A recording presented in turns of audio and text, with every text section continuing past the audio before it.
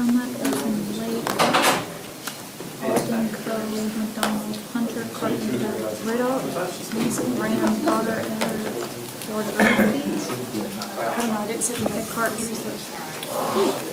So Matt, walk me through this, what I need to do. Okay. Is it okay if I go upstairs and talk to them?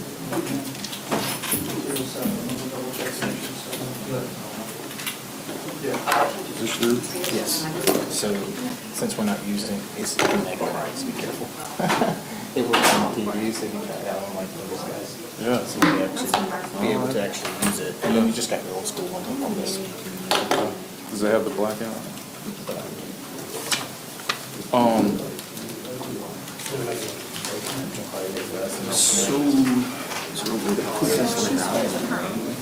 This guy?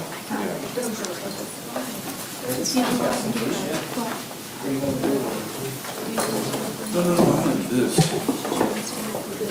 Like I'm gonna have questions. Yeah, say that while you're standing. I always get it mixed up. I mean, this is one thing. Yeah, that'll work. But I always have it on. I didn't say trust. This whole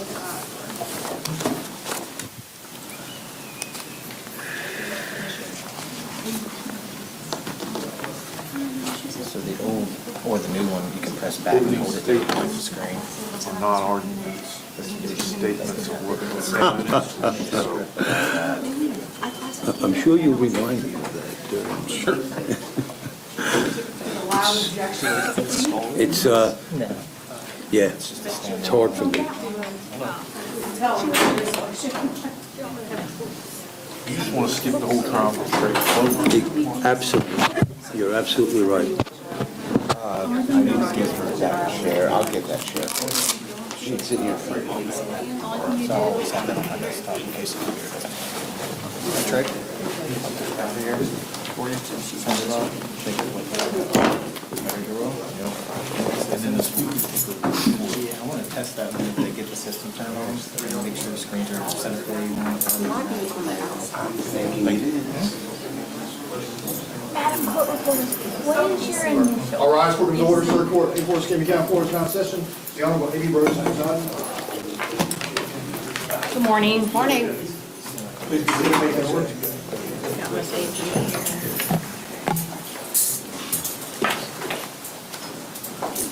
Madam Court Reporter, you ready? Good. I'll wait for Mr. Ackerman. Oh, there he is.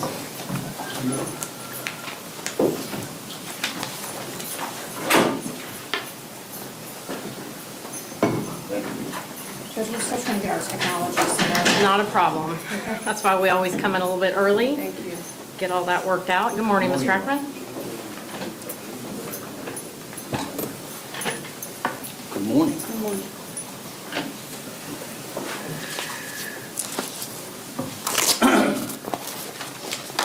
I mean, as far as y'all know, it's going to work okay in this courtroom. We'd like to have it turned on so we can just make sure that that's what goes. Sure, sure. I mean, as far as, I think so. I mean, if there becomes an issue, I mean, we can always move if we need to, so just let me know. And we've also got a big screen that we can clean up. Okay.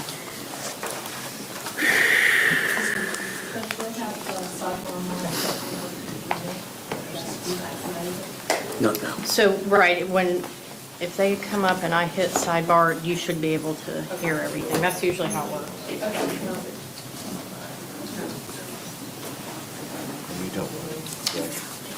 You don't want these right now, you want the things from the judge. No.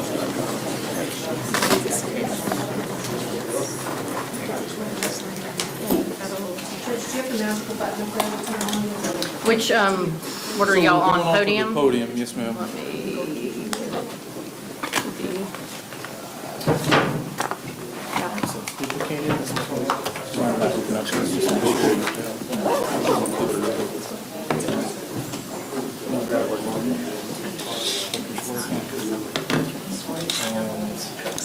Perfect. That's okay. Easy was all I needed. Thank you. Okay, so Agee has one as well. It's all the way up here, so if they have to turn it over, it'll be from the judge's desk. You want to test it?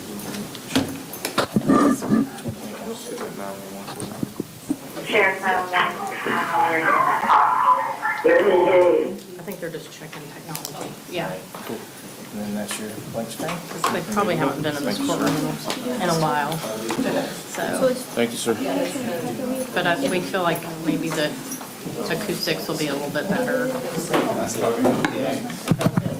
not as pretty, I guess, but. It's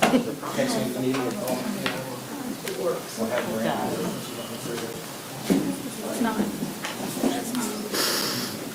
David, were you supposed to send us some text messages? I sent What's your name? them to you and Miranda. We'll have to look at it later. So I have- The ones to correct the names. Yeah. Yeah, I sent them to, And by the way, if anything comes up, no one's trying to fool anybody as to whose name it is. yeah, I had a few. No, she didn't. She didn't have to read it. She did great. Some other ones in July. Well, from the, Are you gonna swear in the jury? She wants me to. let me show you what I got. I will. And now that you said she. These are from June. Judge Martinez yet said you have to. That's only because you don't want to. Well, and I usually swear in all the witnesses, especially in 407, because y'all can't even see them. Yeah, we're in a little different courtroom, but I typically swear. Nope, like here.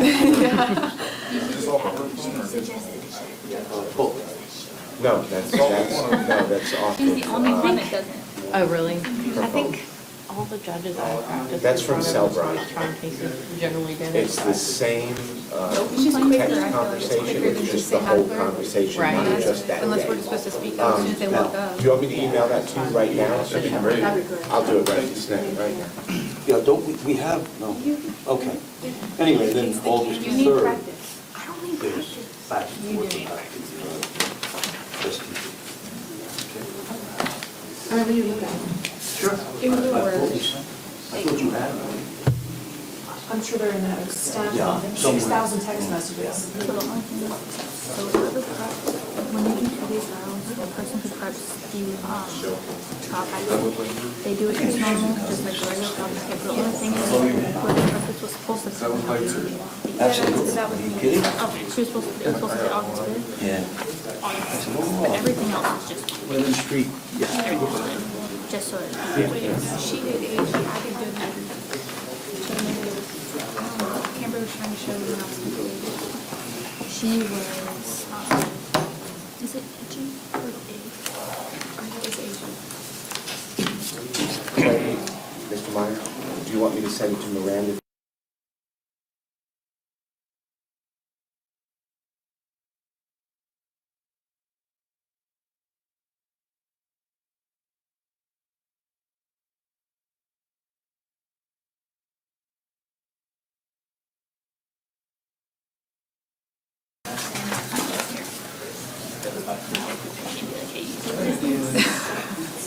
No, you think I'm joking now, but seriously, just like.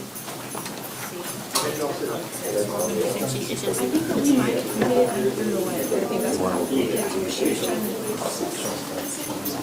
No, because she would have. Well, it doesn't matter, I'll just print it off. It's just. This is for I need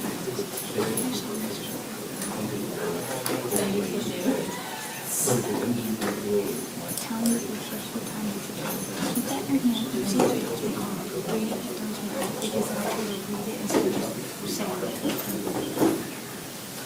The time is down.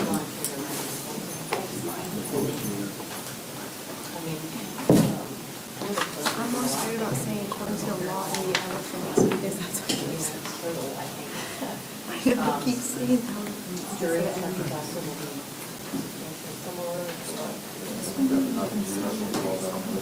Yeah. Well, that way we can.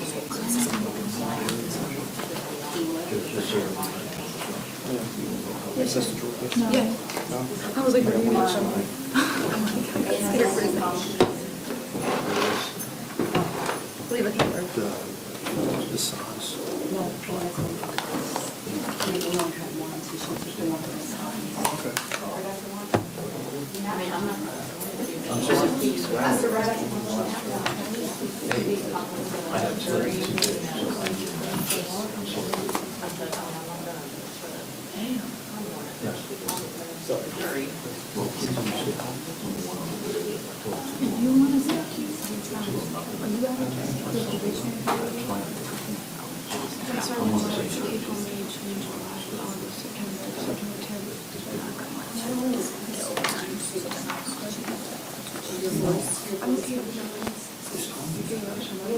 I can barely hear you.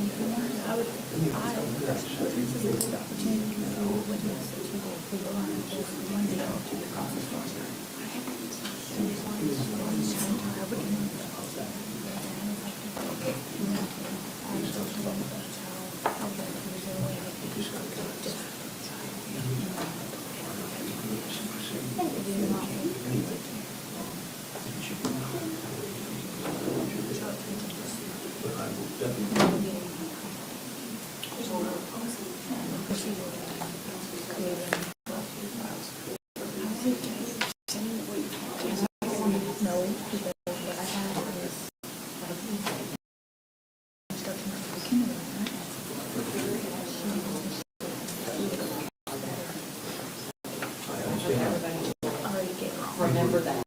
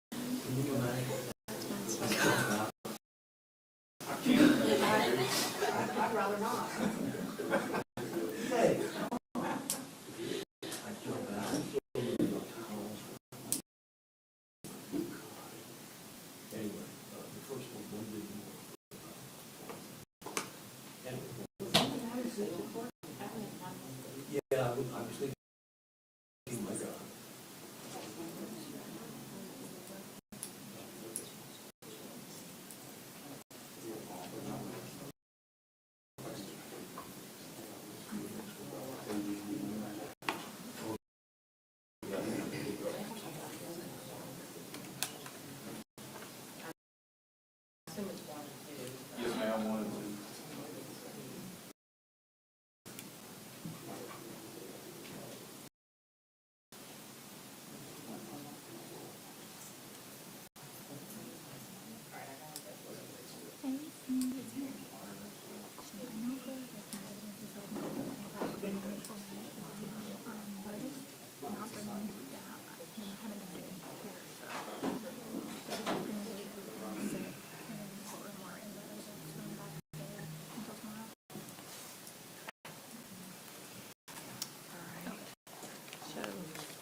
If I could inquire from the media for a second, we have a microphone that's up here at the bench.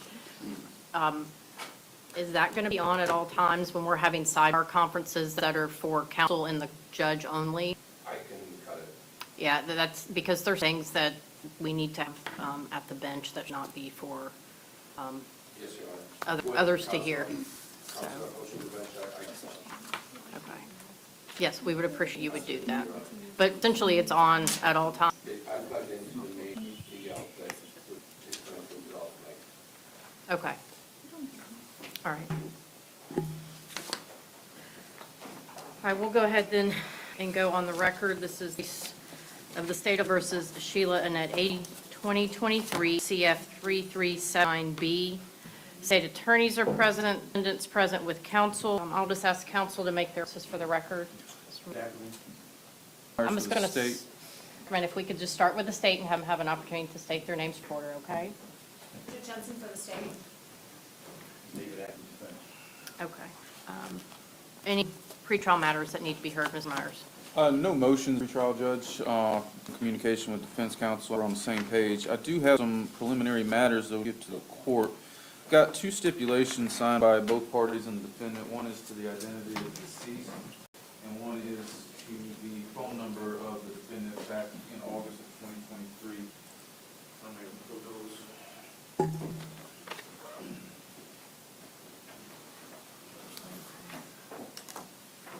Ms. Agee, if you'll raise your right hand for me, ma'am. Do you swear or affirm the testimony you're about to give is the truth, whole truth, nothing but the truth? Okay, I'm just going to inquire with you about these stipulations. You can put your hand down. So the first one I have indicates that and the defendant stipulate that the identity of the individual found shot and killed inside the Home Depot on August 11th, 2023, and examined by Dr. Oleski on August 14th was Brooklyn Sims, and that is the same individual who's named in count one of the indictment. It's dated August 4th of 2025. It appears to have Mr. Meyer's signature, Mr. Ackerman's, and your signature. Is that correct, ma'am? And so you agree that this can be read to the jury with no additional proof? Okay. And I also have a stipulation indicating that you and the state agree that the phone number of 251-225-0872 belonged to yourself in August of 2023. Also appears to have your signature, Mr. Myers, and your attorney, Mr. Ackerman. Is that correct? And you agree that that can be submitted as evidence with no additional proof? Okay. Mr. Myers, do you have a particular time you want me to read those? Yes, ma'am. The identity of the deceased, I would ask that the court read it after opening statement. I will try to remind the court. And then I have a evidence and witness sheet I will give the court which states where the number should be read. I do have also, I printed it, the court may have it as well. It's 2.3, it's the jury instruction on stipulations. I should have it here. Let me see. I do. Same one that was from 2013? Yes, ma'am. Okay. I also printed off, I'm sure the court has it as well then, 2.2 instruction on edited recording. There's some surveillance video in the case that we would ask that be read at that time. Yes, I have a copy of that instruction. And I also have a copy of a preliminary verdict form and jury instructions. I've given the defense counsel already and the court's. Thank you.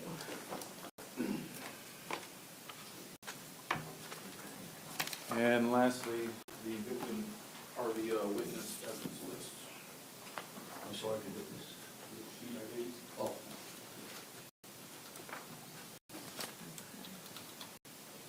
All right, thank you, Mr. Myers. Any other preliminary matters we need to address? Not from the state, Your Honor. Your Honor, State and I have thought there were several motions that were filed in the first case that the judge determined, and we'd like to renew those motions and have them adopted by the court's rulings. You're going to have to be more specific. I was not the presiding judge at the first trial, so I'm not sure what specifically you're talking about. There was some pretrial motions filed regarding a video that was taken and testimony taken regarding the defendant's presence at a balloon service for the Do deceased. you know the date the motion was filed? I'm sorry? Do you know the date the motion was filed? Judge, we heard it, I believe, the morning of the last trial, which would have been Looks like, November 19th, 2024. okay, the only note on the court worksheet indicates there was defense's third motion in limine, and it was taken under advisement, and the stipulation was filed. There was a first motion and a second motion. Okay, they're not referenced on the court worksheets that I, let me look at the jury selection worksheet. Your Honor, I don't believe the state has any objection to them. Well, we need to identify them for the record, Mr. Ackerman. I don't Thank remember the you. number of the motion, but I believe what he's speaking of is Ms. Agee went to a celebration of life for Brooklyn Sims the day that she was actually arrested in Alabama. We agreed not to play that in our case in chief. Now, if something that the defense does makes it relevant to our case, then we would want to. And that was our understanding with Mr. Rattle when he was the previous counsel for Ms. Agee. My understanding is, Judge, that Judge Robinson had ruled that it was inadmissible, period. So, Well, if you can find me an order in the court file that reflects that. I'll certainly review it, but you got to be more specific on if you're wanting a ruling when you can't even tell me the date the motion was filed. I have it, I just didn't bring it with me this morning. I thought it was a given, so I can furnish the court. I can furnish you his ruling. It's written in the clerk's paperwork. Okay. I don't see it reflected on the dates that you've referenced previously, but if you can provide that to me. But it sounds like the state's agreeing that they're not going to play that video in their case in chief. And again, if the defense puts on a case and it becomes relevant, then we can readdress it if the state wishes to introduce it at that time. But I'm not making a ruling at this point that it is absolutely not going to be admissible, because it may, depending on how the evidence Thank you. is presented. Okay. Anything else from the defense?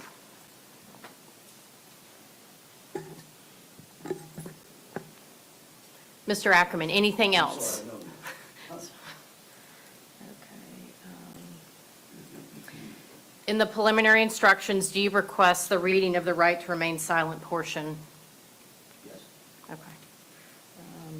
And as far as instructions, do both state and defense prefer to have the instructions read after closing arguments versus before? After, Your Honor. Okay. And note-taking by jurors, any objection to the jurors taking notes? No objection to notes. We would oppose questions by jurors. Is defense requesting jurors be permitted to ask I have no objection questions? to them taking notes, and I have no objection to them submitting questions. Okay. In consideration of that, I'm not going to allow juror questions in this matter. Do you all have any additional questions for the court? Judge, I'm just informed that that motion here we were talking about earlier was October 30th.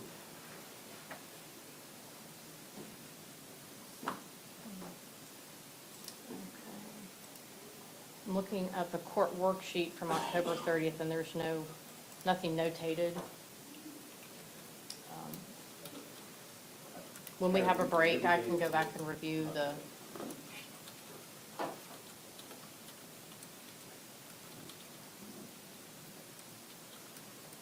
Judge, I'm looking at it on this laptop. what's the docket entry number? I touched the wrong thing.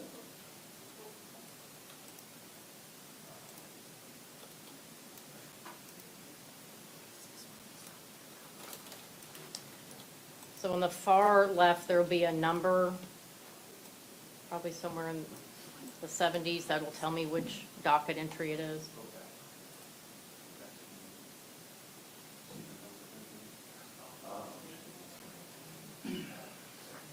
73.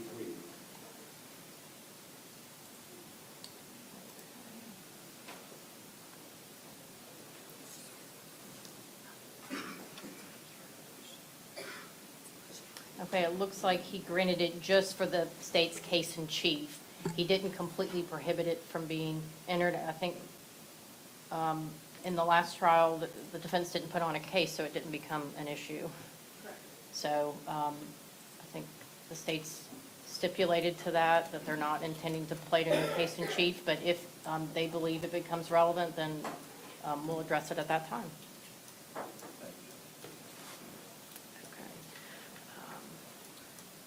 Mr. Ackerman, are you asking for the rule to be invoked? Yes. Okay, do we have any witnesses that are present in the courtroom? No, Your Honor. I've got a few outside. Okay, if we could bring them in, and I'll just give them that instruction. Deputy Williams, is the jury in the, okay.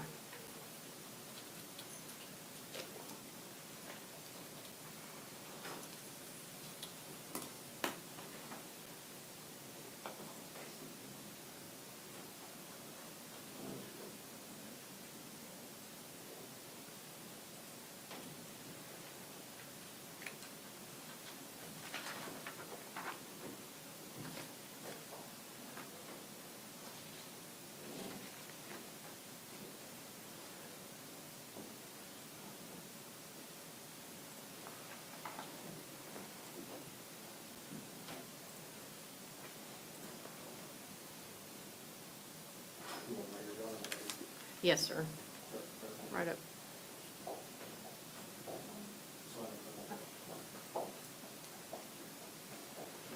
Good morning. Yes, sir.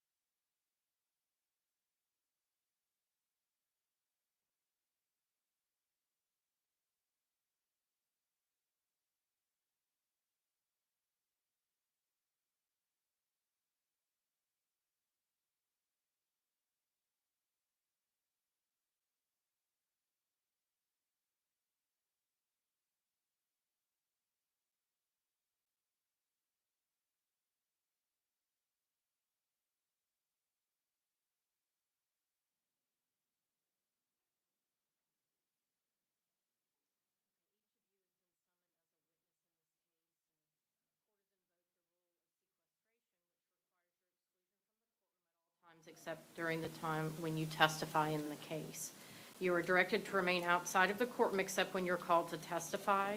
While you're waiting to testify and after you have done so, you're not to discuss this case or your testimony among yourselves or with anyone else. You may, however, one witness at a time, discuss your testimony with counsel for either party in this case. Any violation of this direction may not only subject you to contempt of court, but may also disqualify you as a witness in this case. I'm going to now ask that you retire from the courtroom until you're called. Certainly, if you have a report or deposition you want to review, you certainly can do that. And I'll advise counsel for each of the parties to advise each of your respective witnesses who are not present at this time of this direction I've given, and each of them shall be governed thereby. So you're free to go, and I'll swear you in once you are called to testify, okay?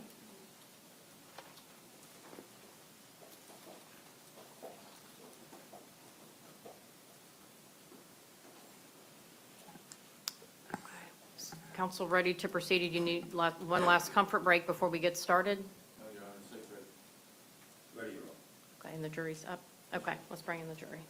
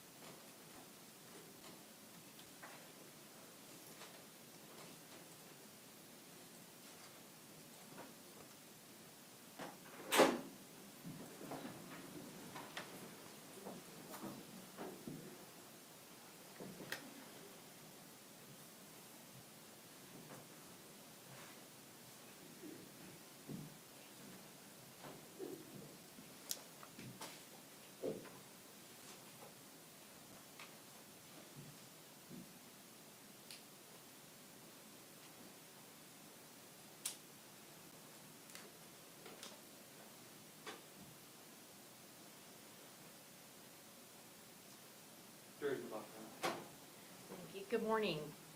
Go ahead and have a seat. Welcome back.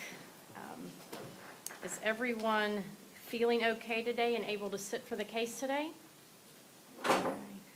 Appreciate y'all being on time. We were working on a few preliminary matters to hopefully help things go more efficiently today. Have any of you discussed the case or otherwise done any research on the case since we were together yesterday? Okay. Anyone see anything in the news, TV, newspaper, online, anything since we were together yesterday afternoon? Okay, sir, and what is your name again?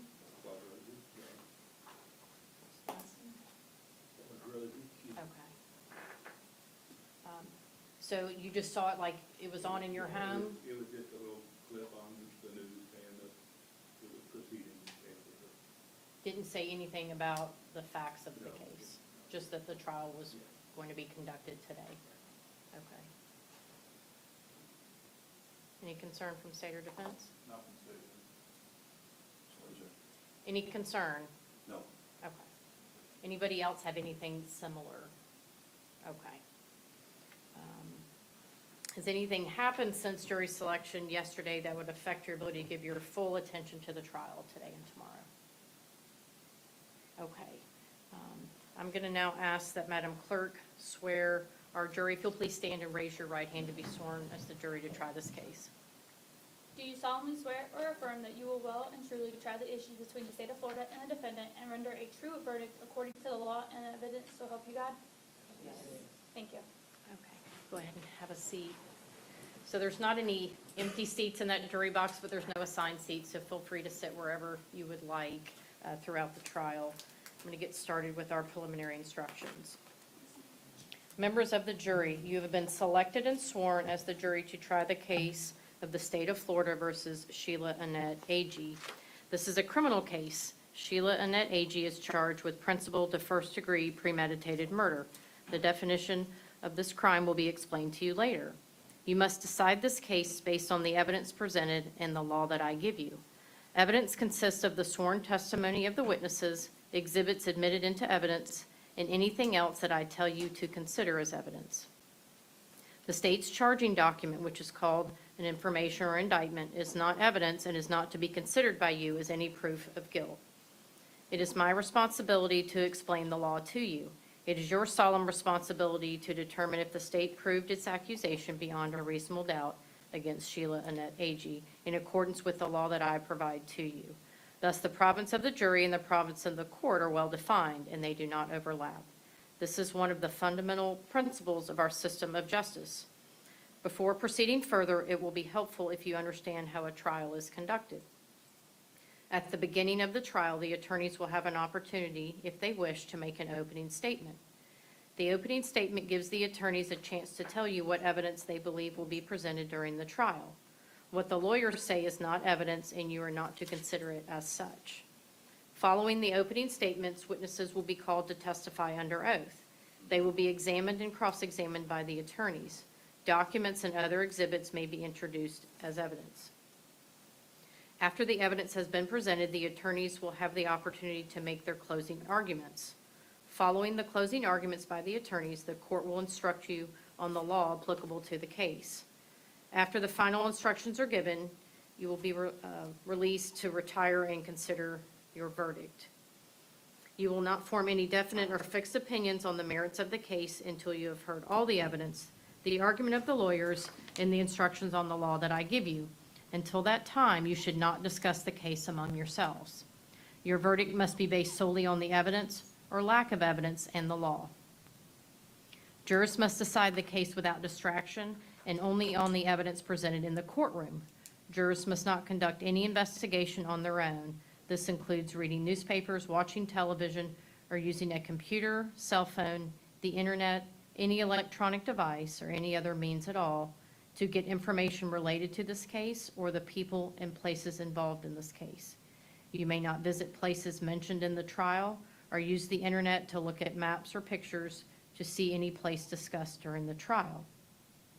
If you investigate, research, or make inquiries on your own, I have no way to make sure that the information you obtain is proper for the case. The parties likewise have no opportunity to dispute or challenge the accuracy of what you find. This is contrary to our judicial system, which assures every party the right to ask questions about and challenge the evidence being considered against it and to present argument with respect to that evidence. Any independent investigation by a juror unfairly and improperly prevents the parties from having that opportunity our judicial system promises. You are also not permitted to communicate about this case with anyone, including your spouse, family members, friends, neighbors, and even your fellow jurors. No communication includes no in-person, telephonic, or electronic communication, such as emailing, text messaging, posting information on social media or a website, or any other form of communication.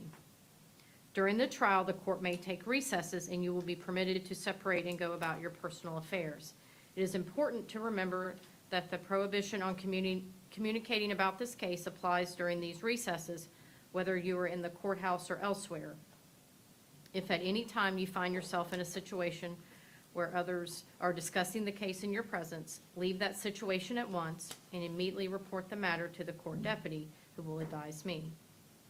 You cannot have any cell phones, tablets, laptops, or other electronic devices in the courtroom. You may use these devices during recesses, but even then, you may not use your cell phone or electronic device to find out any information about the case or communicate with anyone about the case or the people involved in the case. Do not take photographs, video recordings, or audio recordings of the proceedings or your fellow jurors. At the end of the case, while you are deliberating, you must not communicate with anyone outside the jury room. If someone needs to contact you in an emergency, the court can receive messages and deliver them to you without delay. A contact phone number will be provided to you. Any juror who violates these restrictions jeopardizes the fairness of these proceedings, and a mistrial could result that would require the entire trial process to start over. A mistrial is a tremendous expense and inconvenience to the parties, the court, and the taxpayers. If you violate these rules, you may be held in contempt of court and face sanctions such as serving time in jail, paying a fine, or both. In every criminal proceeding, a defendant has the absolute right to remain silent. At no time is it the duty of a defendant to prove her innocence. From the exercise of a defendant's right to remain silent, a jury is not permitted to draw any inference of guilt, and the fact that a defendant did not take the witness stand must not influence your verdict in any manner whatsoever. The attorneys are trained in the rules of evidence and trial procedure, and it is their duty to make all objections they feel are proper. When an objection is made, you should not speculate on the reason why it is made. Likewise, when an objection is sustained or upheld by me, you must not speculate on what might have occurred had the objection not been sustained, nor what a witness might have said had the witness been permitted to answer. During the trial, it may be necessary to confer with the attorneys out of your hearing to discuss matters that require consideration by me alone. It is impossible to predict when such a conference may be required or how long it will last. When such conferences occur, they will be conducted to consume as little of your time as is necessary for a fair and orderly trial of the case. So approximately mid-morning, we'll take a comfort break so you can use the restroom and get a drink or a snack if you'd like to in the jury room, or if you want to step outside and get some fresh air. I know it was raining this morning when I came in, so, but in any event, if you want to go outside, you'll have that opportunity. But if you need a break before we take that mid-morning break, please alert me or the court deputy, Deputy Bear, next to you so you're not uncomfortable, okay? We will also have a lunch break around noon. Have you already made your selections for lunch? Okay. And again, to remind you, during these recesses, lunch breaks, you're not to discuss the merits of the case among yourselves or with anyone else, including the court security deputy who will be with you. And as I mentioned yesterday, if you see the attorneys during the breaks around the courthouse, they will not speak to you and they're not being rude. It's because they're following the court's instruction. All right. One last instruction for you. If you'd like to take notes during the trial, you may do so. On the other hand, of course, you're not required to take notes if you do not want to. That will be left up to you individually. You will be provided with a notepad and a pen for your use if you wish to take notes. Any notes that you take will be for your personal use. However, you should not take them with you from the courtroom. During recesses, the court deputy will take possession of your notes and will return them to you when we reconvene. After you have completed your deliberations, the court deputy will deliver your notes to me. They will be destroyed. No one will ever read your notes. If you do take notes, do not get so involved in note-taking that you become distracted from the proceedings. Your notes should be used only as aids to your memory.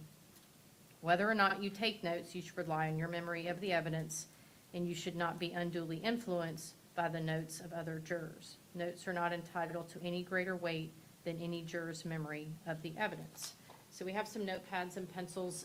So if you want to take notes, this is what I ask that you do. On the very front page of the notepad, write your name, and then flip over to the second page to begin taking your notes. And then when we do take recesses, you can flip it back over, so just your name is on top, and set it either on the bar right where you're sitting or on your chair. And then the courtroom will be secured during the recess, and then you can grab your notepad when we come back. So, looks like everybody's getting a notepad.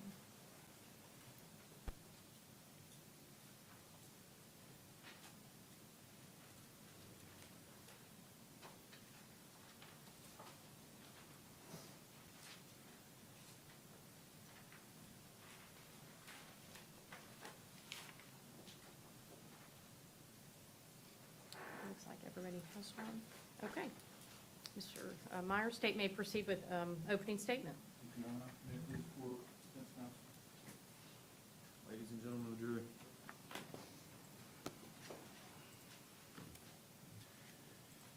If you don't come kill her, you a MF bitch.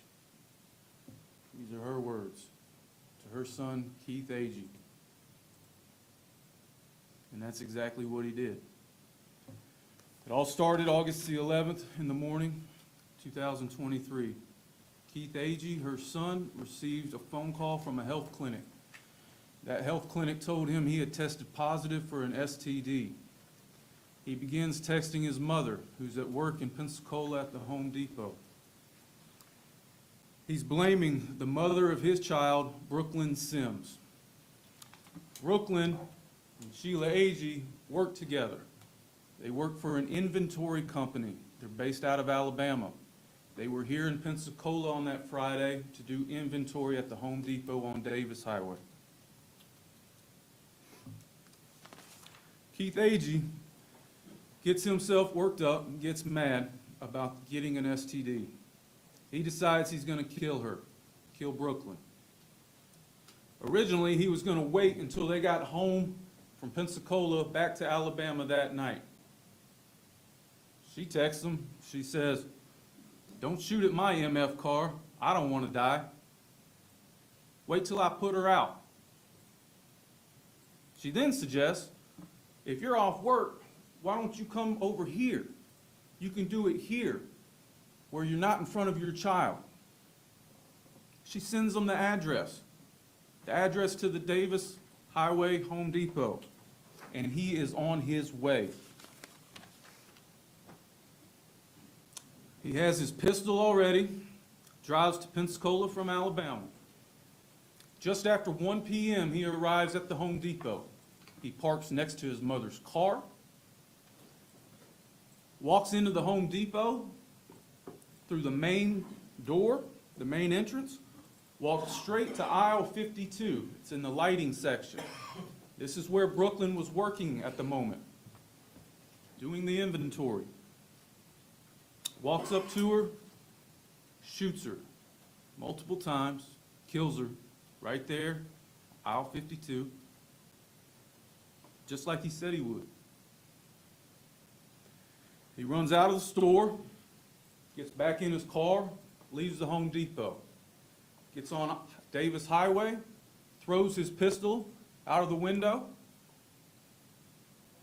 calls 911, parks his car, and he's taken into custody at the movie theater on Bayou Boulevard. Now, when Keith Agee was arrested, he had his cell phone.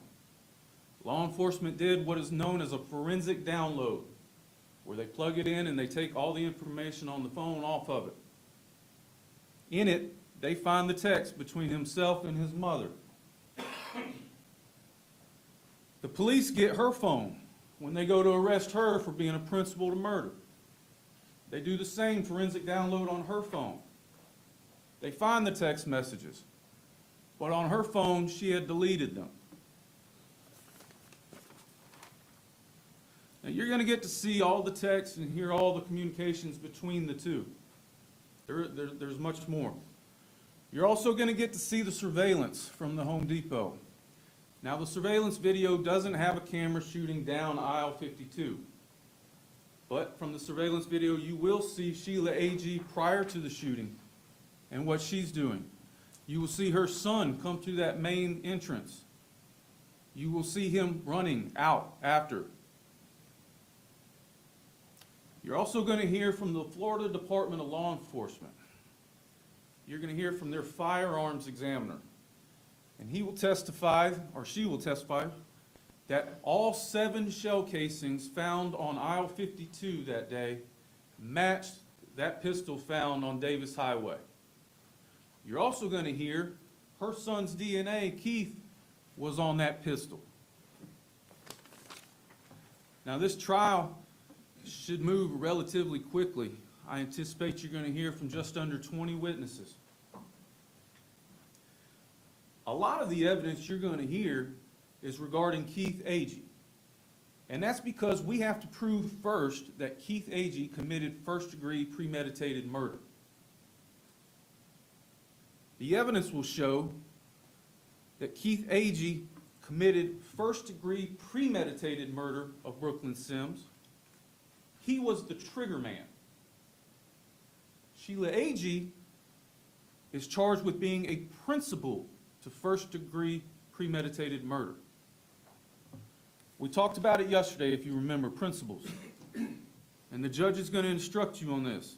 If the defendant helped another person commit a crime, then the defendant is a principal and must be treated as if she had done all the things the other person did if the state proves beyond a reasonable doubt 2 things. 1, the defendant intended the crime to occur, and 2, the defendant did some act or said some word which was intended to and did incite, cause, encourage, assist, or advise the other to commit the crime. Let me repeat that. Incite, cause, encourage, or assist the other person to commit the crime. To be a principal, the defendant does not even have to be there when the crime is committed.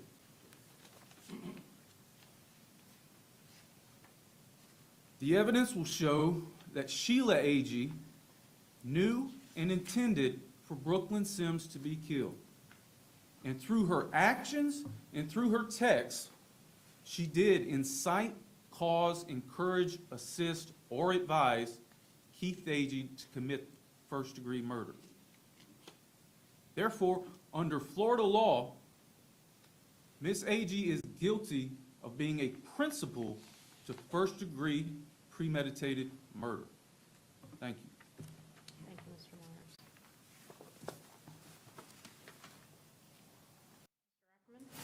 Myers. Your Honor.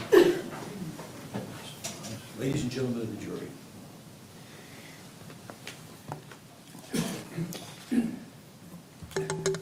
We're not going to argue the case here now. This is our chance to give you... Mr. Ackerman, you're going to need, I'm sorry. you're going to need to speak up. Can you hear me?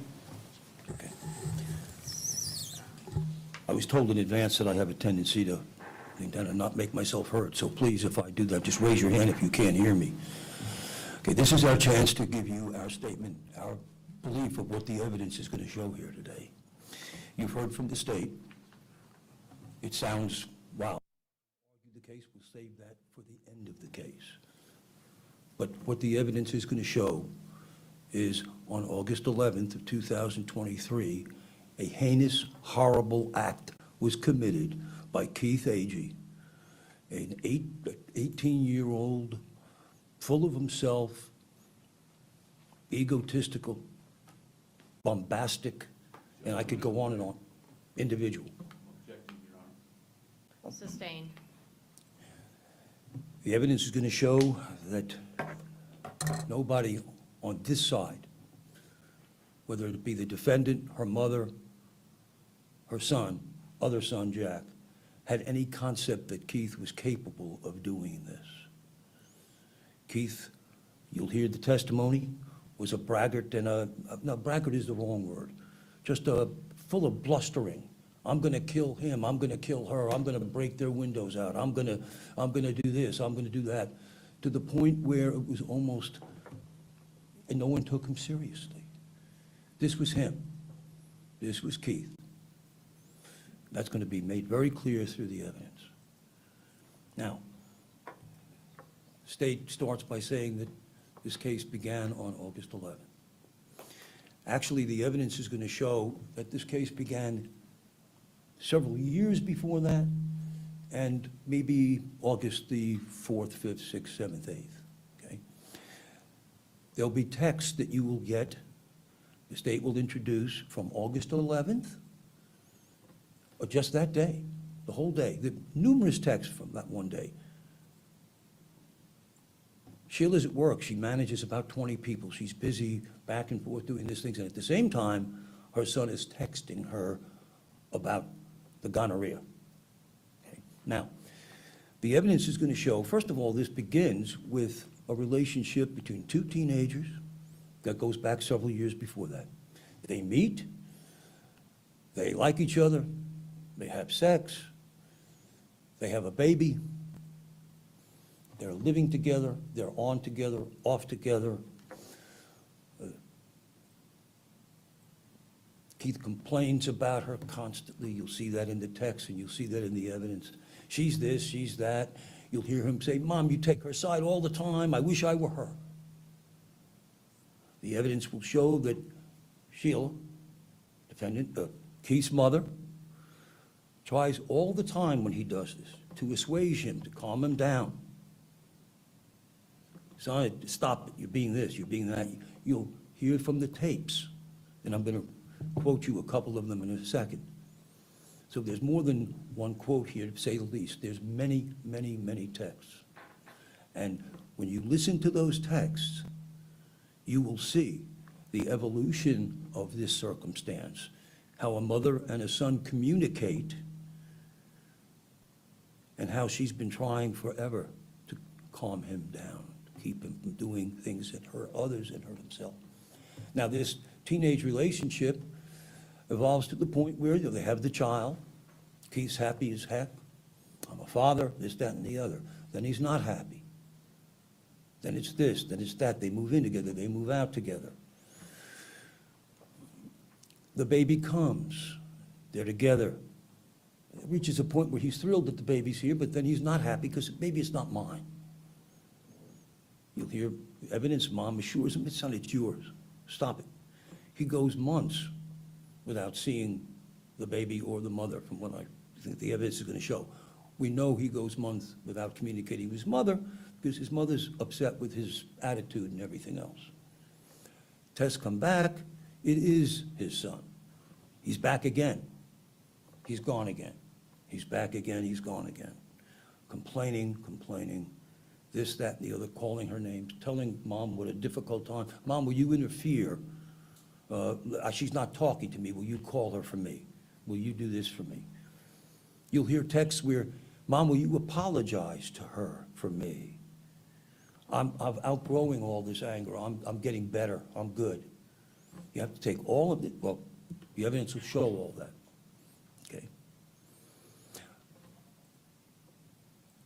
August 11th, the day that the mom, she gave me gonorrhea.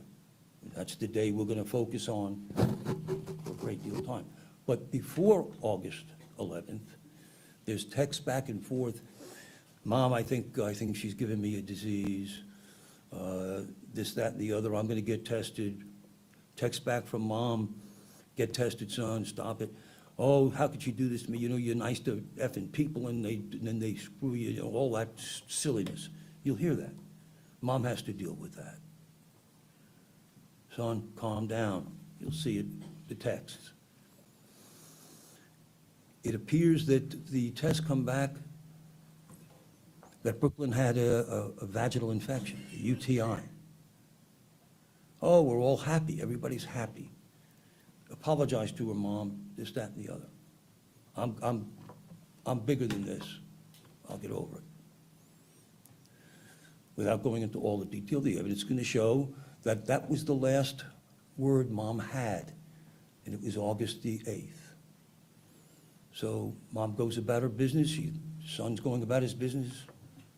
Mom's intervened. You'll see, to the extent that she tried to help them get together. Stop texting me about this. You're the parents. You're the ones with the responsibility. Stop acting like children.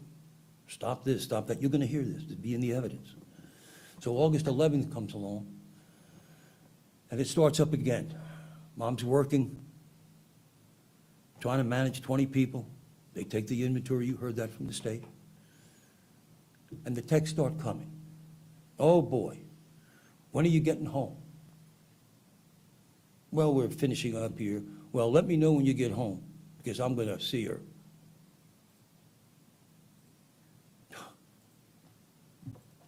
Well, okay. Well, yeah, and he goes on in the text, and I can't stand this, I can't believe it. And so I'm going to, when you get home, boy, I'm going to say, Mom, trying to assuage him. This is the blowhard. Tells him, son, stop, Anyway, you'll hear it all. And that's the most important thing in this opening, is to say to you, please pay very, very close attention to the wording in the text, to the nuances, because you'll hear, son, you're gonna kill, what are you gonna do, kill her up there? Something about, well, then just don't do that. Do it down here. Son, wake up. You'll see this in the text. Conversations go back and forth. And it's very important that you listen closely, slowly to what these texts say. Oh yeah, don't tell your nanny, because, she'll just try and talk you out of it. Again, you'll notice from the evidence, from the testimony, you have to make the decision. What does Mom mean with this? At the same time, all of this is back and forth.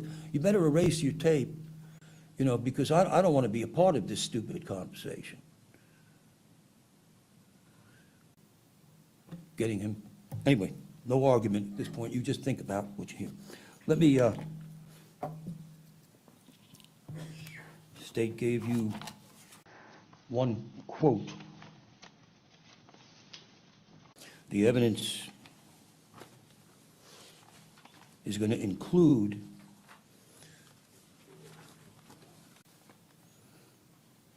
okay, that's fine. This is Sheila texting him, one of the many that you'll be hearing.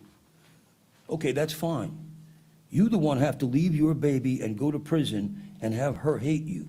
You ain't hurting Brooklyn. She'll be dead. No problems for her.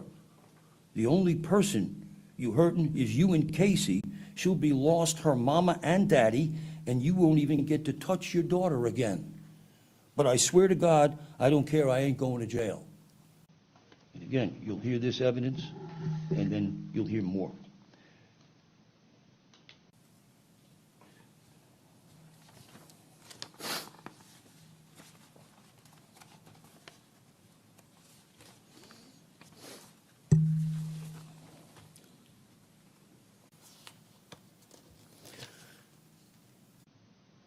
Yes, you'll hear text.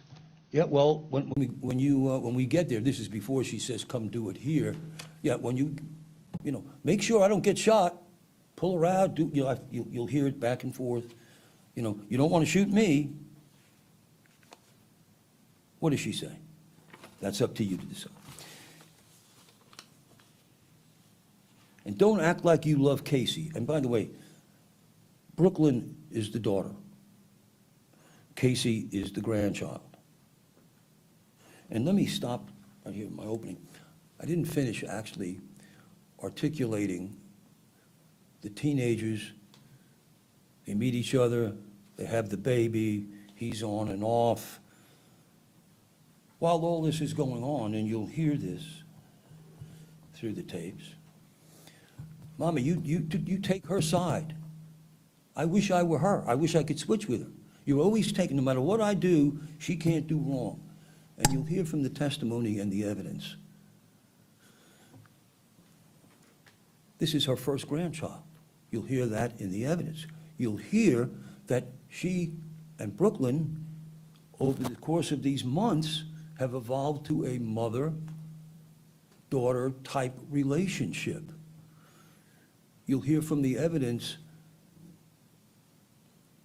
that Sheila encouraged her and put her through high school, helped her through high school. You'll hear from the evidence that she helped support her. You'll hear from the evidence that when she had a job at McDonald's, Sheila was the one that would pick her up, bring her to work, and pick her up from home.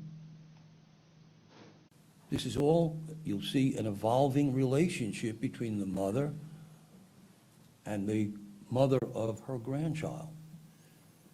You'll hear from the testimony, she gave her money. She gave her family money. She encouraged her. They became very close. You'll hear from the evidence that there was a jealousy on his part.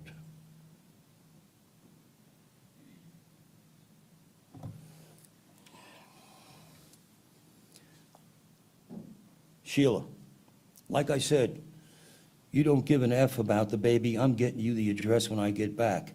And I'm showing nobody nothing except you got mental issues. Because you're willing to give up your life and your baby daughter's life and hurt your family over a bitch. But don't worry, I'll make sure she know.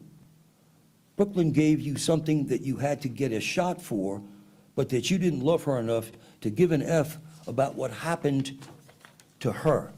Talking about the baby, Casey. That she wasn't enough for you. Maybe she should have meant more to you, her mama and daddy would still be here. She wasn't important enough, and you just had to prove a point. I promise you, I'll remind her of that the rest of her life. Which she'll probably end up committing suicide, and she'll be with you all anyway. And give me 10 minutes, and I'll give you the address. You ain't close yet.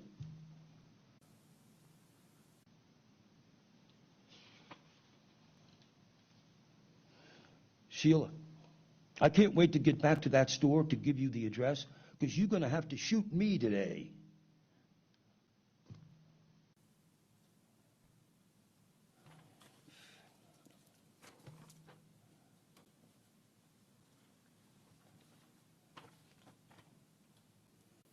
But just know I'll be the first MF you see. Sheila, but I hope you ain't stupid enough to think you ain't going to jail, because that's definitely where you're going. Probably best because something wrong with you.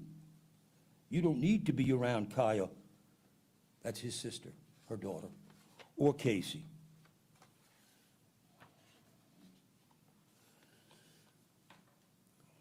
You're going to hear from the evidence. I've just got a few more. That, again, the evidence will show she's not trying to talk him out of killing Brooklyn. She's just trying to calm him down, because the evidence will show she doesn't believe any of this anyway. The evidence will show he's just that way. He blusters, he threatens everybody and everything. But the evidence will show that he doesn't follow through. When he blusters, it's blustering. That's all this is. The evidence will show she never thought he was even on the way. The evidence will show that she called her mother, Nana, Thelma, who raised basically him, and says, and your little boy is threatening to kill Brooklyn. They have a conversation, and you'll hear the testimony that neither one of them believed that it's just Keith. It's just Keith. He won't do that. He ain't even on the way, says Nanny. He just came home and had his lunch. He always does it, the same routine. He left. He's at work. He works at the steel mill, not far at all, couple of miles, couple of minutes away. Okay? Sheila goes back to work. She's working. There's more texts.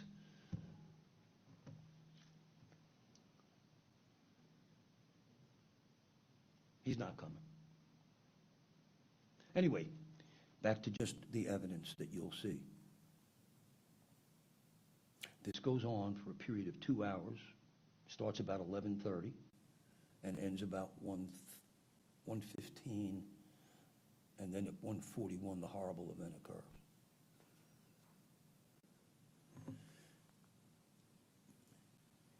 You will see videos of Sheila at work, back and forth. You'll see particularly important video of the time frame that Sheila believed that he would, if he was coming, that he would have gotten there. She goes to the front, paces back and forth for better than a half an hour, either side of when he should get there. He doesn't come. You'll see photographs and you'll be able to make your own determination from them. Finally, you'll see the evidence that she's convinced now he's not coming. Okay, boy. Because if he came, it was going to be confronting her. Because you'll see from the text how she had it evolved to being her. Okay, I can go back to work. And then the horrific gunshots and the turmoil and the horrific results. When you've heard all the evidence here, when you've watched all the videos, the evidence will show that there was no intent whatsoever. There was no plan.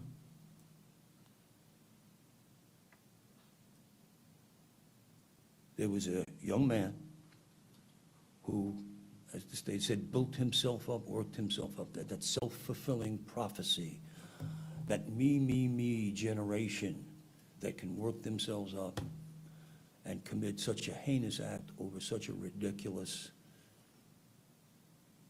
petty thing. You'll see that it was so silly that it had already been discussed. And what I didn't cover in the evidence, I'll cover very briefly before I sit down, is this was August the 11th.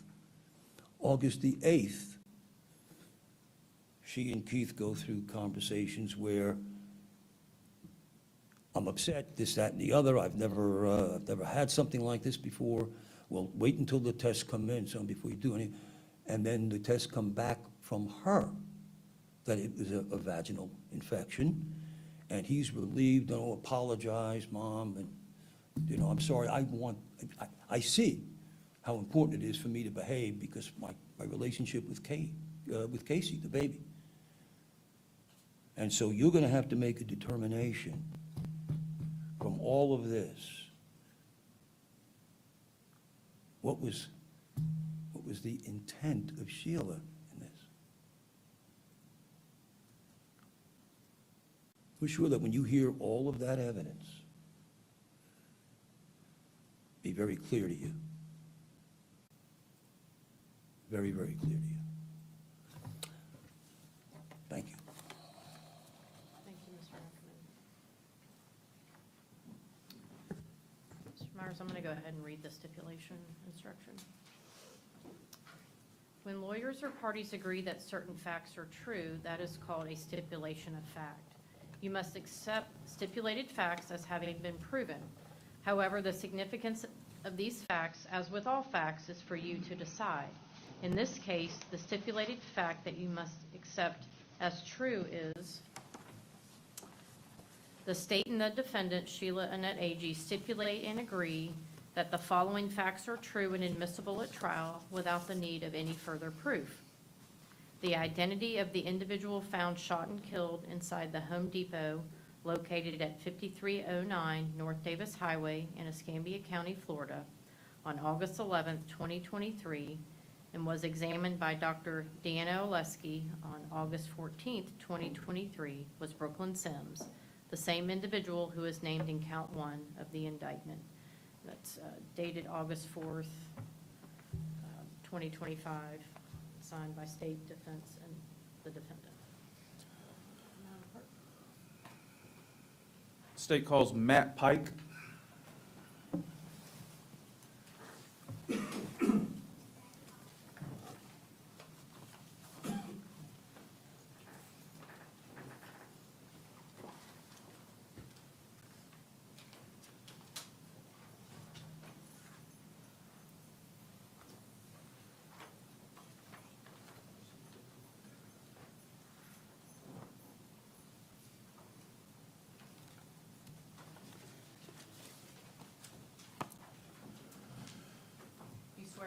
testimony you're about to give is the truth, whole truth, nothing but the truth? I do.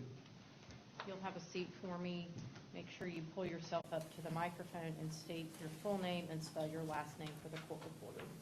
Matthew Pike, P-I-K-E, Mr. Pike, where are you employed? Escambia County Sheriff's Office, What do you do for them? Communications Manager and Custodian of Records, And how long have you been with them now? 24 years. And are part of your duties to be the custodian of records for the 911 calls? Yes, And are these calls recorded at or near the time they're made? they are. And are these calls maintained in the ordinary course of your business? They are. Do you have records of 911 calls being placed August the 11th, 2023, Yes, regarding the Home Depot shooting? correct. When did those calls start coming in? They started coming in about 1:21 p.m. Any idea how many calls were made? No, there were several calls. I don't remember exactly how many. I'm going to show you State's Exhibit 1.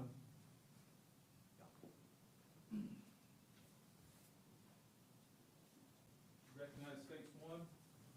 Yes, I do. And what is that? It's a copy of 2 of the phone calls. 2 of the 911 calls? That's correct. And are your initials on there? Yes, Have you listened to it? yes, I have. Are these accurate copies of those 2 phone calls? They are. I'd like to move in State's 1. Any objection? Okay. They'll be so admitted. Permission to publish when you'd like to, Mr. Myers. And when were these phone calls made?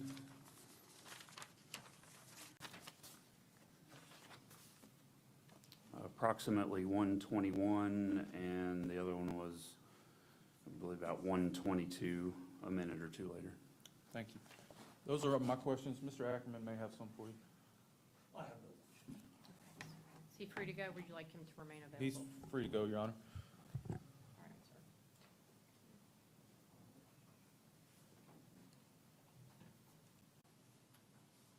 Judge, if I may publish State's 1. You may.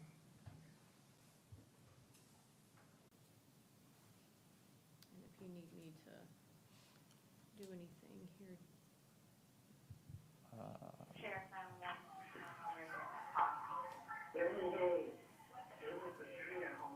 There's a shooting at Home Depot? Yes, there was someone that shot me, he just ran out of the store, I guess. Okay, what's the person look like that's been shot? He was black, about 6 foot tall. He's a black male? Yes, ma'am. What's he, Like on, work clothes, he what color clothes? like, he was wearing work clothes with like some type of roadside, clothing. What color shirt? Gray, I believe. Gray shirt? Okay, are you somewhere safe? Yes, ma'am. Okay, where are you at? I'm with my coworkers, and I'm using the inventory team up there. Okay, what's your name for me? Micah, You said Micah? Michael. Michael? Okay. And where are you in the store right now? I'm in the employee for Home Depot. Their training room, I think they call it. You said a trailer? A training room. A training room? And that was like their office sort of. Okay, how many people did you see were hurt? Just one. I don't understand what happened, but he just walked up and started firing for no reason. Okay. I only heard one of the people, and all of a sudden he pulled out a gun. Okay. All right, we're on the way there, okay? And do you still hear any shots? You know, ma'am, I watched him run out the store, but I don't know what had happened to make that happen. What door did he run out of? The entrance door. Was there 2 entrances or? There's 3 entrances, one in the garden, one in the front by the out or inside garden stuff. And there's one at the very end of the store. Which one did he leave out of, did you see? I think I just saw the cops running the same exit he just ran out. Okay. Okay. All right, we're getting there now, okay, so just stay where you are, okay? Are we Yes, ma'am, I'm going to off your name. Okay, all right, just stay where you are for now, okay? All right, bye-bye.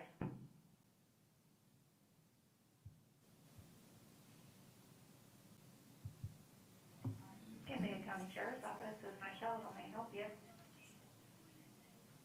Can I get a, oh, he said, what's the address? Hey, go over there, please. Are you at Home Depot?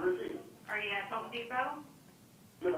Yes, sir. Okay, are you on Mobile or Davis? You're on Davis? We on Mobile today. Okay, what's going on there? Thank you, Tyler. Okay, what's going on there? Can you give me any information? Somebody got shot. Someone got, go ahead. Yes, a young female just got shot by a male. Adult, female? Do you know these people or they just a random customer that came in? Yeah. I know the victim. What's the victim's name? Brooklyn. Brooklyn? Yes, ma'am. There is a victim there. Brooklyn was shot by another male, a female. Okay, do you know where she was shot at, or you, I don't want to put you in any. She was shot multiple times. Multiple shots? Yeah. Is the suspect No still response right there? now. They shoot my name. Okay. Is the other half still there? No, he ran out the door. Okay, is he white, black, or Hispanic? He seemed like a That's light. 311. He's African. He's a light skinned African-American. male, black male? Yes. What was he brown wearing? skin, African-American. It seemed like he had a work uniform on, a light blue button down. Light blue, do we know which kind of uniform? No, ma'am. Okay, I'm just getting information. She's the only victim, I'm sorry. Yes, That you ma'am. know of? Okay. What is your name? Jeremiah.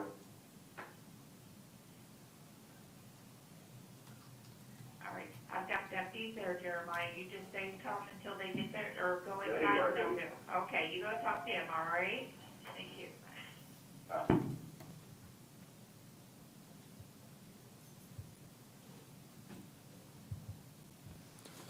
State calls Samuel Shelly.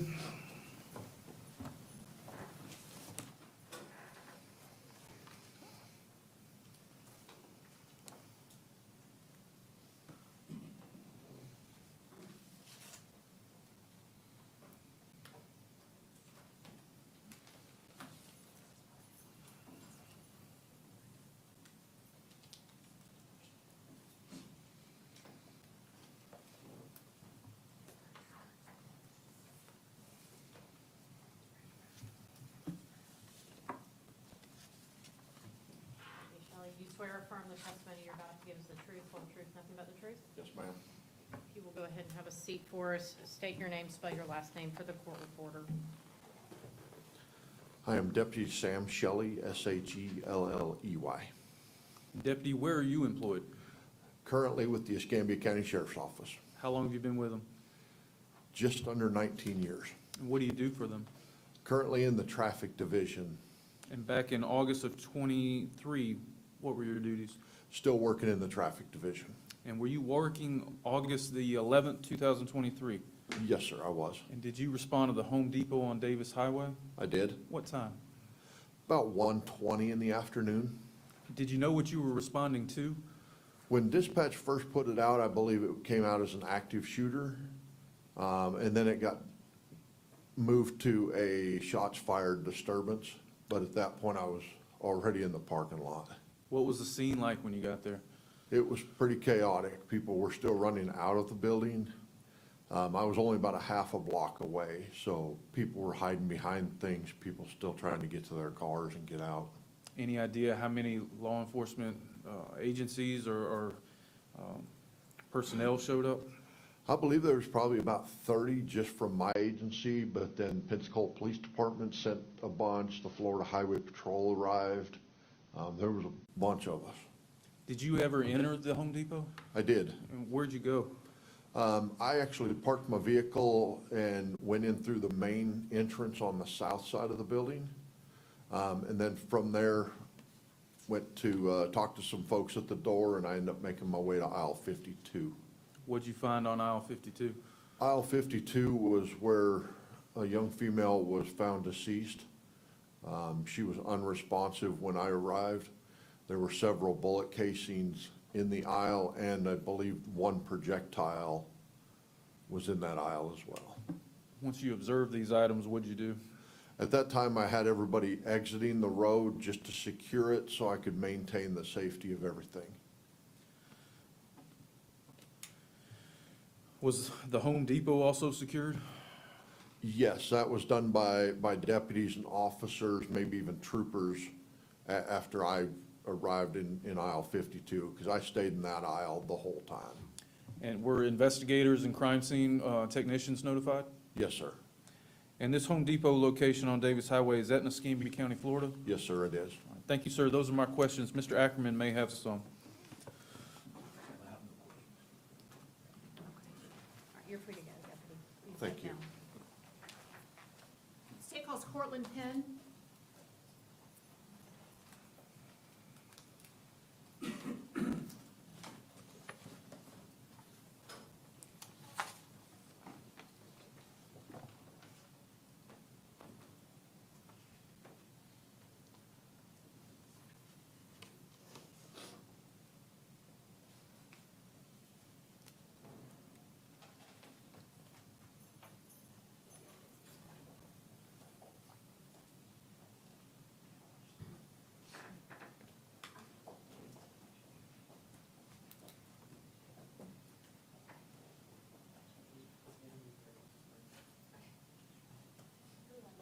You'll raise your right hand for me.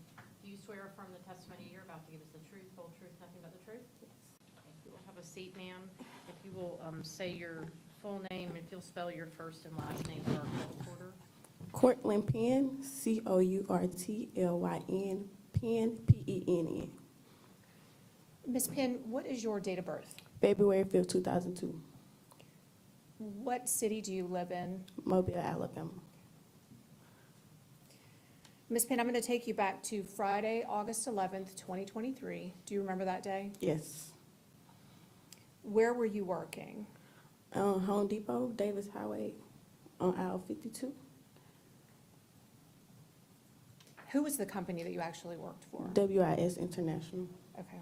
And what did you do for WIS International? It was inventory where we just count everything in the store. Okay.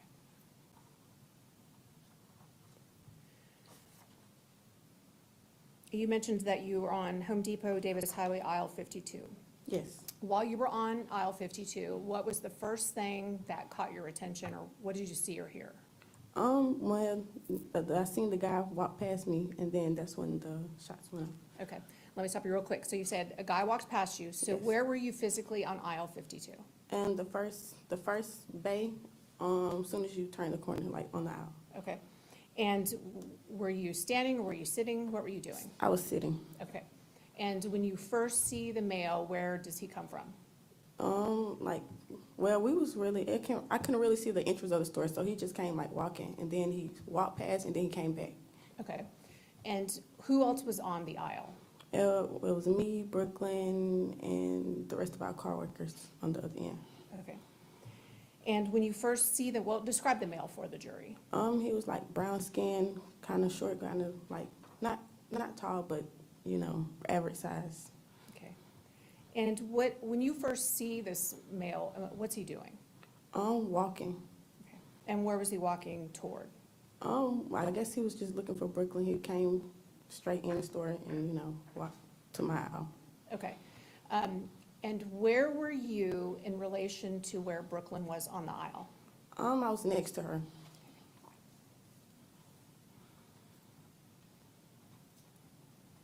Where did you see the male go? He walked right past me, so straight past me to Brooklyn. All right, and when he got to Brooklyn, what did you see at that point? He really tapped her on the shoulder, and he was like, "You gave me something," and then that's when he pulled the firearm from his pants, like on his waistband. Okay, you talk really fast. I know you're nervous, just try to slow down. So you see him walk up to Brooklyn, Yes, and then you said he tapped her on the shoulder? yes. Okay, and then what did you hear him say? You gave me something. What did Brooklyn do at that point? If He just gave, well, she really gave him like a blank look. I didn't really hear her say anything. Okay. And then, what do you see next? That's when he pulled his firearm and Okay. then proceeded to shoot. Did you see where he pulled the firearm from? His waistband, Do you remember what color it was? black. Do you know how many times he shot? Well, the first 3 shots, I got up and ran. So after that, everything else just went off. And did you, you said Brooklyn had a blank look. Yeah, Did you hear her say anything back? no, Could you see at the time of the shooting how were they positioned, Brooklyn and the male? face to face.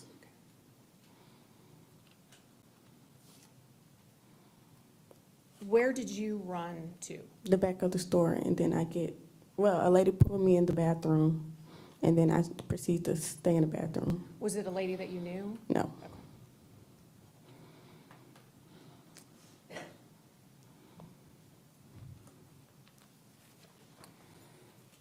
Did you see which direction the male went? no. Well, he ran towards the other end of the aisle.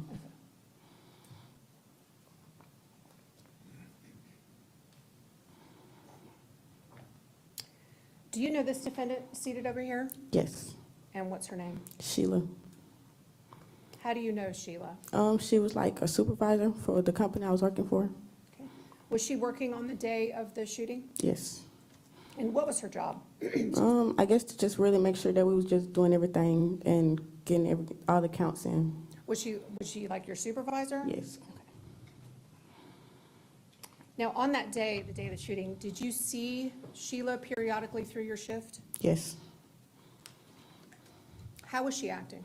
Some was like regular, and then like towards like the end of the shift, she was like acting kind of weird. Like she really didn't say anything. Back at that time, what was your shift? In other words, what time did you start and what time did you end? Like 5 to like maybe 2 or 3 5 a.m. or p.m.? a.m. And on this particular day, were you guys toward the end of your shift? Yes.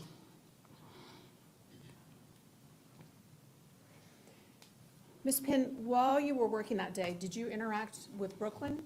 Yeah, we was talking as we was going like down the aisles, other aisles. Okay. Did you see her on a pretty regular basis during the day? Yes. How was she acting? Like her regular self. Did she ever seem scared or concerned? No. Nervous? No.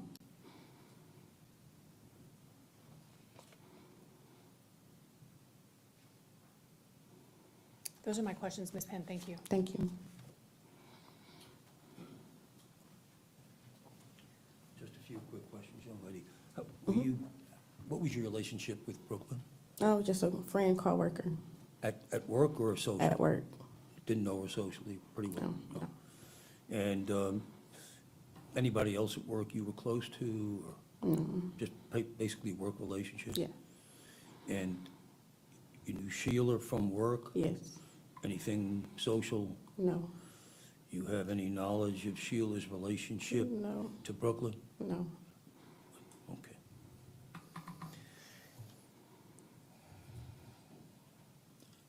How long you been there? How long were you there when this happened? Sorry? How long had you been working there when this happened? Maybe a couple months. Couple months. Okay. Did you know Brooklyn had a child or anything like that? You know anything about her personal life? Not really, but I knew she had a baby. Okay.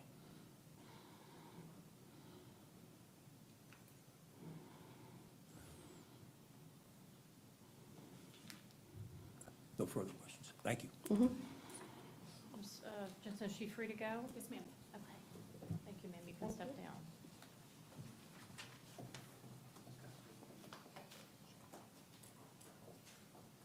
State calls Tiana Thomas.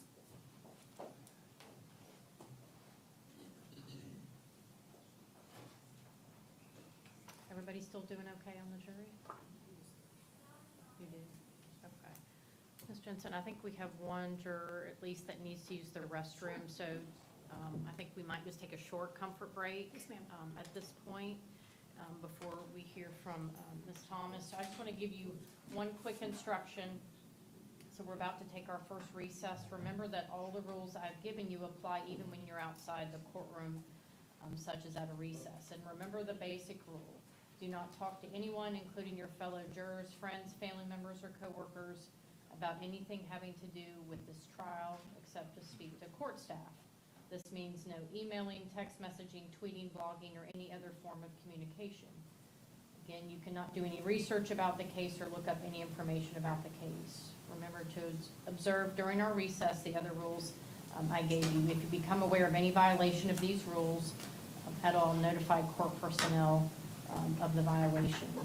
So again, feel free to get to know your fellow jurors, but do not talk about the case at this point. So I'm going to have you step out into the jury room. If you've been taking notes, go ahead and flip that notepad over to where it just has your name on the front, and you can set it right next to where you're seated, either on the floor or on the chair.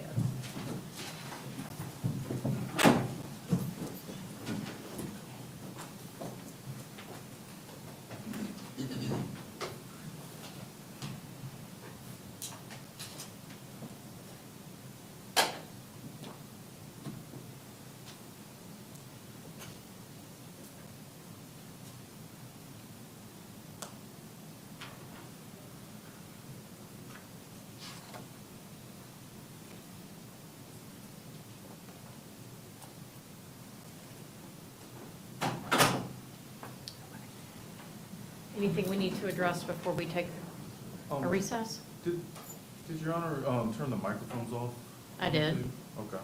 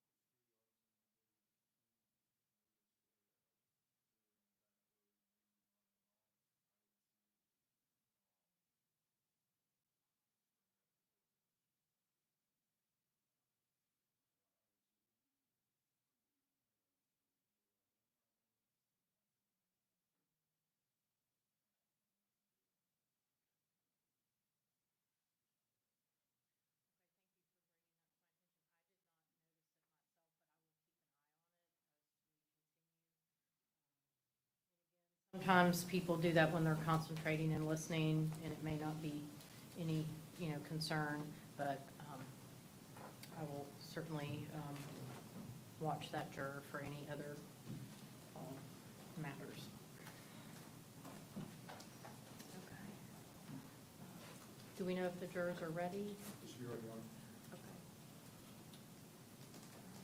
Okay. Mr. Ackerman, nothing from the defense, where you're ready to bring the jury back? Yes, Your Okay. Yes, sir. I believe we have Ms. Thomas ready to go.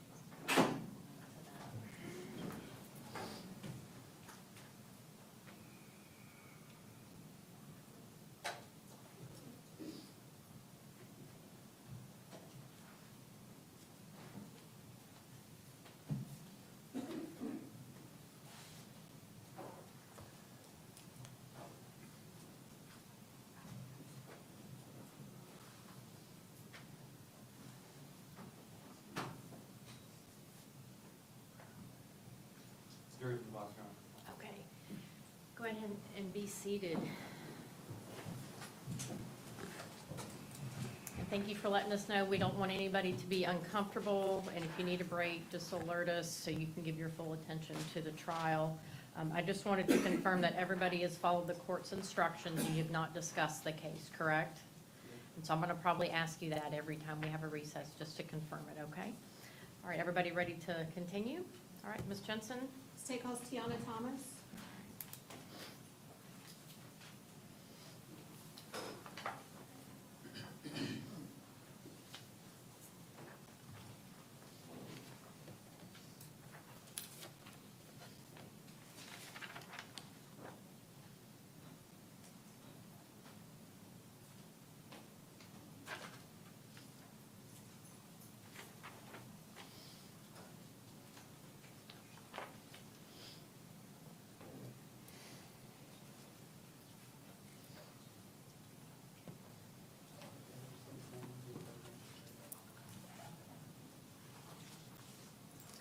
Do you swear or affirm the testimony you're about to give is the truth, whole truth, nothing but the truth? Yes, all right, Ms. Thomas, if you'll just have a seat, make sure you pull yourself up to the microphone, and if you would state your full name and spell your first and last name for the court reporter.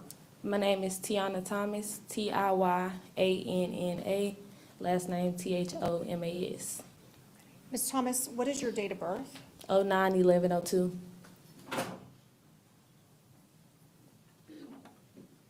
And where do you live, city and state? Chickasaw, Alabama. I'm going to direct your attention to Friday, August 11th, 2023.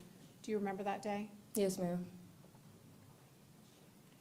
Were you at work on August 11th, 2023? Yes, ma'am. What company did you work for at that time? WIS. What was the name of the store that you were at on August 11th? Home Depot. In what city? Pensacola, Florida.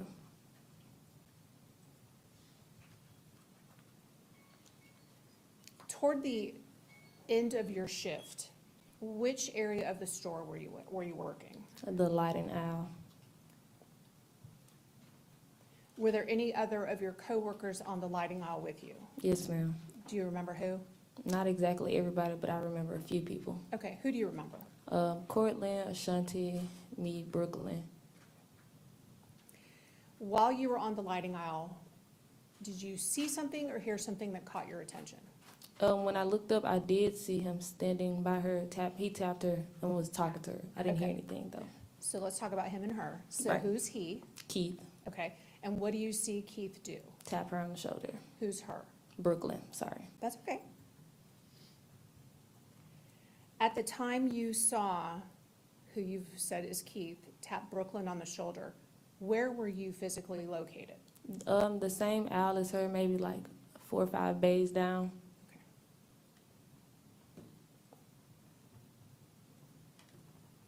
And when he tapped her, Brooklyn, on the shoulder, did you hear him say anything? No, ma'am. Did you hear her say anything? No, ma'am. After you saw him tap her on her shoulder, what did you see or hear next? I actually looked back down because I just thought he was a customer, so I just looked down. Okay, and then what's the next thing you saw or heard? Then I heard gunshots. How many gunshots did you hear? I'm not exactly sure how many. Okay. When you heard the gunshots, did you look up to see where Brooklyn and Keith were? Yes, ma'am. And were they facing each other or were they away from each other? At first, they were facing each other until he shot. That's when she fell to the floor.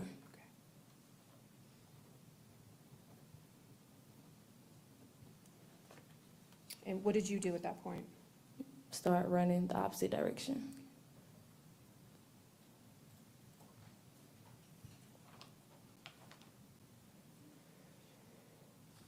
Were there other people in the store running? Yes, ma'am. Did you see where Keith went after the shots? No, ma'am. I went the opposite direction. Ms. Thomas, do you know this defendant seated over here, Sheila Agee? Yes, ma'am. How do you know her? She was a supervisor. And was she working on the day that Brooklyn got shot? Yes, ma'am. Did you see her periodically throughout the day? I'm not talking about Sheila. Yes, ma'am. How would you say she was acting? A little strange, just a little bit. And what do you mean by that, as opposed to how she would normally be? Well, Sheila, she usually was kind of uppity. She would usually direct us around, tell us where to go. But that day, she really wasn't trying to.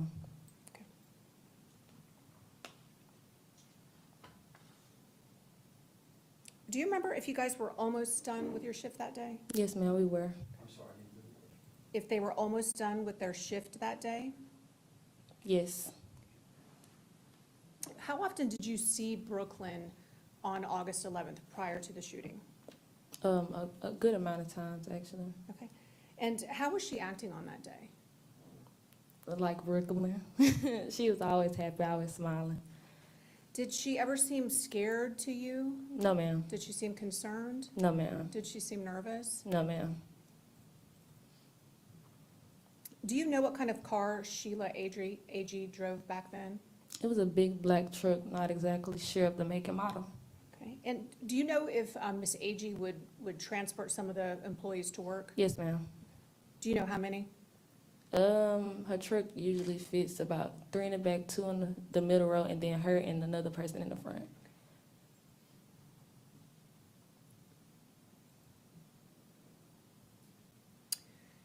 If you will, to the left of you, you should have a picture there. If you will just flip it over and take a look at that, that's State's Exhibit number 47. Yes, ma'am. Do you recognize who's in that exhibit? Brooklyn. Thank you, ma'am. Those are all my questions. Good morning. And how long had you been working with that firm? Can you repeat yourself, please? How long had you been working? Maybe about 2 to 3 months. Okay. Like that. You know Brooklyn? Yes, sir. Socially or just at work? Just at work. Okay. You know she was, had a child? She had a Yes, father I to a did. child? Yes, sir. Okay. Had you ever seen the father outside of work? No, sir, not before that. Ever seen him, you never saw him at work either? No, sir. And I guess you'd known Sheila for that same amount of time, 2, 3 months? Yes, sir. Okay. What's your relationship with Sheila? She was just my supervisor. Okay. And do you know her relationship with Brooklyn? Not really, no, sir. Okay. Okay. And I think you were testifying earlier, it seemed to you, let me see if I can phrase it, that maybe Sheila was a little preoccupied? Would that be a proper word? Yes, sir, that's kind Okay. of, that fits. Okay. You ever talk to her about, why she seemed preoccupied? You have any idea? No, sir. Okay. All righty. Thank you, young lady. Any redirect? No, Your Honor. Is she free to go? She is. All right. Thank you, Ms. Thomas. You can step down. State calls Brittany Bishop.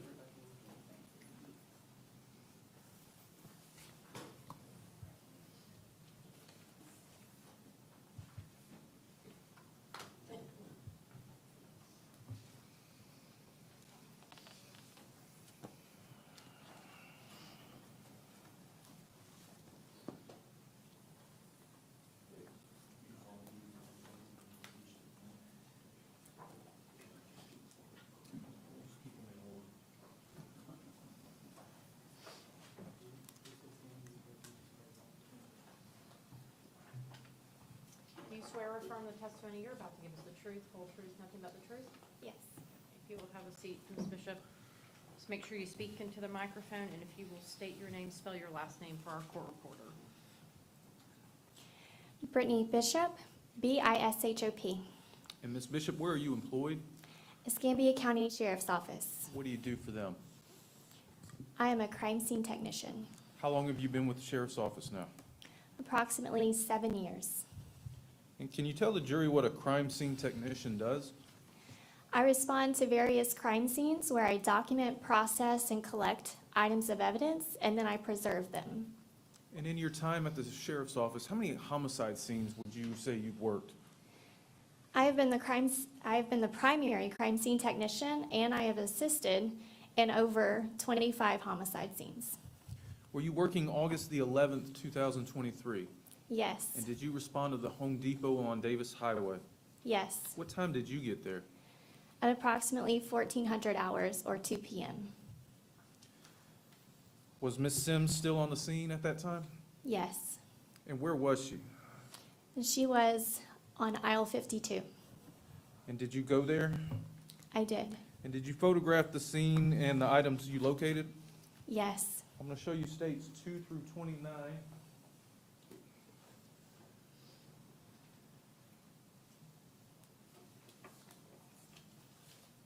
Just take a minute, look through those.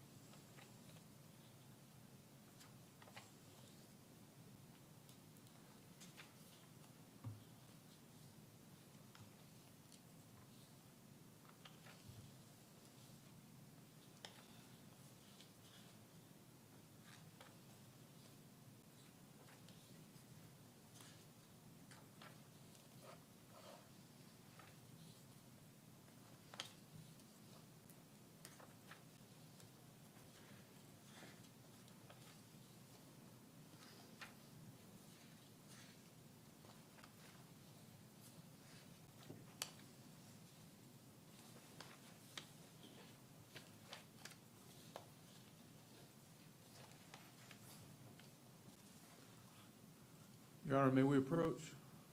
You may.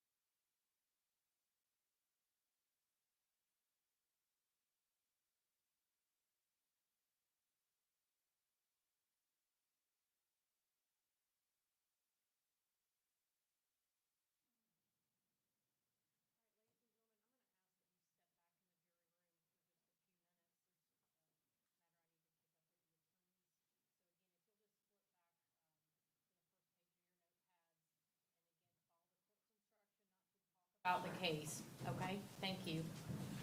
Do you want me to say?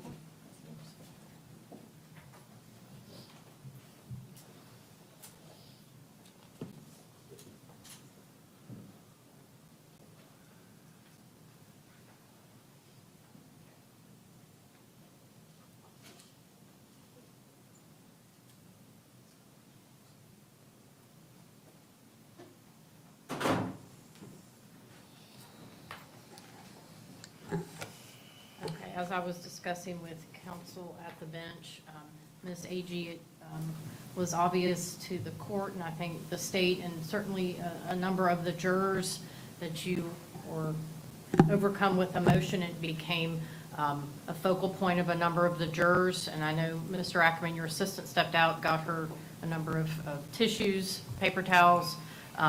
You indicated at the bench it was likely because she saw some of the crime scene photos, but we need to keep in mind that it's not appropriate for either Ms. Agee or anybody else out in the gallery to be in a situation where they cannot compose themselves in a way that it's going to affect the jury's attention away from the evidence that's being presented. So Ms. Agee, if that happens again, I need you to let your attorney know so we can take a break and have the jurors step out. Do you need a few minutes, ma'am? I apologize, sir. Okay, we just want you to have a few minutes to take some deep breaths, okay? And we'll just take a couple minutes, and then if you're ready, we'll bring the jurors back in. Okay? Thank you. The other thing I will mention, since we're here, I've watched the juror that was referenced earlier. He's taking notes. He appears to be attentive. I think when he looks down to make his notes, it kind of has the appearance that his eyes are closed, so that may have been, what was observed earlier, but he doesn't appear to me to be of any concern. Anything from state or defense on that juror? No, Your Honor. Okay. One more minute, I'm going to want to. Okay, yes, sir.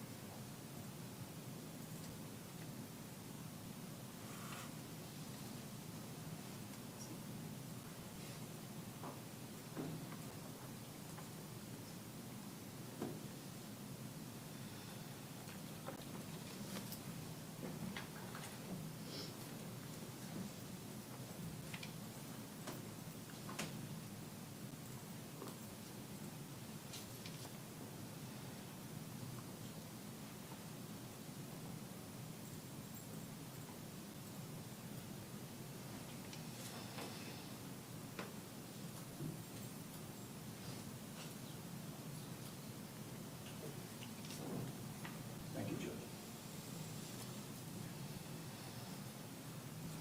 Okay, are we ready to bring the jurors back? I am. State. Mr. Myers, through this witness, are you going to be publishing some Yes, of the ma'am. crime scene photos? So I'll just make this direction to anybody that's in the audience. As the state is going to be publishing some crime scene photos here, if it's something that you don't believe you can control your emotions, I'll just ask that you quietly step out, okay? So we want to make sure the jurors' attention is solely on the evidence being presented. Okay. Deputy Williams.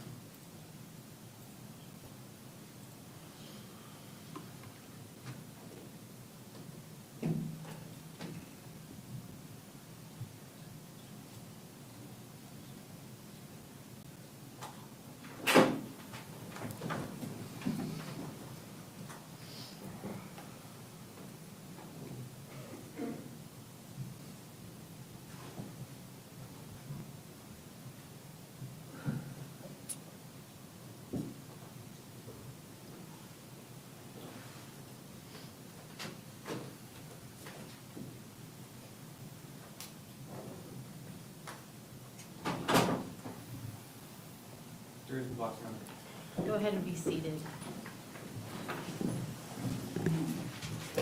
As I mentioned earlier, sometimes there are matters we can take care of up at the bench, and sometimes there'll be situations where I'll need you to step back into the jury room, so you'll get your steps in today. Because I know you're down at the jury room down at the end of the hall, but appreciate your patience with that. Is everybody ready to proceed? Okay. You can continue, Mr. Myers. Thank you, Judge. Ms. Bishop, states 2 through 29, did you review those? I did. And what are those? Those are pictures that I photographed of the scene and the items that I observed. And do those photographs accurately reflect the scene as you found it and the items you discovered? Yes. I'd like to move in 2 through 29, please. Any objection? No objection. Will be so moved. If I may publish, Your Honor. You may. Ms. Bishop, you'll have a screen there in front of you. If you can tell the jury what we're looking at here, this is states 2. States 2 is the exterior of Home Depot. And states 3. States 3 is showing the numerics of Home Depot, which is 5309 North Davis Highway. States 4. States 4 is the exterior door, which is closest to the garden center. States 5. States 5 is as I was entering through that door. States 6. State 6 is as I enter through that door, showing my directionality to the aisle. If we continue straight, is that where the lighting section would be? Yes. State 7. State 7 is showing the aisle numerics, which is aisle 52 and 53, and also showing the surveillance cameras located in the ceiling. States 8. States 8 is showing aisle 52. States 9. States 9 is as we are looking down aisle 52. States 10. States 10 is showing Miss Brooklyn Sims lying face down. And is this how you would have found her? I did. States 11. States 11 is a black Apple iPhone with a black butterfly case on the shelf. And where was that in relation to Miss Sims? It was located to the left of her, a few feet away. States 12. States 12 is the various items of evidence I located down the aisle, which I then documented with numbered yellow placards. Are those referred to as photo markers? They are. States 13. States 13 is photo marker number 2, which is a 9mm cartridge casing. States 14. States 14 is photo marker 3. States 15. States 15 is a close-up photograph showing that photo marker 3 was near the lighting, the solar lighting. And what is photo marker 3? It is a 9mm cartridge casing. States 16. States 16 is photo marker 5 and photo marker 6. States 17. States 17 is showing what photo marker 5 is, which is a 9mm cartridge casing. States 18. States 18 is photo marker 6, which is just documenting that it is a 9mm cartridge casing. States 19. States 19 is showing that it is photo marker 4. States 20. States 20 is documenting that it is a 9mm cartridge casing. 21. States 21 is showing photo markers 7 and 8. 22. States 22 is documenting that photo marker 7 is a projectile. States 23. States 23 is a photo marker 8, documenting that it is also a projectile. States 24. States 24 is showing the opposite end of that aisle, and it is showing photo marker 9. States 25. And States 25 is documenting that photo marker 9 is a projectile. 26. States 26 is showing photo marker 10, and it is documenting that it is 2 9mm cartridge casings. 27. And States 27 is a closer up photograph of those 2 9mm cartridge casings. 28. States 28 is showing a defect to the merchandise, which is labeled as A5. And 29. And that States 29 is a projectile that I located inside that merchandise on the opposite side of the defect A5.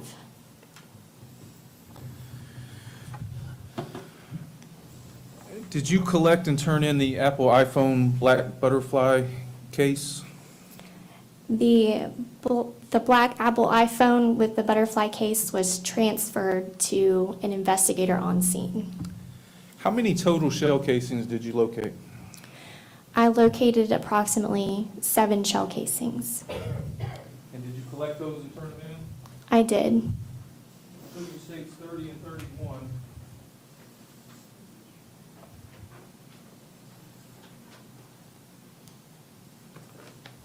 Let's start with states 30. What is states 30? States 30 is exhibit number, or ECSO exhibit number 35. Photo marker 2, 3, 4, 5, and 10. 6 9mm shell casings. And is that packaging in substantially the same condition as when you turned them in? Yes. I'd like to move in states 30. Will be so admitted. And if you could look at states 31, what is that? States exhibit 31 is ECSO exhibit number 70, which is labeled photo marker 6, 1 CCI 9mm shell casing. And is that shell casing in substantially the same condition, or that packaging, I'm sorry? Yes. I'd like to move in states 31, please. Will be so admitted. How many projectiles did you collect? I collected approximately 5 projectiles and 4 fragments. And did you photograph these fragments at the lab? I did. I'll show you states 37 to 42.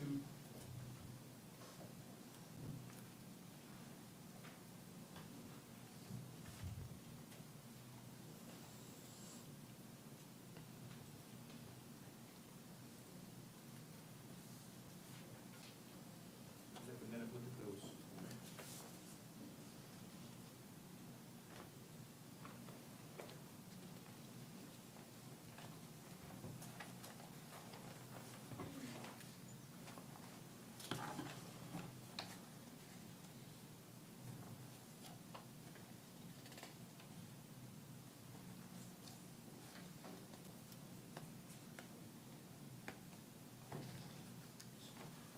You recognize those?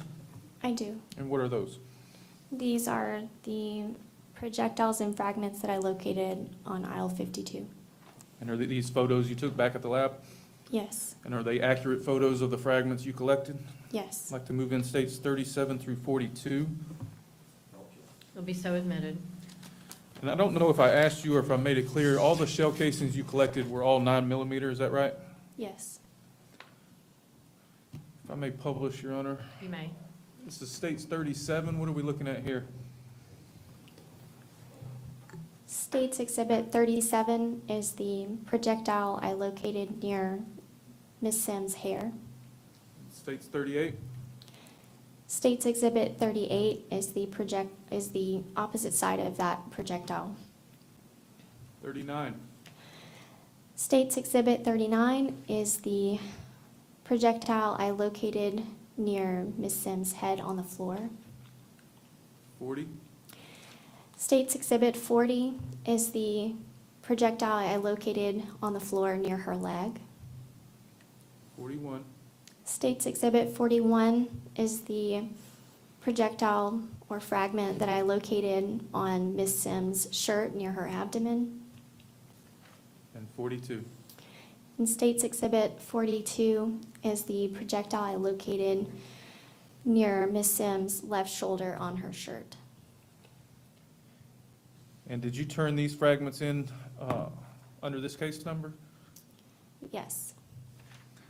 Did you, let me ask you this, were Were you there when Miss Sims was rolled over? Yes. What was located under her body? It appeared to be a scanning device from Home Depot.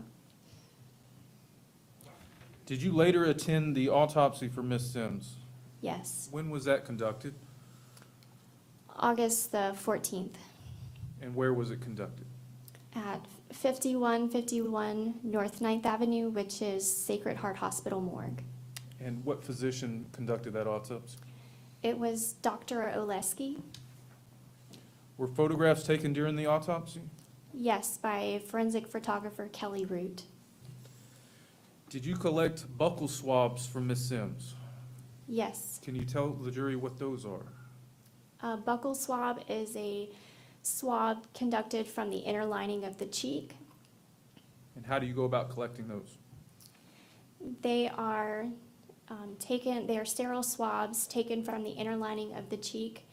They are then packaged into the sleeve they are taken from and then placed into a manila envelope and turned into evidence. Are these kind of like long Q-tips? Yes, Did you also collect her fingerprints there? I did. Were there any projectiles located during her autopsy? Yes, Did you collect those and turn them in? I did. Can you tell us where and what item number they were assigned? May I refer to my supplement? Please.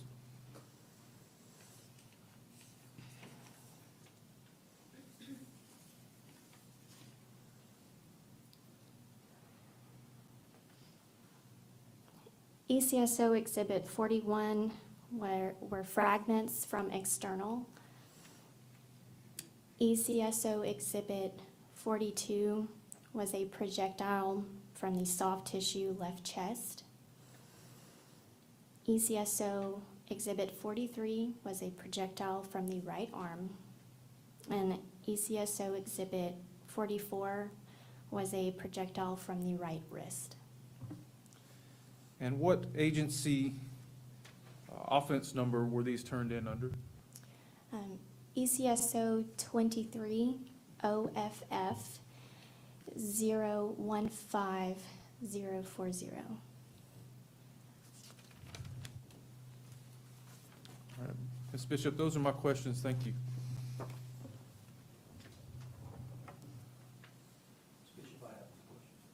Okay. Okay, is she free to go, Mr. Myers? You want her to? Okay, you can step down, Ms. Bishop.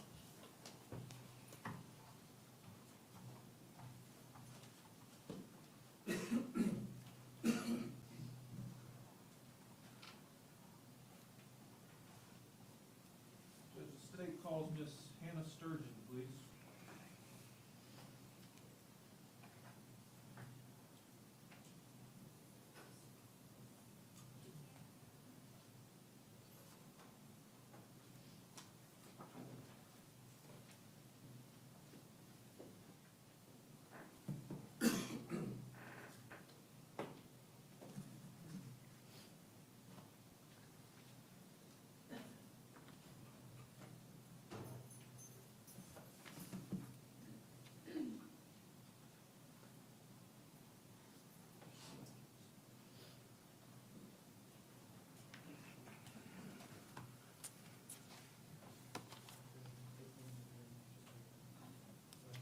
Just follow over here for me. You raise your hand. Do you swear or affirm the testimony you're about to give us the truth, whole truth, nothing but the truth? You will have a seat for me, and if you will make sure you speak into the microphone, if you'll state your name and spell your last name for our court reporter. Hannah Sturgon, Sturgen. Ms. Sturgeon, where are you employed? Pensacola Police Department, What do you do for them? dispatch. How long have you been with the police department now? About 5 years? Were you working August the 11th, 2023? Yes, And did you receive a call from a guy regarding the Home Depot? yes. What time was that? I have the call printout if I can refer to that. Yes, ma'am. Around 1:45. And does your printout show what time you guys started receiving calls on that? Around 1:25. The call at 1:45, what phone number was used for that? Area code 251-404-3421. Thank you, Ms. Sturgeon. Those are my questions. I have no Okay. You can step down, ma'am. Thank you. Anthony Odom?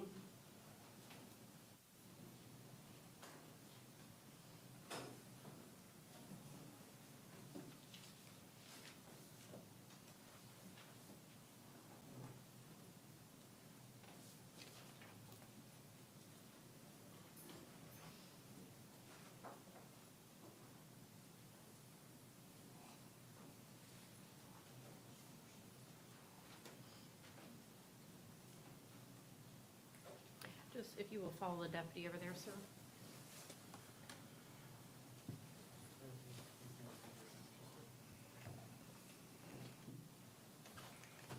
Do you swear or affirm the testimony you're about to give is the truth, whole truth, nothing but the truth? Yes, ma'am. If you will have a seat for me, officer. Just make sure you speak loudly into the microphone, state your name, spell your last name for the court reporter. Anthony Odom, last name is Odum. Mr. Odom, where are you employed? Pensacola Police Department. What do you do for them? I'm a patrol officer, How long have you been with them now? almost 5 years. Were you working August the 11th, 2023? Yes, sir. And did you respond to the AMC Theater? I did. What was the address out there? 5149 Bayou Boulevard. And that's like a movie theater, right? Yes, sir. And do you recall what you were responding to? A 911 call in reference to the suspect from the shooting at Home Depot was wanting to turn himself in. And what did you see when you got there? As I pulled into the parking lot, I seen a half-clothed, he was missing his shirt, male walking towards me with his hands up. Was he by himself? Yes, sir. Did he have any items with him? I believe he had some things in his hands. What was he doing with those? He was putting them down upon our request, laying them on the ground. Did you have other officers responding with you as well? Yes, sir. Other officers were coming in as I was dealing with the subject. Any idea how many? Well over a dozen, probably. Did you notice anything about his pants? Yes, sir. What was that? They were wet. Were you equipped with a body camera for this encounter? Yes, sir. I'm going to show you States 35.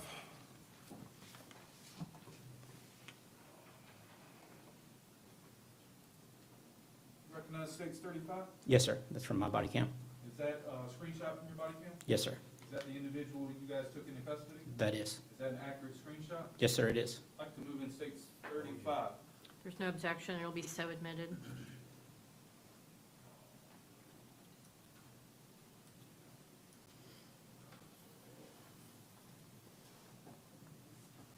Those are my questions, sir.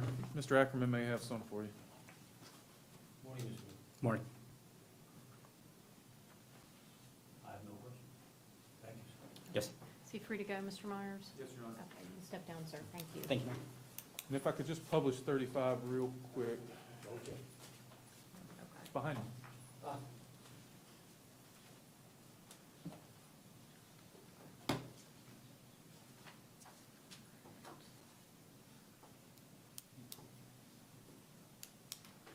Judge, at this time, I'd like to move in States 32, which is a certified copy of Mr. Keith Agee's Florida, Alabama driver's license.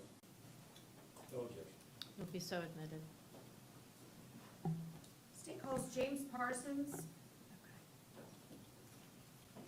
And ladies and gentlemen, I just wanted to make sure you knew anything that is admitted into evidence during the trial, you'll be able to take back with you when you're deliberating, so that's not the only time you'll be able to see, okay?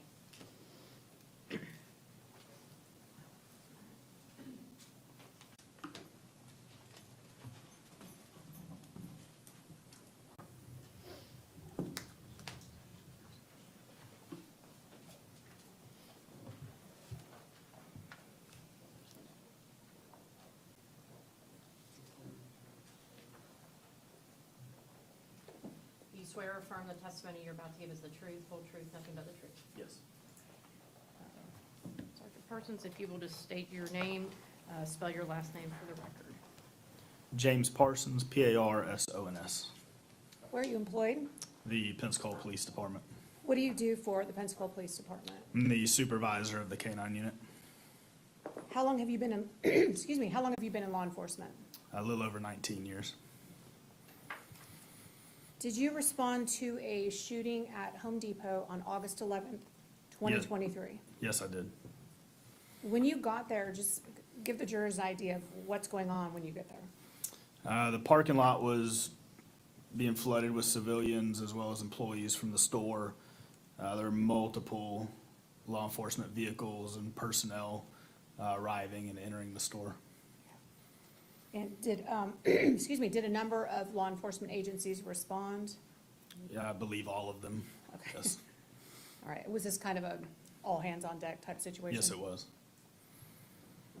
When you first got to the Home Depot, had a suspect been located? No, ma'am. And once you got there, what was your duty? Once I got there, I realized there was already a team inside the building, clearing the building, as well as the sheriff's office beginning their investigations, interviewing people and witnesses. So I left that area and began to circulate for a suspect as we were starting to get information from the surveillance video as far as possible vehicles, descriptions, stuff like that. So I began to circulate the area. While you were circulating the area, did you find a firearm? Yes, we had received information from our dispatch that a caller had called in and said there was a gun on the side of the road of Davis Highway. So I responded to that area. And where was that in location to the Home Depot? Approximately half a mile north on Davis Highway.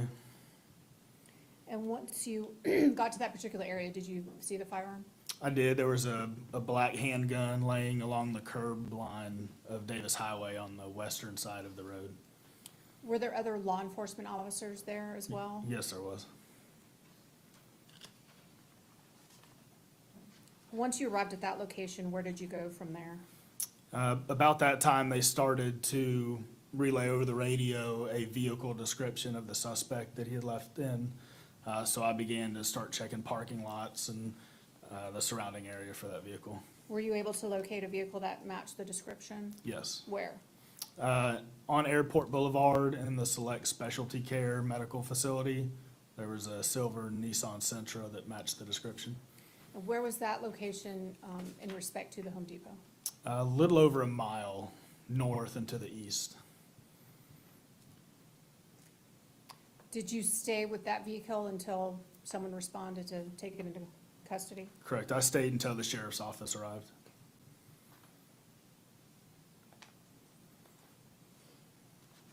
Those are my questions. Thank you, sir. Yes, ma'am. I have no questions. Yes, sir. Okay. You're free to step down. Thank you. Jennifer Hall.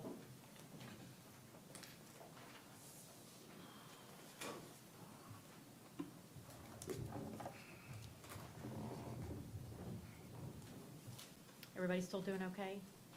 All right, good. So you can also stand and stretch if you need to. Hopefully those chairs are a little more comfortable than where you were sitting yesterday, so.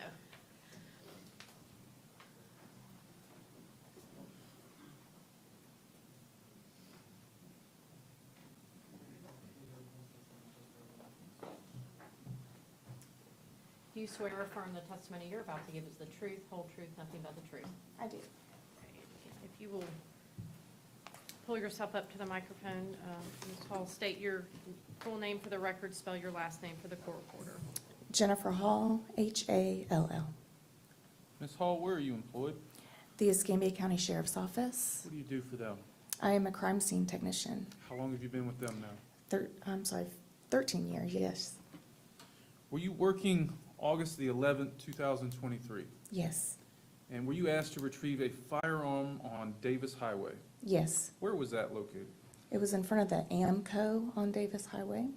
Is that near the Bobby Lycus? Yes, it is. And what did you find there on the side of the road? I found a 9mm Glock firearm and a single round of ammunition. What was the serial number to that 9mm? It was BWSH 648.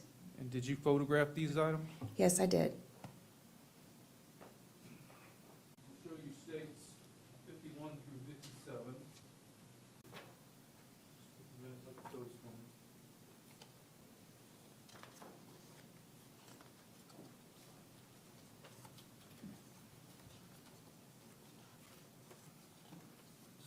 Yes. You recognize those? Yes, these are the photographs of, in front of Davis Highway. And do they accurately reflect the location and the firearm found? Yes. I'd like to move in states 51 through 57. It'll be so admitted.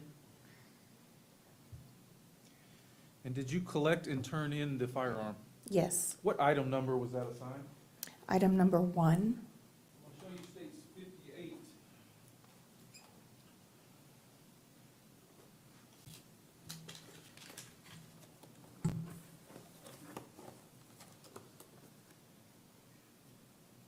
Recognize states 58? Yes, this is the firearm that I collected from Davis Highway. And is it in substantially the same condition, I guess minus the lock on there, than as when you turned it in? Yes. I'd like to move in states 58. Will be so admitted.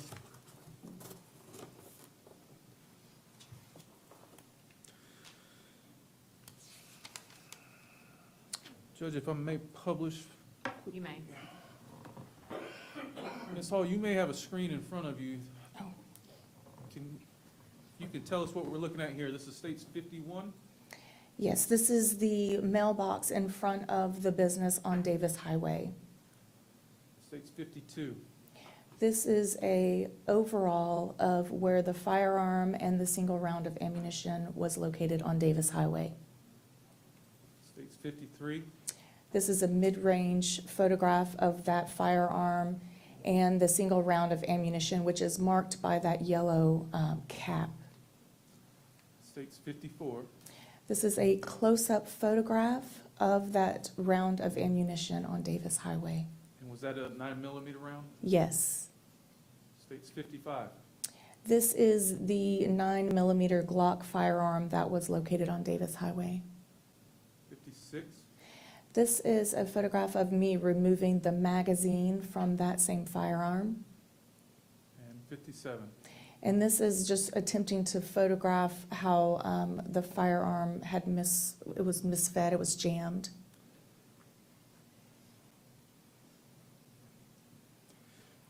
From Davis Highway there, where did you go next?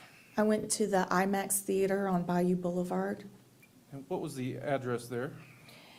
The address is 5149 Bayou Boulevard. And what did you find when you were there? A gray T-shirt and a cell phone.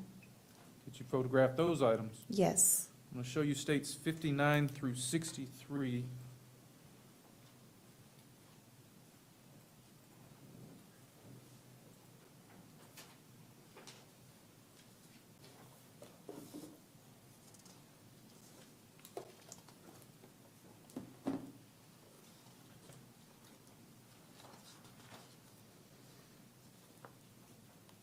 Okay.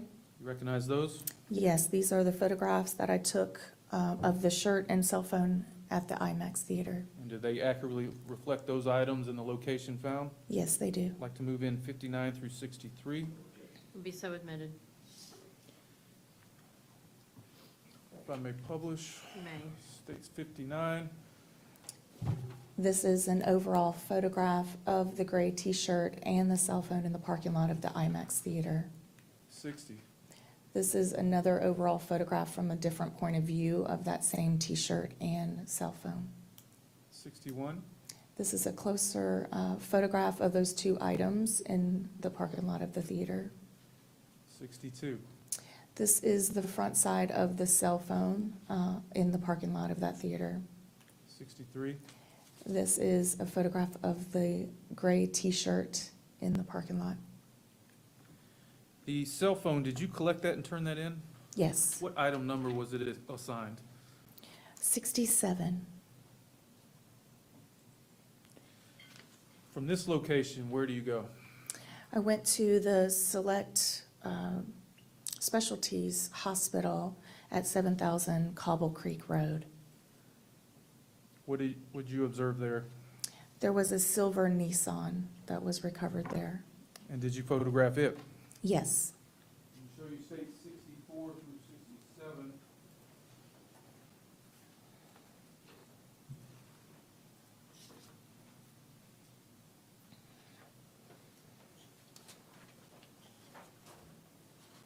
You recognize those? Yes, these are the photographs of the silver Nissan. Do they accurately reflect that Nissan and the location found? Yes. I'd like to move in 64 through 66. There's no objection, they'll be so admitted. State 64. This is an overall photograph of the front of that Nissan. 65 This is a photograph of the back of the Nissan. and 66. This is a photograph of a blue shirt that was photographed through the front passenger side window on the front seat. 67. This is a photograph through the front driver's window showing that same blue shirt and an ID badge on the front seat.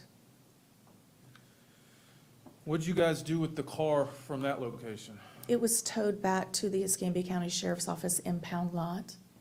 And did you later perform a search of the vehicle? Yes. And did you photograph that search? Yes. I'm going to show you states 68 through 75.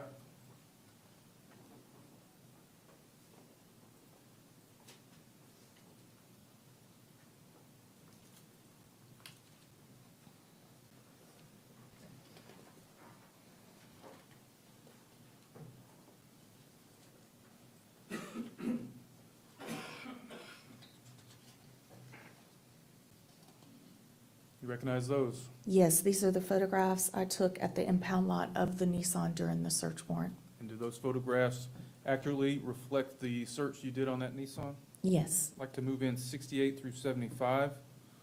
No objection, will be so admitted. State 68, Ms. Hall, what are we looking at here? This is the front photograph of the vehicle in our impound lot. And 69? This is a photograph of the back of the vehicle and the tag in the impound lot. 70? This is a photograph from the front driver's side of the blue shirt and badge. 71? This is the badge with the name Keith Agee. 72? This is on the back driver's side seat. It's a yellow hard hat and a yellow safety vest. 73? This is a photograph of the blue shirt from the front seat after it was laid out. And what does the name badge say? Keith. And the company badge? AMNS Calvert. State 74? This is the back side of that same shirt. 75? This is the safety vest after it was laid out.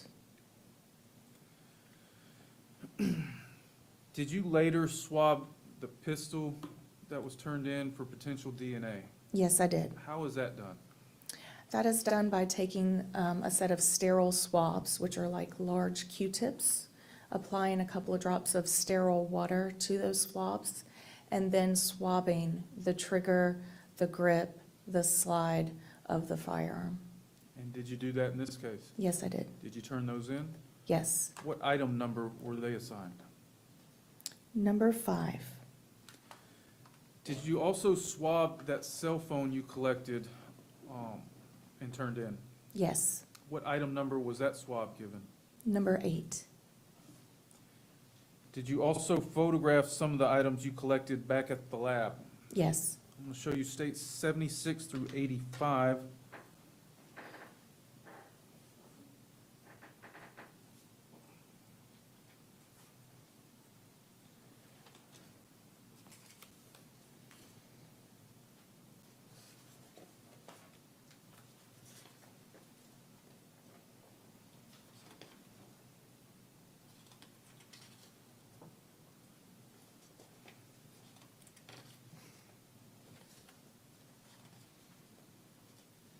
Recognize those? Yes, these are the photos I took of the items collected in our crime lab. And are those photographs accurately portray those items as you photographed them? Yes, they do. I'd like to move in 76 through 85. There's no objection, they'll be so admitted.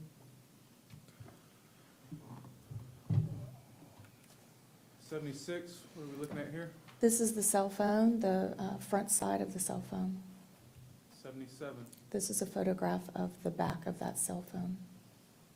78, This is the firearm and magazine and the one round of the firearm found on Davis Highway. 79, This is a photograph of the serial number on that same firearm. 80, This is the opposite side of the firearm. 81, This is the model of the firearm.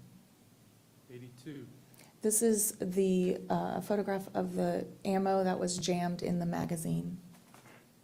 83, This is a photograph of those rounds of ammo after that was removed from the magazine. 84, This is a photograph of the head stamp on those rounds of ammunition from the magazine. and 85. This is a photograph of the gray T-shirt that was recovered from the IMAX theater. What agency number did you, agency number did you turn these items in under? The case number was 23-015040. Were you later asked to collect a buccal swab in this case? Yes, I was. Who did you collect that from? Keith Agee. And did you turn that buccal swab in as evidence? Yes, I did. What agency exhibit number was it given? Number 79. Same case number? Yes. I'm going to show you states 45.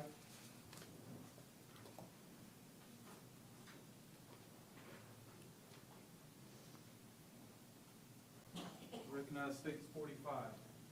Yes, this is Mr. Agee on the day that I took his buccal swab.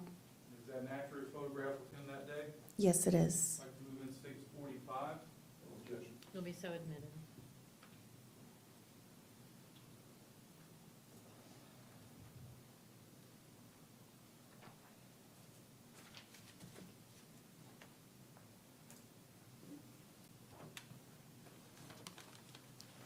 Published in 45. Thank you, Ms. Hall. Those are my questions. Mr. Ackerman may have some. Okay. Is she free to go? Yes, Your Honor. Okay, you can step down, ma'am. Thank you. Can I see counsel at the bench briefly?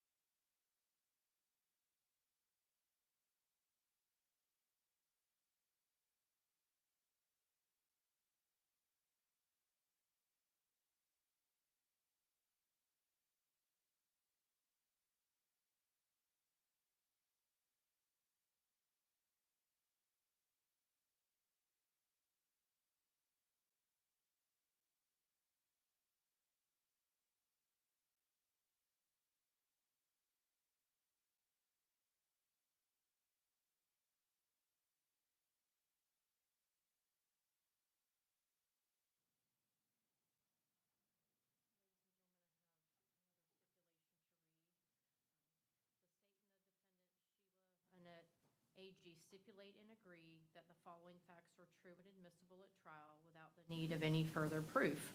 The phone number, area code 251-225-0872, belonged to the defendant, Sheila Agee, in August 2023, and that's dated August 4th, 2025, and signed by the state defense counsel and the defendant.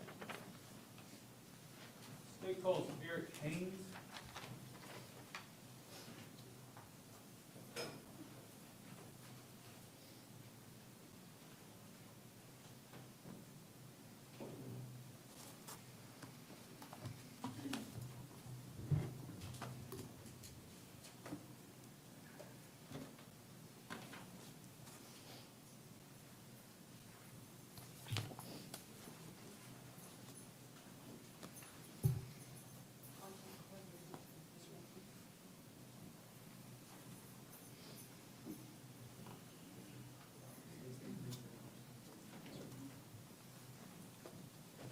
swear or affirm the testimony you're about to give is the truth, whole truth, nothing but the truth?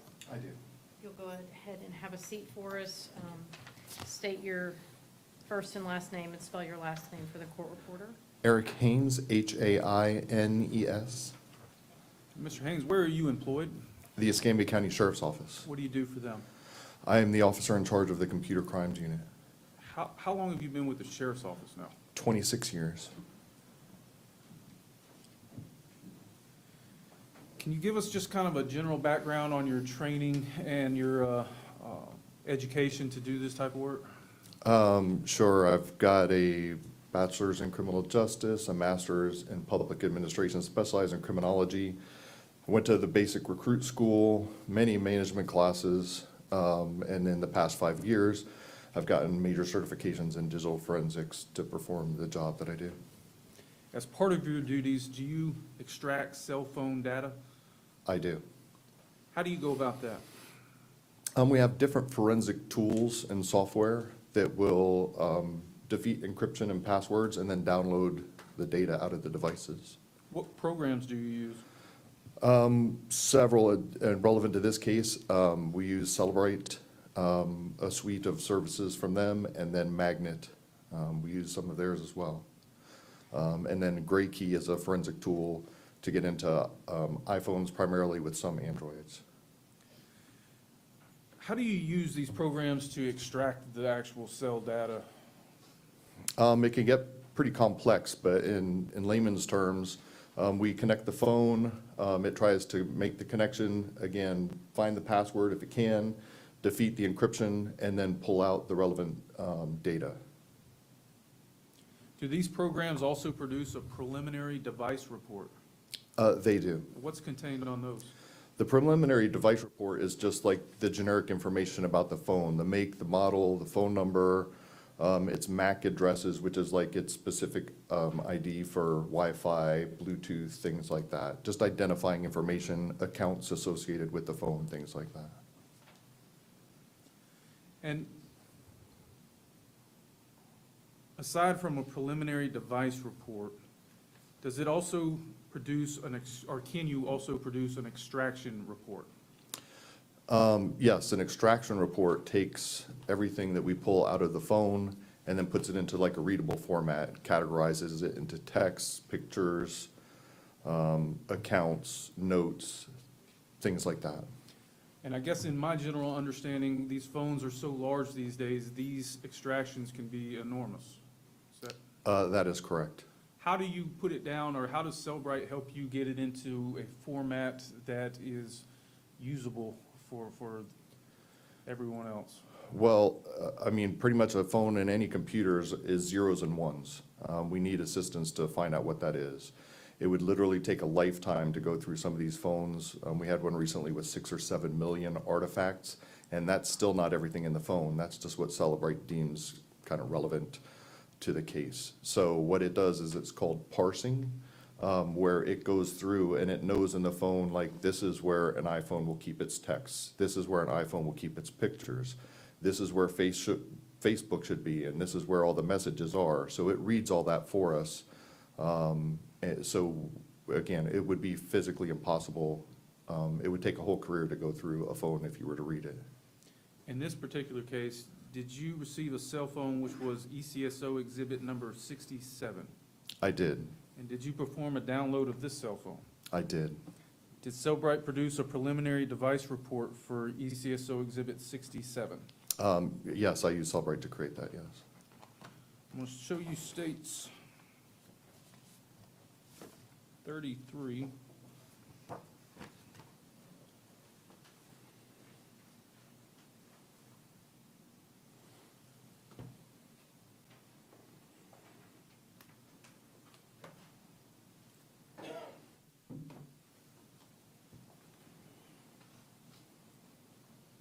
Tell us what states 33 is. This is the preliminary device report for item 67. And is that an accurate copy of that preliminary device report? It is. I'd like to move in 33, please. It'll be so admitted. Can you tell us what the phone number for ECSO exhibit 67 was? The phone number was area code 251-404-3421. What was the device's name? The device's name for this was Keith's iPhone. From your extraction of this cell phone, did you compile a report of text messages to and from that cell phone August the 11th, 2023? Yes. I'm going to show you states 34.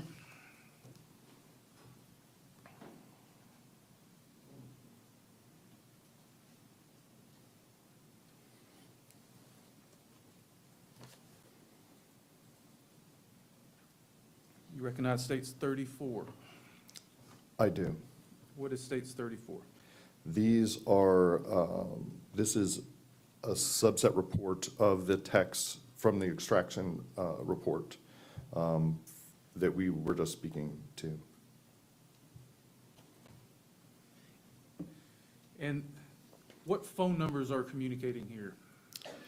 The local user, which would be that phone number, is not specifically listed on this, but it would be the one that I just said, the 251 area code, and it is to, you want me to read the phone number? Yes, sir. 251-225-0872. And is states 34 an accurate copy of the report of the text messages between those two phone numbers for August the 11th, 2023? That is correct. I'd like to move in states 34. It'll be so admitted. When you asked the program to do this download, are you manipulating any of the evidence or any of the report? No, it doesn't change the evidence. We just set the parameters. So like I needed the text for 811. So we just set the parameters and it gives us that data. Did you also receive ECSO Exhibit 65? I did. And did you perform a preliminary device report for it? I did. So you states 46.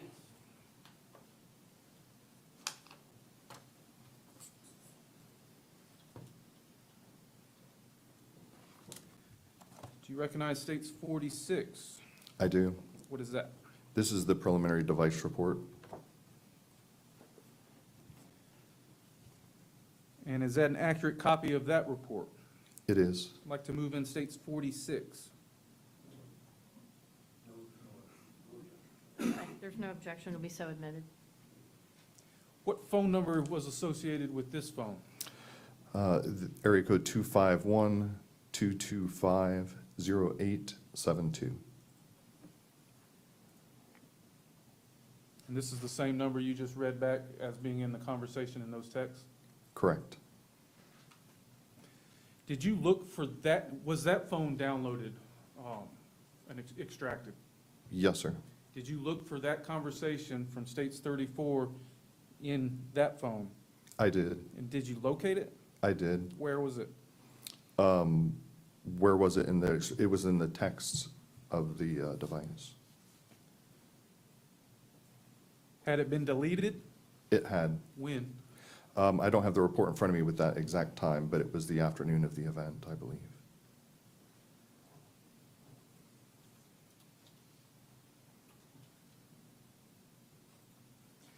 Did you also locate some text messages between Brooklyn and that phone? I did. I'm going to show you states 43A through 43B.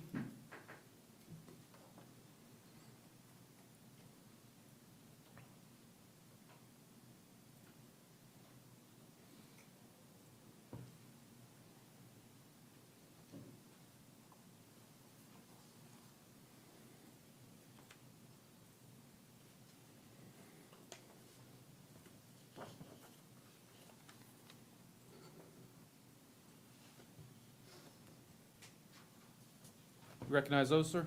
I do. What are those?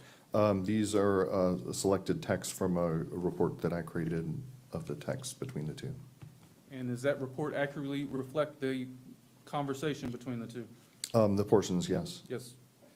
Judge, at this time, I'd like to move in 43A through 43D.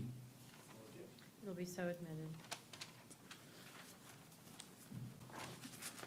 Mr. Haynes, those are my questions at this point. Mr. Ackerman may have some for you.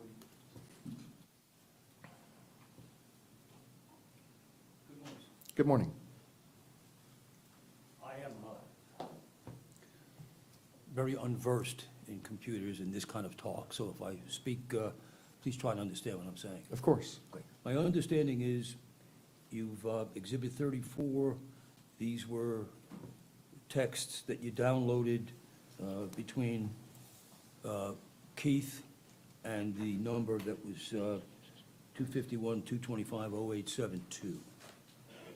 Correct. That would be Sheila. I don't know if we've gone, okay. I believe so, yes, sir. Now, I'm going to be interested later on in text that were between Keith and Sheila from, most importantly, August 3rd to August 11th. Okay. Did you have occasion to download those two? Yes, they were all downloaded together. Okay. So what do you do with those texts once you've downloaded them in relation to your relationship to the state? Do you send them to the state? Yes, the state has the, Okay. So the state has 811, and they also have 8-3 to 811. they should have the whole report with everything that I got out of the phone. Okay. Yes, But you did download that. It is available. It's been done. correct. Okay. Yes. Okay.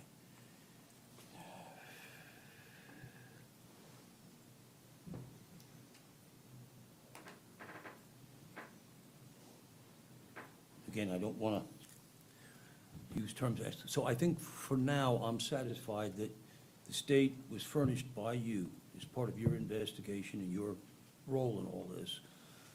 Basically, the totality, well, you answer this. How much, from when to when, if you recall, did you download? The entirety of the phones, sir. Okay, and do you have dates, times as when that would be? I mean, is it from day one of the phone? From, yeah, whatever the, not necessarily, and it's semantics, so forgive my forensic speak, but anything that was in the phone, stored in the phone, would have been in that report that Cellbrite pulled out of it. So as far back as the conversation was recorded on the two phones, that's what would have been on the full extraction report. Boy, I don't know that I understood that. Okay. As far back as the conversations between those two people? Between the Those two phones and then what was recorded. So if I could give you an example, Please. maybe help you. So me and my mother could have been chatting for the past 15 years. Our current phones might not have all 15 years of that on there. But it could go back one or two phones or even further depending how they were transferred to my current phone, if it was the same make and model, things like that. So whatever was on the phone between the two of them would have been in the Cellbrite reports that were provided. And I'm trying to imagine, let's say either one of their phones was older than the other, went back further, and there were many other conversations. Does this program just pick out the conversations between those two numbers? Can you do that? Can you program it to do that? Is that? I couldn't program it to do that, but that's what would be provided. Only what's saved on the phone is what I can pull out of the phone. Okay. Again, I'm not sure I understand, but the bottom line is, you did pull out the conversations between Keith and Sheila going back at least from August 11th to the beginning of their conversations. Correct, that was in the full Cellbrite report, yes. Oh, okay. Just in case I might need you later, can you give me a number I can get you at if I need you back? Of course. We're not going to put that on the record, Mr. Oh, Ackerman. okay. We can get that at another time if you. What, I just called the sheriff's department? I'm sure the state attorney could get a hold of me. I'll stay dressed all day. Thank you, sir. Yes, sir. No further questions. Okay, any redirect? Briefly, Judge. You only saved text messages would be recovered, but you indicated you recovered the deleted text messages off of Ms. Agee's phone. How do you get deleted text messages? Well, saved, deleted are all normally looked at as user terms, like they deleted it or they saved it. I was speaking as what the phone's operating system decided to do, as far as saving it somewhere in the memory, not actually a user doing that. So if I delete a text on my phone, there's a possibility you could still recover it. Absolutely. And that's what happened in this case. Yes. Now, you indicated that you couldn't recall the time that it was deleted. If I showed you previous testimony, would that refresh your memory? Yes, yes. You may. Just read it to yourself and see if that answers it.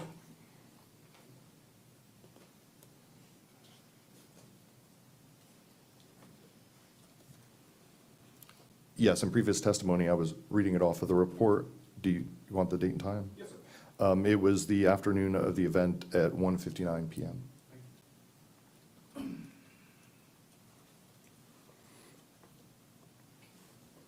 Those are my questions, Your Honor, but you remain those. Okay. Lieutenant, I'll ask that you remain available, and again, do not discuss your testimony with anybody. Yes, ma'am. Okay. And you're free to step down.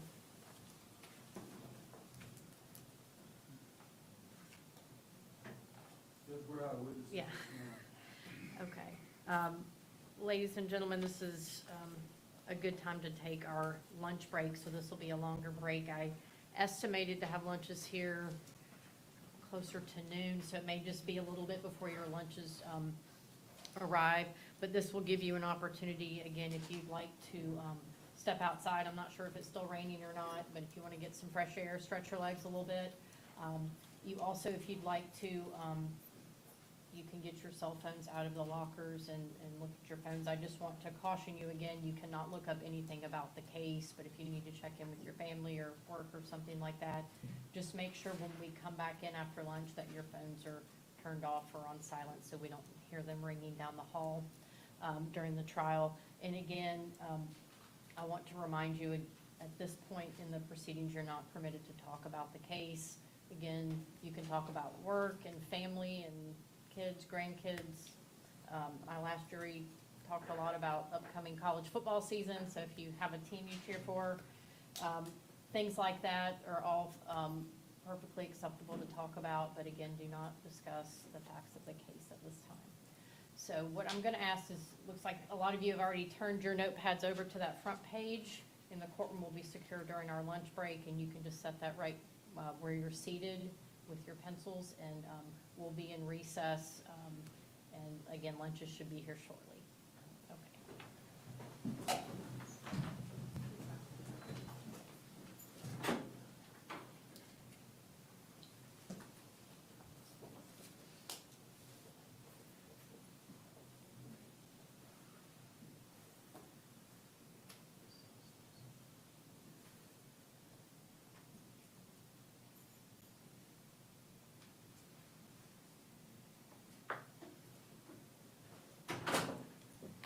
Any word on lunches?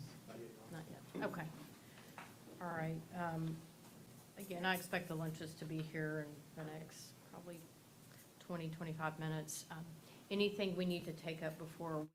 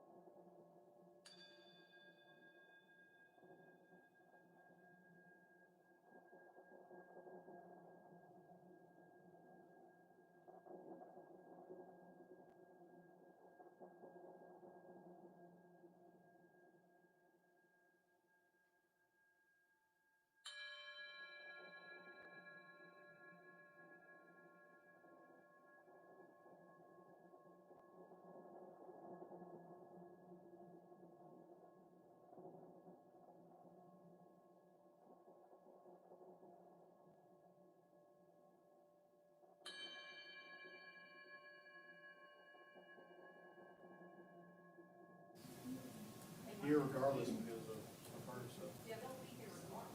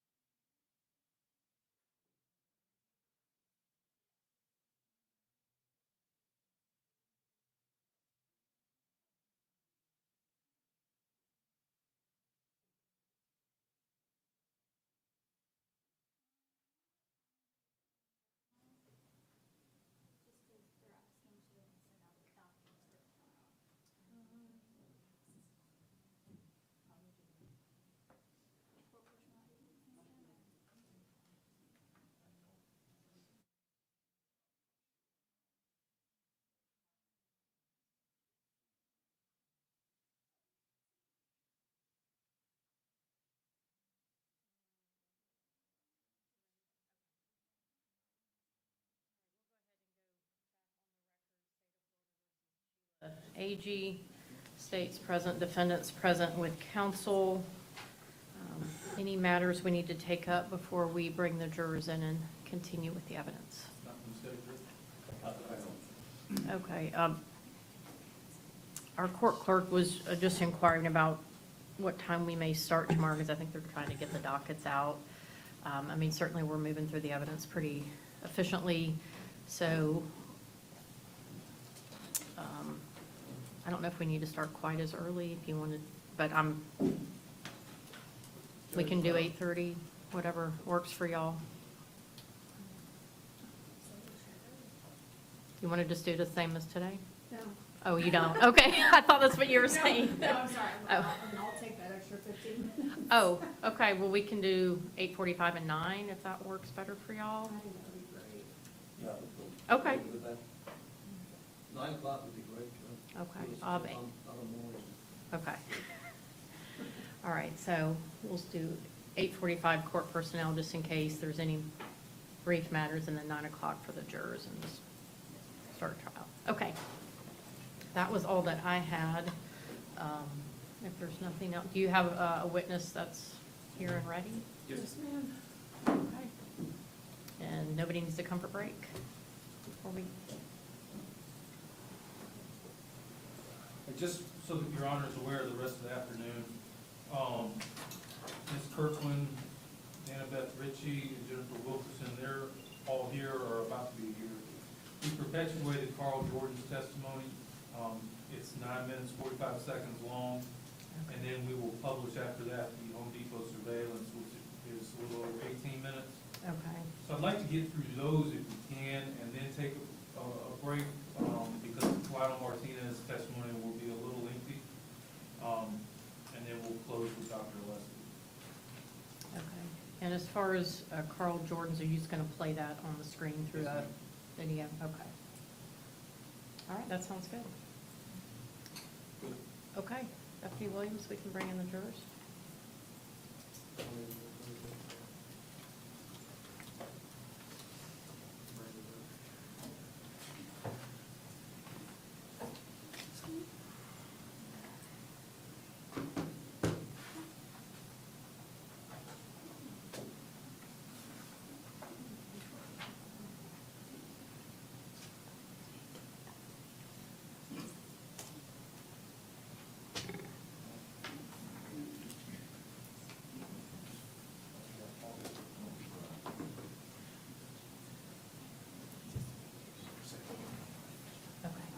Any issues with the jury?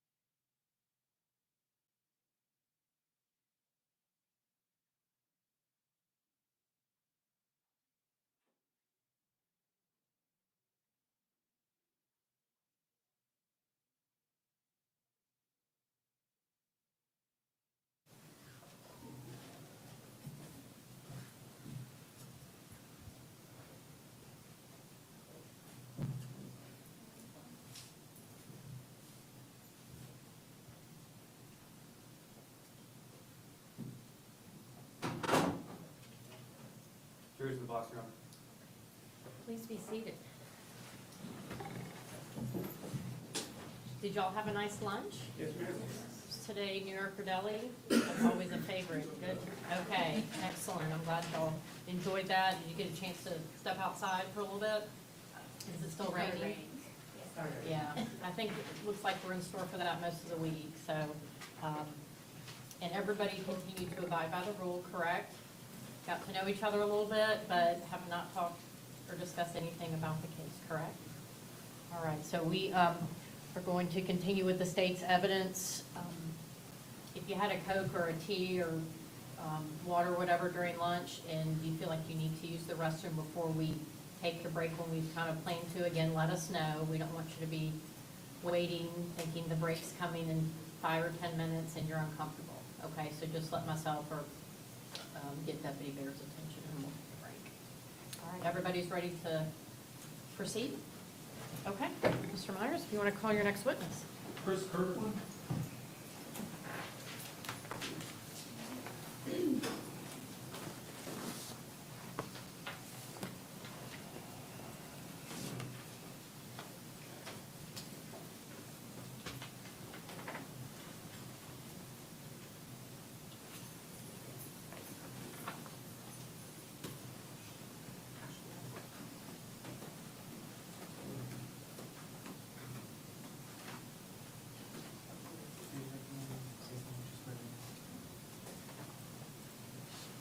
You swear or affirm the testimony you're about to give us the truth, whole truth, nothing but the truth? Yes, it is.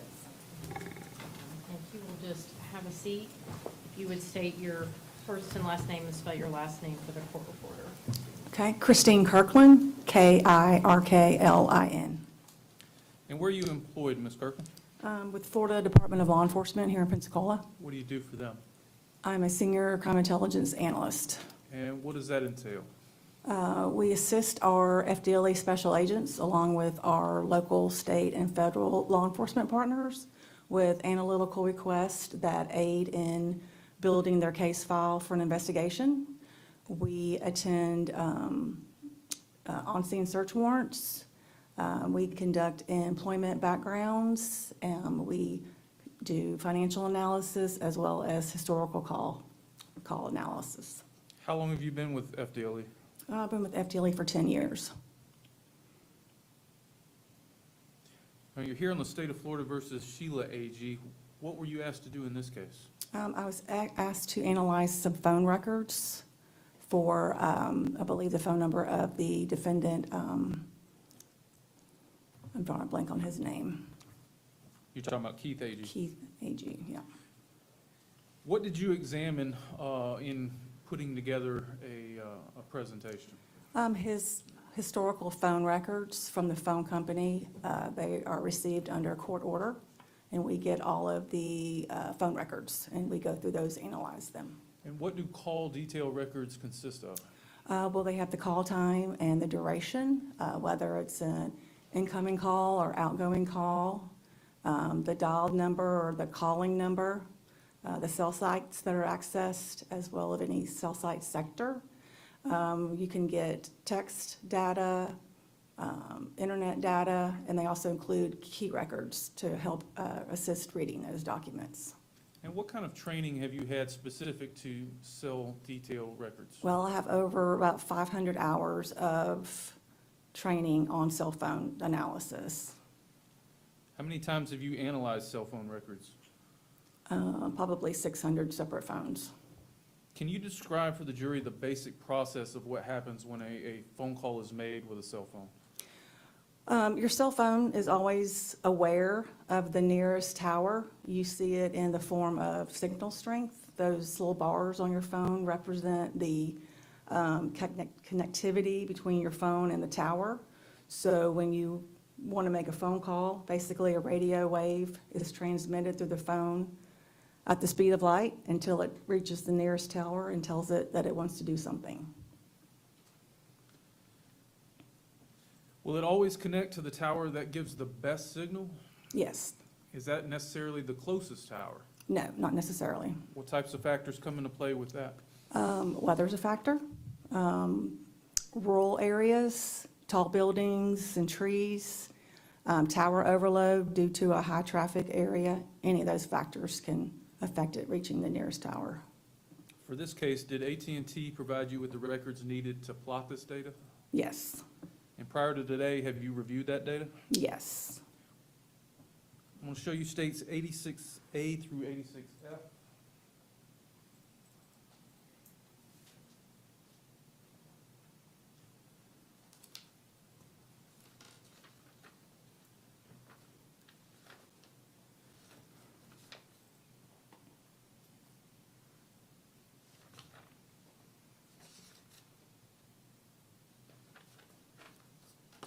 Do you recognize that? Yes, I do. What is that? This is a demonstrative aid that I created for the trial. And is that an accurate copy of the demonstrative aid you created? It is. I'd like to move in states 86A through 86F. If no objection, will be so admitted. For these records, what time frame did you concentrate on? I believe it was from 8 a.m. till about 3 o'clock in the afternoon. What date? August 11th of 2023. And what was the phone number of the records you examined? 251-404-3421. Did you plot the locations provided in those cell records? Yes, I did. Did you know the location of the homicide ahead of time? Yes, I did. Now, are these points on your maps, are these like pinpoint locations like GPS? No, this is cell tower information that is included in the records, in the AT&T records. They provide their cell sites, and then we're able to go into a system where they're all collected as per every phone company is collectively supposed to do, and to get any of those addresses, which I always, look at on a map just to make sure they're all cell towers there. You should have a screen in front of you. Okay. 86A, is this just your title page? Yep. 86B, what are we? We're just looking at that is AT&T call and text detail records for that date and that phone number. 86C. Okay, so this is the calls that I mapped. There's a series of outgoing and incoming calls that connected to this cell site at 1370 Railroad Street in Calvert, Alabama. I was asked to map the address there at Fairford Road in Calvert. And these are several outgoing and incoming calls, with one that I see noted that went to voicemail at 9:57 a.m. And so these 5 calls all hit off the same cell tower? Yes. 86D, what are we looking at here? This is a series of incoming and outgoing text that connected to this AT&T cell site at Railroad Street in Calvert, Alabama. And that's the same site? That's the same cell site. 86E. Okay, so again, the Fairford Road address is mapped, and the Home Depot in Pensacola, Florida. And then an incoming call that connected to this cell site in Spanish Fort at 12:43 p.m. And 86F. These are a series of 2 outgoing calls connecting to AT&T cell location on East Royce Street. Again, the Home Depot is mapped, and I mapped the AMC Theater address of the arrest location. With 2 outgoing calls, one at 1:44, and then an outgoing call to 911, also at 1:44 p.m. All right, thank you, Ms. Kirkland. Those are my questions. Okay. Mr. Ackerman may have some. Okay. Okay, is she free to go? Yes, Your Honor. Okay, you can step in. Thank you. You can leave that right Okay. there.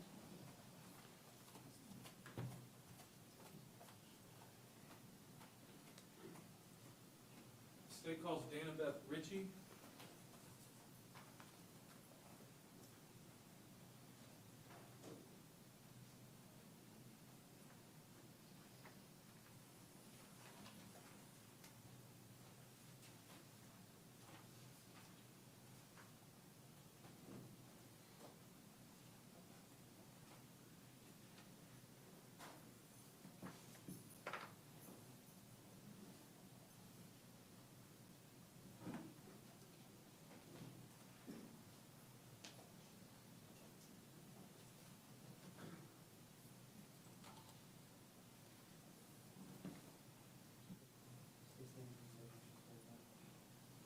You can just come right up here, Ms. Ritchie. Do you swear or affirm the testimony you're about to give us the truth, whole truth, nothing but the truth? Yes. Go ahead and have a seat for us. If you'll just say your full name, and if you will spell your first and last name for our court reporter. My name is Elizabeth Ritchie, Elizabeth. Richey. Ms. Ritchie, where are you employed? I work for the Florida Department of Law Enforcement out of the Tallahassee region, and I'm a senior crime laboratory analyst in the firearms section. How long have you been with them? I've been with FDLE since 2007. What does a senior crime laboratory analyst in the firearms section do?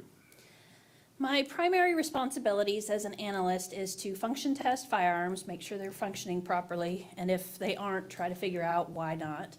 And then I'm asked to compare fired components, so things like cartridge cases, bullets, and shot shells, to suspect firearms to try to answer the question of, did these items come from this particular gun?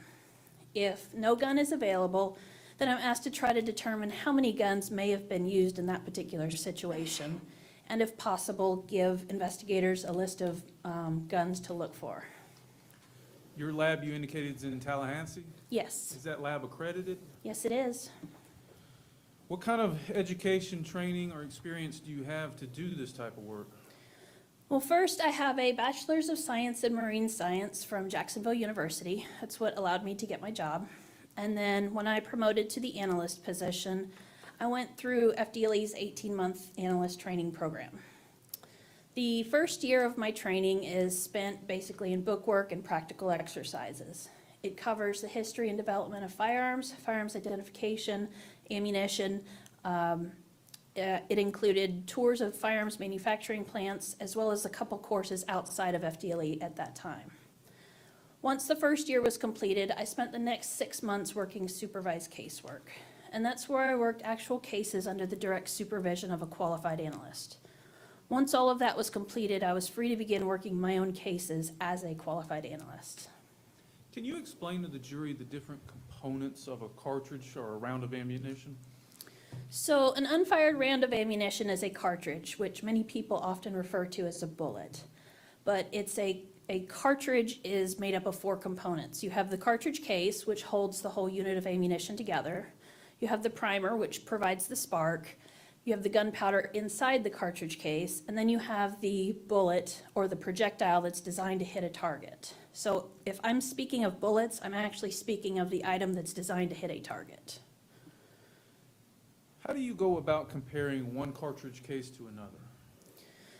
If I receive just 2 cartridge cases, then I will start with an inventory of those cartridge cases. I will start by taking a look at their class characteristics. Class characteristics are characteristics that are predetermined by the manufacturer. So for cartridge cases, that could be something like the shape of the firing pin. There's multiple shaped firing pins out there. And then it might also include the shape of the firing pin aperture or the hole that the firing pin comes out of in that gun. These are characteristics that can show up during the firing process on that cartridge case. So if I'm looking at these 2 cartridge cases and taking a look at the class characteristics, and the class characteristics don't agree with each other, then that's an automatic exclusion and I can eliminate them and I don't go any further. But if the cartridge cases agree with each other, then I will then move on to looking at their individual characteristics. Now, the individual characteristics comes from the cartridge cases or the bullets interacting with the interior surfaces of the firearm. There are random imperfections on the interior surfaces of the firearm that can transfer over to the cartridge case during the firing process. So when that firing pin strikes the primer, it leaves an impression in the primer. Any defects that may be on that firing pin can transfer over to the primer and leave marks. Similar as if you take a ball of Play-Doh and stab your finger, you can potentially see your fingerprints or any scars you may have on your fingers. What's also happening as that bullet is pushing down the barrel, the cartridge case is also slamming backwards against the breech face of that firearm or the part of the firearm that supports that cartridge case. So again, any defects that are on that cartridge case can transfer, or on that breech face can transfer to the cartridge case. Now, these random imperfections are unique to the gun. So if I have 2 cartridge cases, I will put them on my comparison microscope. A comparison microscope is a set of compound microscopes. They're side by side. They're linked by an optical bridge with one set of eyepieces. And that allows me to look at these two items side by side under the same magnification. So what I'm looking for is the set of repeating defects that may be showing up on these cartridge cases from the firing process. Depending on the amount of information that may be on those cartridge cases will determine what kind of conclusion I may come to during my examination. Now, is this a similar process for fired bullets or Ye- projectiles? Yes. Now, if you have the firearm in question, how do you go about that analysis? I will start with a visual and a mechanical inspection of the firearm. I want to make sure that it is safe to fire and that it should be functioning properly. So I'm taking a look at all the safeties, seeing if there's any potential dangers that may potentially cause me a hazard to fire. If the gun appears to be functioning properly and should be safe to fire, then I will test fire it in our laboratory range. I test fire into a water tank. That allows me to collect as pristine an example of test-fired bullets from that firearm as possible. And then I also collect the test-fired cartridge cases. So I will start with that. I will collect the cartridge cases, and then I will examine my test fires to one another. I know that they were fired from the same firearm because I just fired them, but I want to make sure that the cartridge cases actually have enough information to support that they were fired from the same firearm. So I will examine my test fires first, and then I will conduct the examination of the knowns to the unknowns and come to a conclusion based on what level of agreement I may see in the information on the unknown to the knowns. How many firearms would you say you've examined? Thousands. How many cartridge casings? Thousands.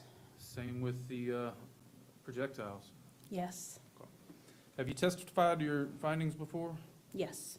Approximately how many times? Approximately 135. And does that include Escambia County, Florida? Yes. We're here on the state of Florida versus Sheila Agee. I want to start agency number ECSO 230FF015040. Did you receive agency exhibit number 1? Yes. What was that? That was a 9mm Luger Glock Model 19 Generation 5. It's a semi-automatic pistol. What was the serial number on that? The serial number is BWSH648. I'm going to show you states 58.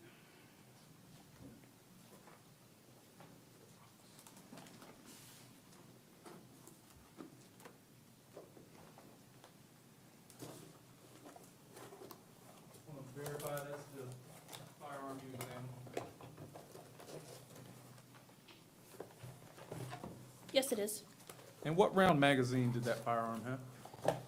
This magazine had a capacity of 15 cartridges.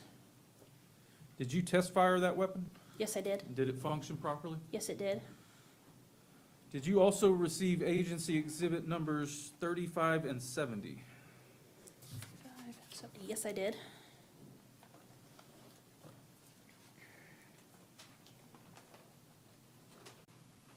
Take a look at those for me.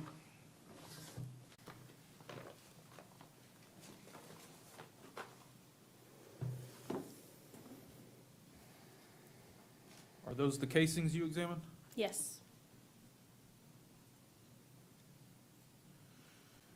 Did you compare your test fires to those exhibits, agency 35 and 70? Yes, I did. And what were your results there? That it was my opinion they were identified to the pistol. Did you also receive agency exhibit numbers 41, 43, and 44? Yes. What were they? 41 was a fired bullet jacket fragment and an apparent lead fragment. 43 and 44 were both fired bullets. Were you able to determine if they were fired in that same Glock 19? Yes. What was your opinion there? The bullet jacket and the 2 bullets were fired from that particular firearm. Did you also receive agency exhibit 42? Yes. What was that? Those were 2 apparent lead fragments. And were you able to determine if they were fired in that same weapon? No. Why not? They are of no value for microscopic comparison. They're just lead fragments. Most bullets are made of a lead core and then an outside with a jacket of some kind. So the actual core never comes in contact with the surface of the barrel on the inside of the firearm. Did you make a report of your findings? Yes. I'm going to show you states 91.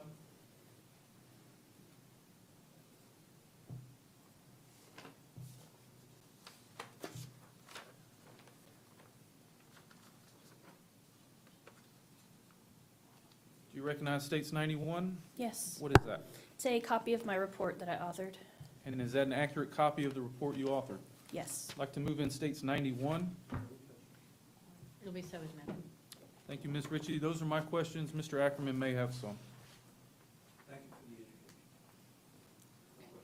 Okay. You can step down. I believe you're free to go. Okay. Thank you.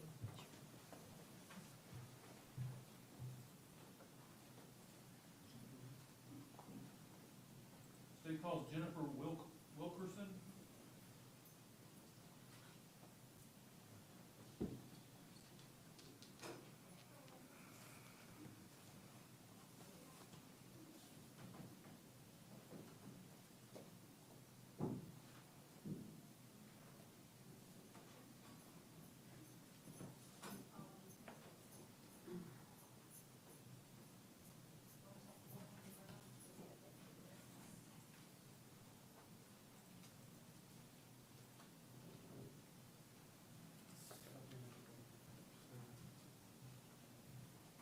Do you swear or affirm the testimony you're about to give is the truth, whole truth, nothing but the truth?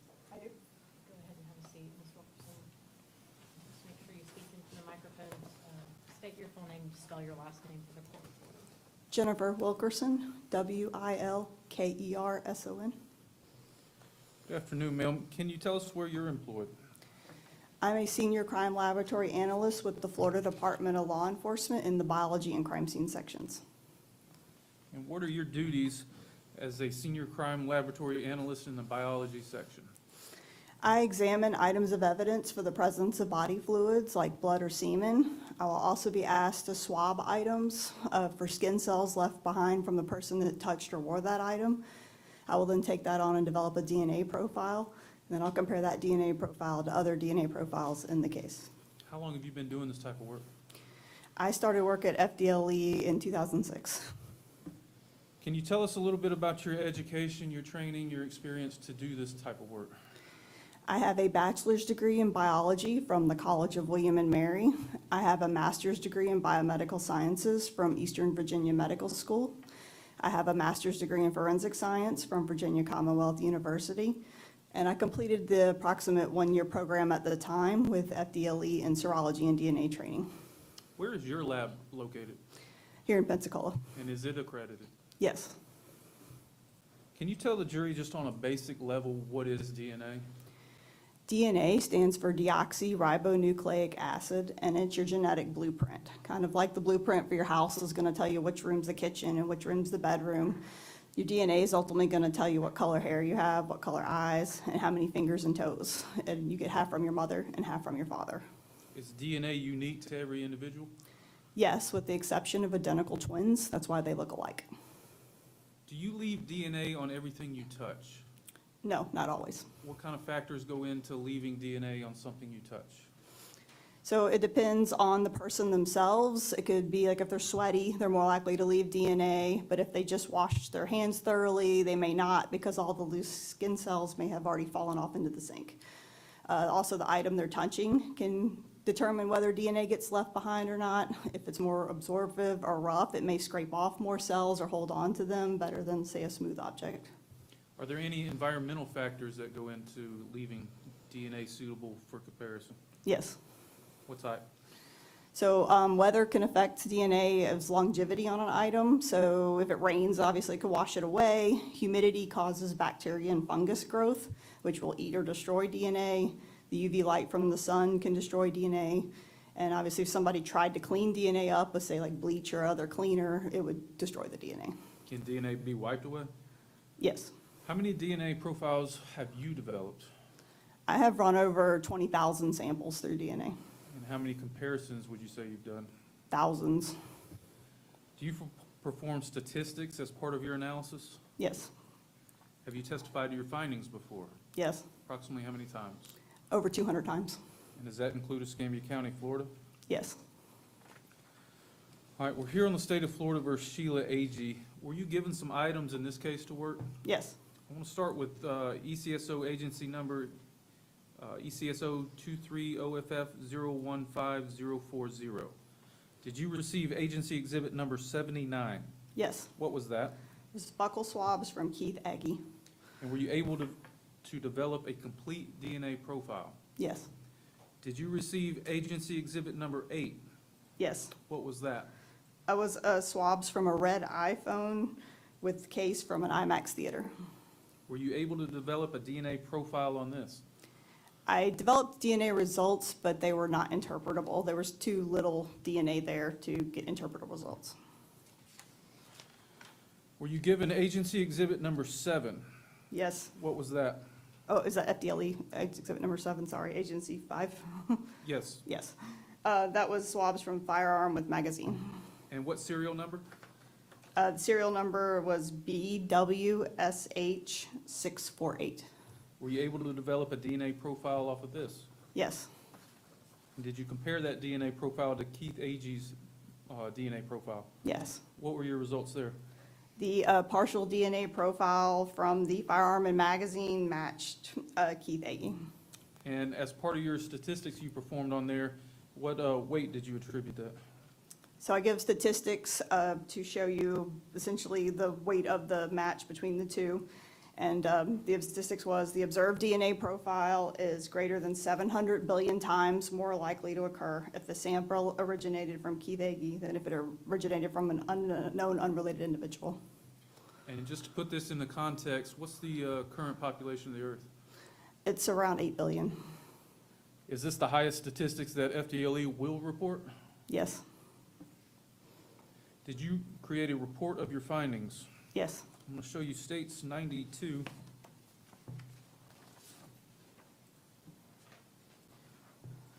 You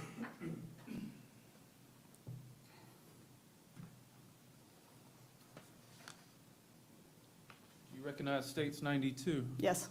What is that? It's the report that I generated dated December 4th, 2023. And is that an accurate copy of that report? Yes. I'd like to move in states 92, please. Will be so admitted. Thank you, ma'am. Those are my questions. Mr. Ackerman may have some. So she's free to go. Yes, ma'am. You can step down, ma'am. Thank you. Thank you.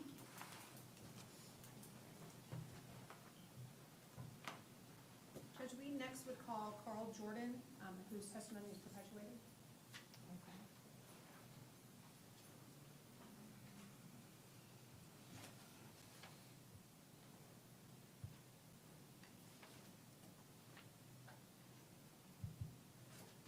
All right, today is July 29th, 2025. We're here in the state of Florida versus Sheila Agee, case 17-23CF3379. Present is the state attorney, assistant state attorney Trey Myers, and assistant state attorney Bridget Jensen. The defendant, Ms. Sheila Agee, and her attorney, David Ackerman. The witness is Mr. Carl Jordan. Sir, if you'll raise your right hand. You swear to tell us the truth, the whole truth, and nothing but the truth? Yes. All right, thank you. State your full name for the record, please. Carl Lamon Jordan. And is Carl with a C or a K? A C. And excuse me, will you spell your middle name? Laymon. And what is your date of birth? 11/13/78. Where are you employed? Home Depot. How long have you been with Home Depot? Just over 20 years at this point, probably 2.5 years. What are your duties with Home Depot? So I'm the district asset protection manager. I deal with everything from environmental stuff to theft, fraud, the inventories, those type of things. What about video surveillance? Video surveillance, yes, yes. Are you assigned to a specific location or region? I'm assigned to a district. My district number is 133. I handle everything from Panama City to Mobile, Alabama. Are you familiar with the Home Depot on Davis Highway and Brent Lane? Yes. How often do you actually work in that store? I visit that store between 1 to 2 times a month. And was that the same back in August of 2023? Yes. Back in 2023, you have a company that did your inventory? Yes. What was the name of that company? WIS.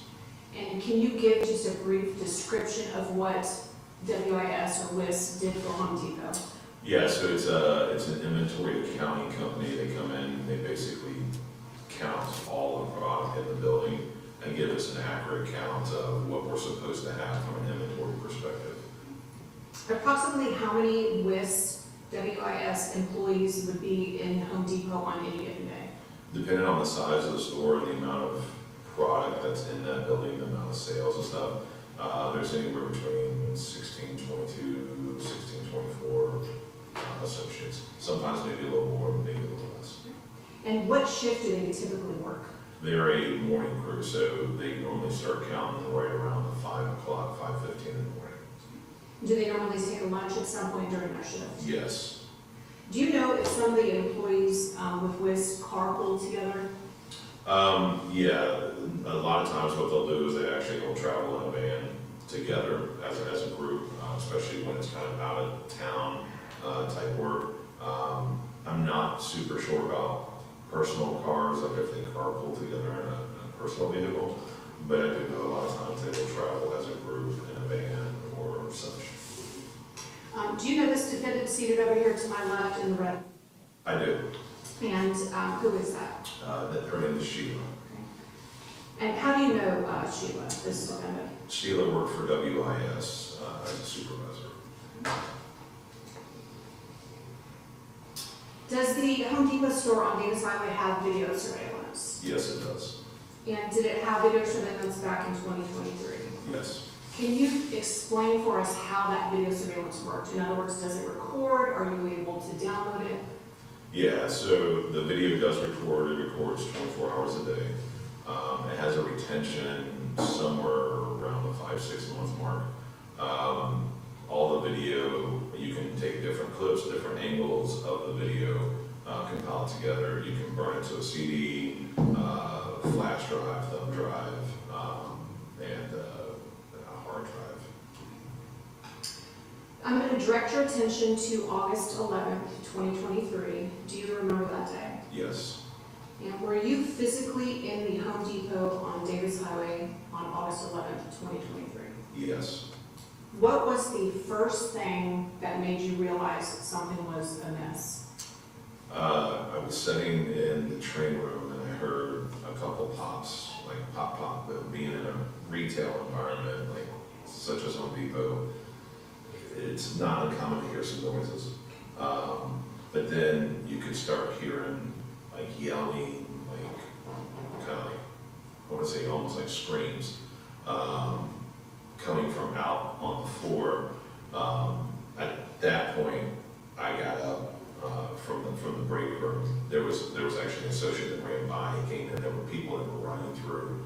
An associate came through. He's like, there's a guy with a gun. And we sat there for a second. I was like, what? And then he's like, there's an active shooter. So I ended up grabbing the associates and the people that I could, took them to an exit there on the north side in the train room. That particular door has a 15-second delay, so we're at the door trying to get out, but you can't. And then, you turn around and there's all these customers that you don't know, like running towards you. The door ends up opening and we ended up going out. Was the scene itself, how would you describe it? It was chaotic, absolutely chaos. Did law enforcement arrive relatively quickly, or how long did you wait? Yes, they did. Given the situation, they arrived what I felt was fairly quickly. I mean, sometimes in those situations, time moves a little bit differently in your head, but I do know that they were there quite quickly. Okay. Once law enforcement arrives and things calm down, did an investigator or law enforcement officer request video surveillance? Yes. Were you able to download different angles of the store relevant to this incident? Yes. Aisles 52 and 53, is that the lighting area? In that particular store, yeah. Okay. Are the actual aisles covered by video? There are certain aisles covered, those are not covered. Have you reviewed the downloaded video that you provided to law enforcement before your testimony today? Yes.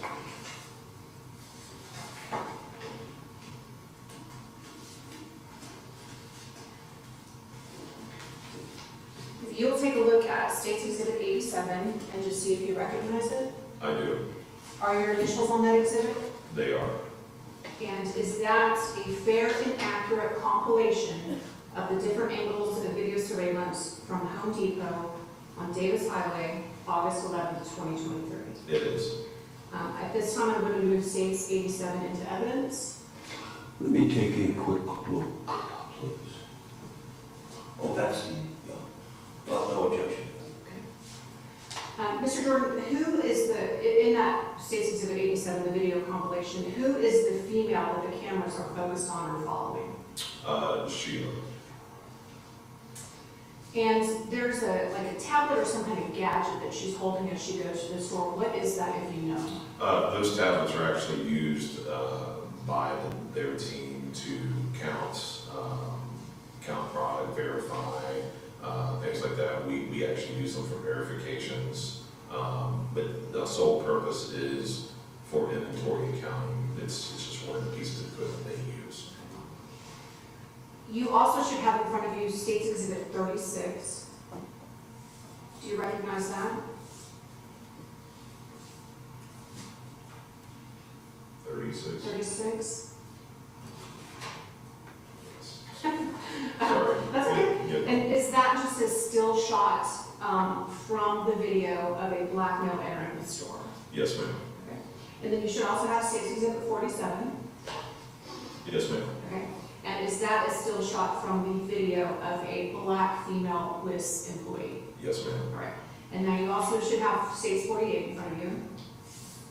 Yes, ma'am. Is that also a still shot from the video? Yes, ma'am. And do you recognize the individual in State's 48? I do. Who is it? That is she. Okay. So at this time, I would move States 36, 47, and 48 into evidence. Thank you, sir. Yes, sir.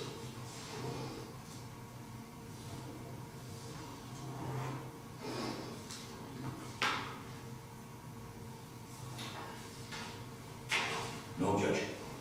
Thank you. Those are all my questions.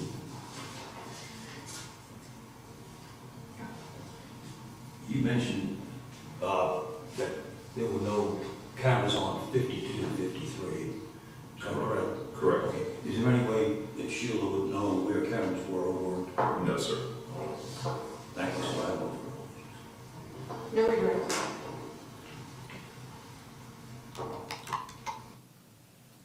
Judge, so for today's purposes, the state would move into States 36, 47, and 48. 47 was previously identified by Tiana Thomas as the deceased Brooklyn Sims, and also 87, which is the video surveillance. Will be so admitted. There was no objection previously by counsel. And permission to publish. Granted. For the record, this is States 36. This is States 47. This is States 48. And we will play the video in States 87.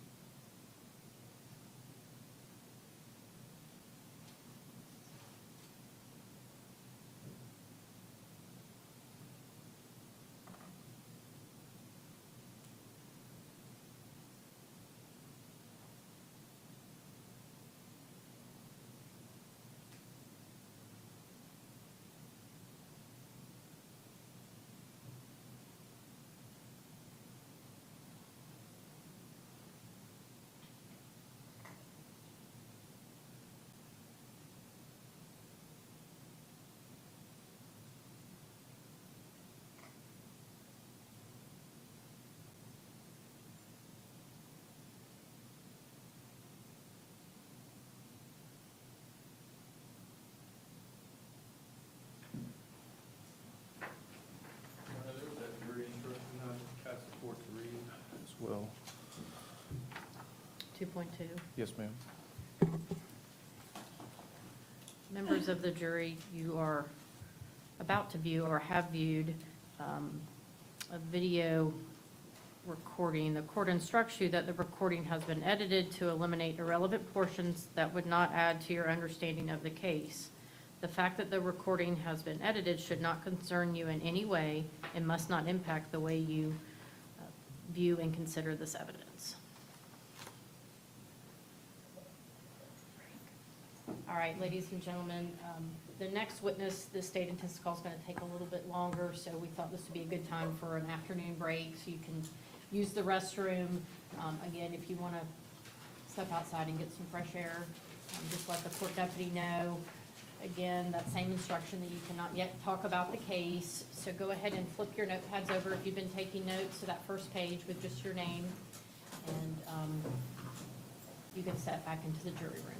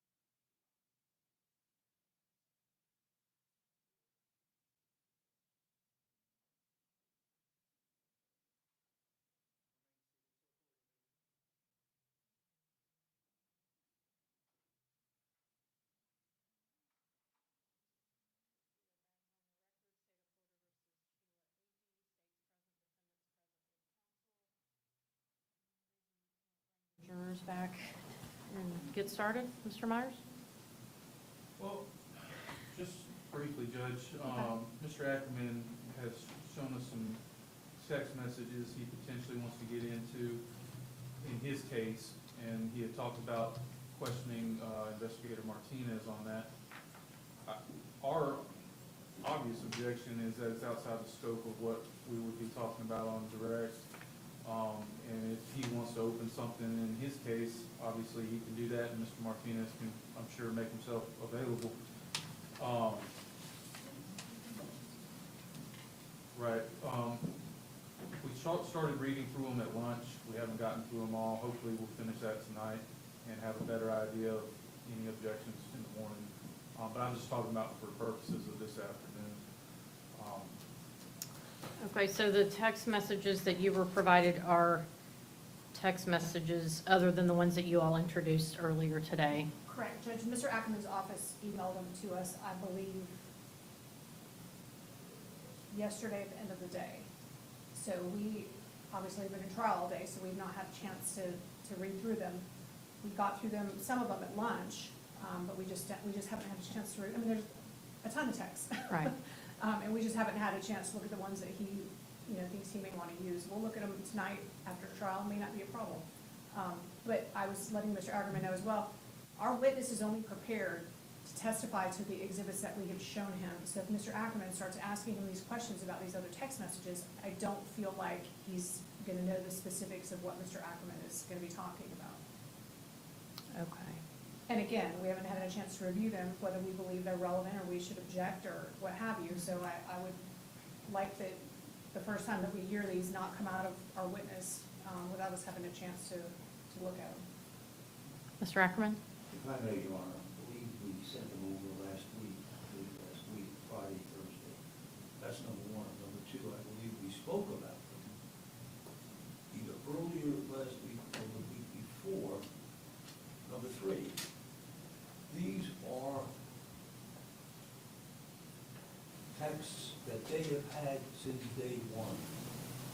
We were going over and over the text and other things they sent us. We, quite frankly, didn't know how to open it. We figured it out Thursday, Wednesday, and we immediately let them know that we planned. But once we saw them, we figured out how to open it. We saw them, we said, my God, these are extremely relevant. They're opening. This case begins on August 11th. It doesn't begin on August 11th. It begins for them on August 11th without our client without saying what these very relevant. They say that August 11th, there was a text from Keith to Mom. She gave me gonorrhea. Well, August the 4th, there's a text from Keith to Mom. She's given me, I've got this burning. She's the last person I was with. And there's conversation that mirrors or that precedes the August 11th conversation that couldn't be more relevant to the facts of this case and our defense. They've had this all this time. Now, granted, my naivety and I have a office manager, paralegal, pretty good with computers, but he couldn't open it. We had somebody else just take a look on a log, and there it is. So all they have to do, I would imagine, for them to print out these nice colored pictures that they do of the text, all they have to do is press a button, and the machine will print it out. I don't know how long it takes. Again, my naivety, but what does it take? We printed out they come in two forms from this Cellbrite company. They come in the form with each little box, and then they come in the form where they print it right out for you. So we pressed a button, and it printed out. And so, yeah, well, send it to us when you get a chance. So send it, we sent it.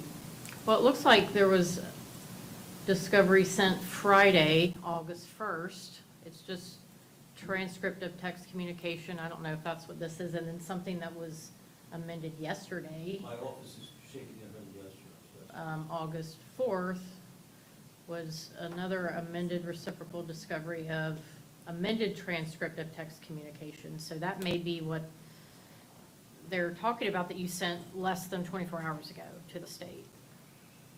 And again, it prints out in 2 minutes, and it's about a 20-minute read. Okay. Okay, and again, yeah, yesterday it was corrected, and there was a few spots where the names were wrong, or just supposed who did it. And anyway, I didn't mean to cut you off, Judge. No, so this is my position on it. The state is going to call Investigator Martinez, and you can certainly cross-examine him based on what they ask him about. And then if you want to call Investigator Martinez in your case, he's still under subpoena, then we can make sure we have contact information for him. And when you present your case in chief, you can certainly do that. And my question to the court is, and it's good that we have this discussion, because I'm going to cross-examine him, and I'm going to ask him what role he played in creating all this. As long as it's not outside the scope of the direct examination, Mr. Ackerman. And then I'm going to ask him, did you read the August 11th? Did you read August 10th, 9th, 8th, 7th?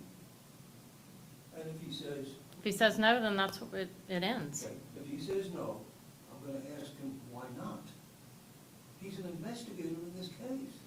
A person's charged with murder, and he's giving us a piece of the pie. Why didn't you? Let him answer yes, well, I don't care, I didn't know it, but I want the right to ask that question.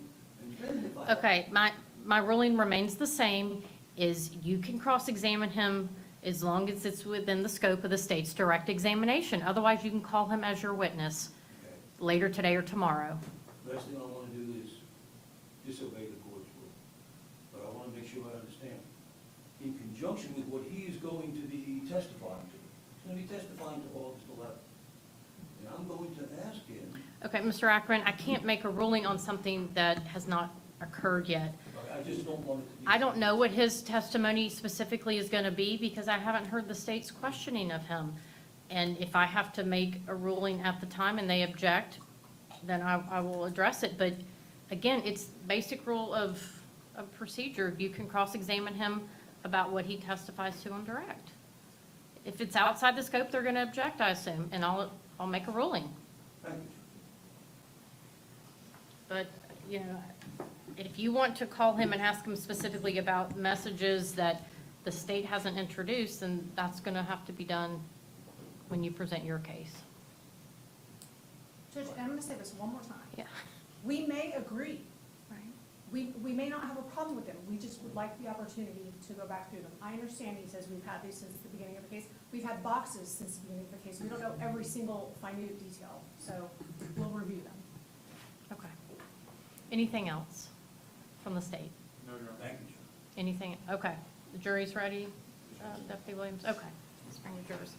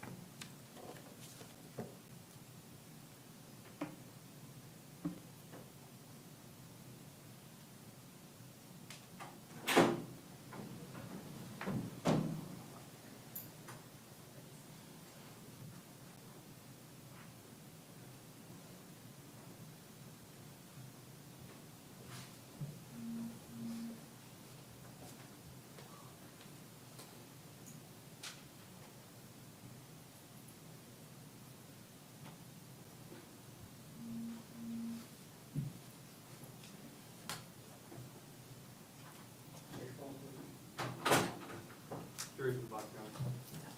Please be seated.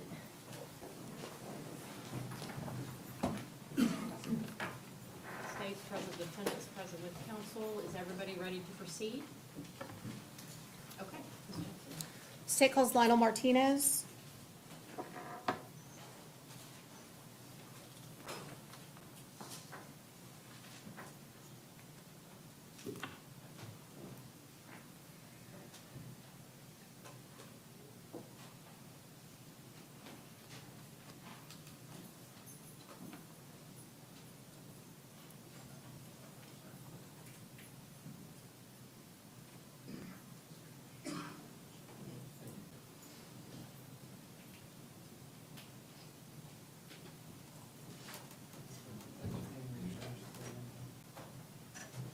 You swear or affirm the testimony you're about to give is the truth, whole truth, nothing but the truth. I do, ma'am. Mr. Martinez, go ahead and have a seat if you would. Make sure you speak into the microphone for us and state your full name, spell your last name for the court reporter. Sorry, here you If you'll just state your name. go. Lionel Martinez, Martinez. And will you spell your first name for us too? Lionil. And where are you employed? I'm employed with the Escambia County Sheriff's Office. How long have you been with the Escambia County Sheriff's Office? I've been there 11 years. And what about prior to that? I was employed in the state of Georgia, law enforcement officer for 17 years. What do you do for the Sheriff's Office? I am an investigator in major crimes. Were you assigned to investigate a shooting at Home Depot on Davis Highway? Yes, And did you actually respond to the store on August 11th, 2023? yes, ma'am. When you first got there, where did you go? I went into the store through the entrance and I went to aisle 52. And when you went to aisle 52, what did you see? Laying face down in the aisle was a black female. She had dark black pants and a dark colored shirt, which is navy. And I saw some gunshot wounds or defects in her arm, her side. And then, like I said, she was laying face down and the blood was pooling around her. While you were at the Home Depot store, did you request video surveillance from Carl Jordan? Yes, And was he actually able to provide you with the video surveillance on that day? yes, ma'am. Within a short amount of time that afternoon, was a suspect taken into custody? Yes. And who was that? Keith Agee. Were you advised that a firearm was located as well? Yes. And what about a vehicle? Yes, ma'am. Okay, where was the vehicle located? The vehicle was located at specialty, or select specialty care. So the Home Depot, the location where the firearm was found, the location where the car was found, and then where Mr. Agee was taken into custody. Are you familiar with all of those areas? Yes, ma'am.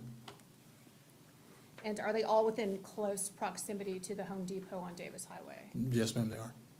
You should have in front of you State's Exhibit 88. If you will just take a look at that and see if you recognize it. Yes, ma'am. Okay, and are there different areas that are highlighted on that exhibit? Yes, ma'am, they are. Is it a fair and accurate map of the various areas of interest pertaining to this case? Yes, ma'am. Your Honor, at this time I would move State's 88 into evidence. Will be so admitted. And permission to publish? Granted. You should have, if that screen's easier to see for you. So can you just give the jurors an idea of what the different pinpoints are, starting with the Home Depot? So the Home Depot is located right next to I-110. Okay. And if I'm highlighting this green area right here? Yes, ma'am. Okay. And then just north of that Home Depot is the Bobby Likas Auto Care, where the firearm was recovered in the roadway. Okay. So the intersection, if you make a right-hand turn, that is going to take you down to the Select Specialty Care, where the vehicle was located in the parking lot. Okay. And then south of that location is the AMC IMAX Theater, where the suspect was taken into custody.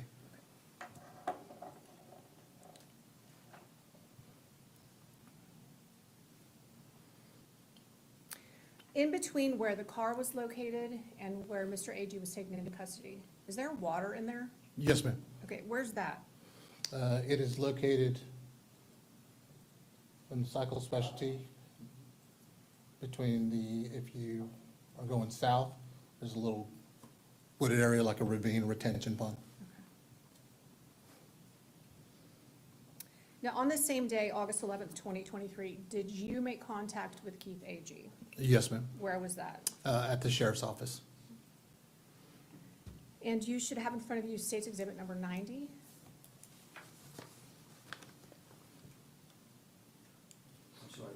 State's Exhibit 90 is in front of him. Do you recognize that exhibit? Yes, ma'am. And is that just a screenshot or a still shot of Mr. Agee at the sheriff's office? Yes, ma'am. And does it depict how Keith Agee looked at the time you made contact with him at the sheriff's office? Yes, ma'am, it does. Judge, at this time, I'd move States 90 into evidence. It'll be so admitted. And permission to publish. Yes, ma'am, granted. For the record, that's State's Exhibit 90. Now, there was some testimony earlier that perhaps Mr. Agee's pants were wet.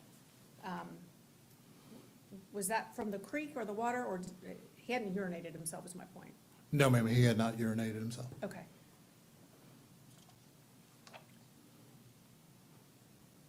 Now, while you spoke with Mr. Agee, was he cooperative with you? Yes, ma'am, he was. Did he give you his cell phone number? Yes, ma'am. Did he also give you the password to it? Yes, ma'am. And did you seize his cell phone when he was taken into custody on August 11th? Yes, ma'am, it was. Did you have the contents of his cell phone downloaded?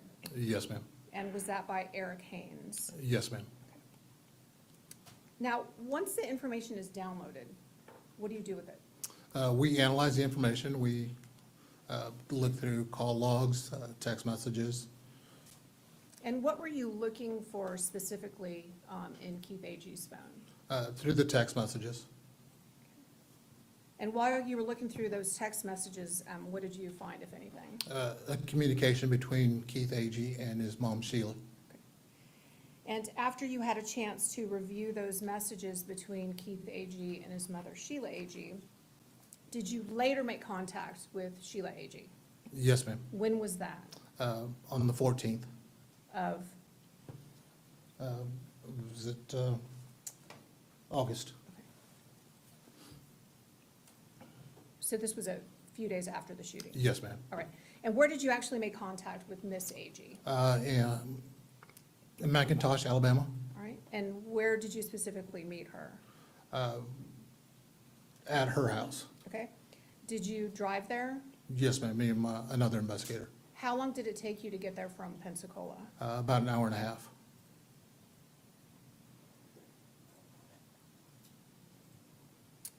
At that time, did you know where Keith Agee was working? Yes, ma'am. Where was that? It was at a steel plant. Okay. And do you know how close or how far that was from where he lived? Within minutes. Okay. And where was he living at the time? With his grandmother, Thelma.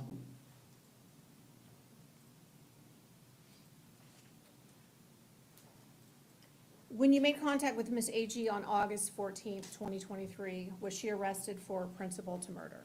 Yes, ma'am. Did Miss Agee have a cell phone on her at the time she was arrested? Yes, ma'am. Did you seize that cell phone? Yes, ma'am. And did you have her cell phone downloaded like you did Keith's? Yes, ma'am. Was there anything significant about the download on her phone, that conversation between her and Keith? The text messages were deleted. Were they able to be recovered though through that Cellbrite process? Yes, ma'am. You should have in front of you State's Exhibit 34. That's already been admitted into evidence. Do you recognize that exhibit? Yes, ma'am. Are those the text messages downloaded from Keith Agee's cell phone? Yes, ma'am. And are those to and from Keith Agee and his mother Sheila Agee on August 11th, 2023? Yes, ma'am, they are.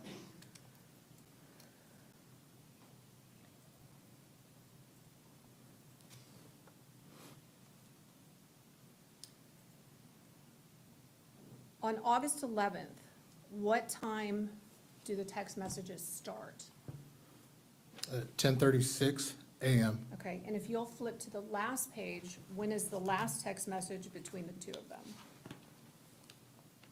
At 12:42 p.m. Okay, and do you know what time 911 was called to the Home Depot? No, ma'am, I don't. Okay.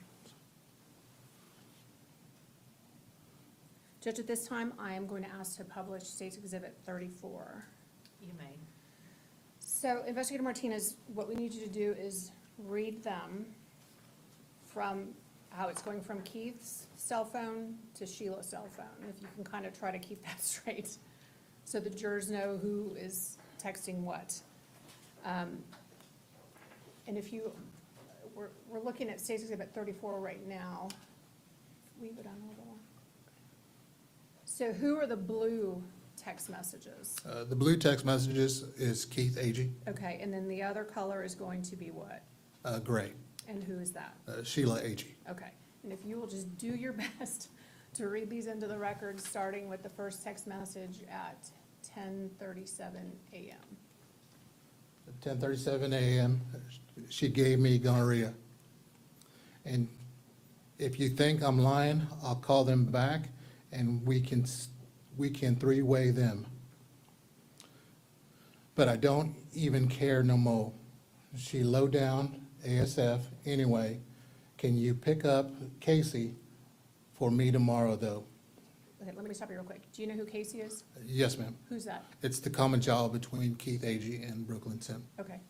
Next text message is, text message is gray. So who is this from? Sheila Agee. Okay. No, I don't believe you lying. If that's what you say, I don't have no reason to think you lying. Yes, I'll get her tomorrow.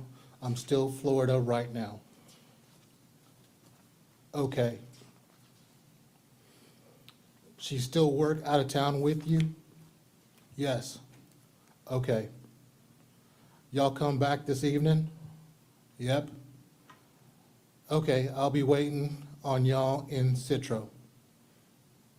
That bitch might ASL call the law, 'cause ain't no way she gonna do me low down.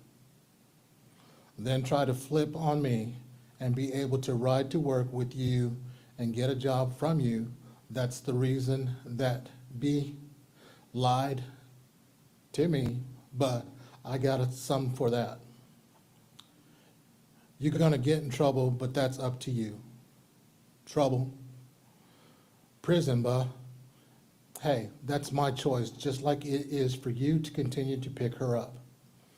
I ain't saying fire her or some, but let that dirty bitch find her ride to that MF. Will you, when you transition from Keith's text to Sheila's, will you just say that? Yes, ma'am. Again, because we're reading it to the court reporter's giving me a look. Okay. Thank you. I was gonna ask about that. Thank you. All right.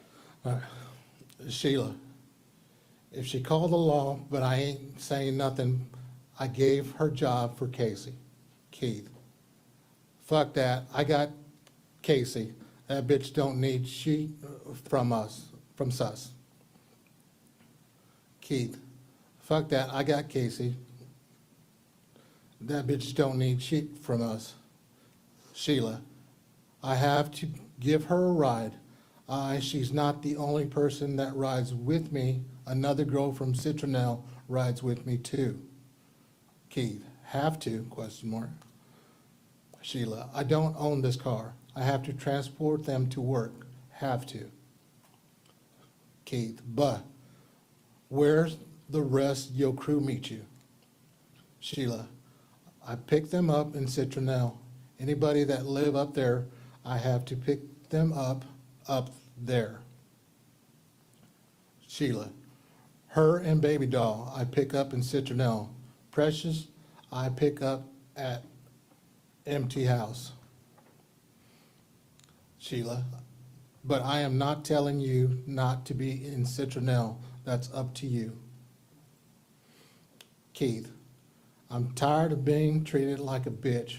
When I do right, fuck that job, fuck my job, and I don't even care about jail no more.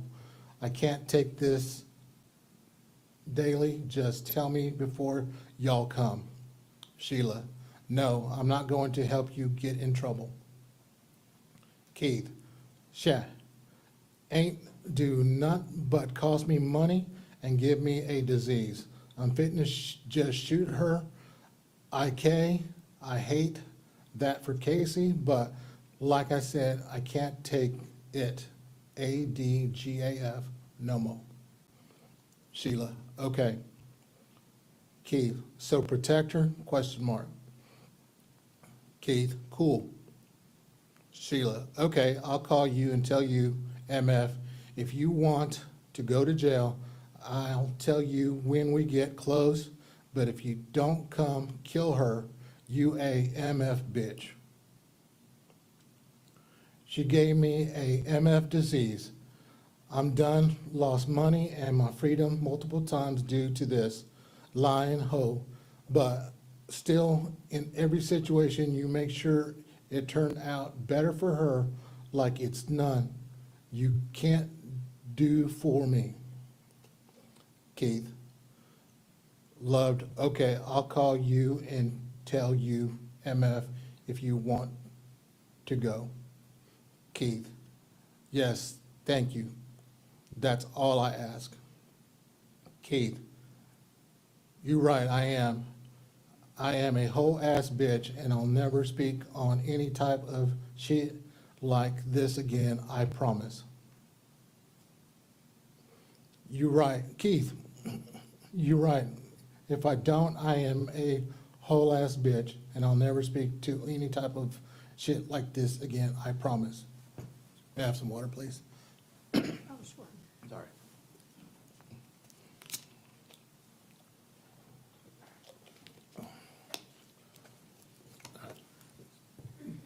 Keith, on Casey's life.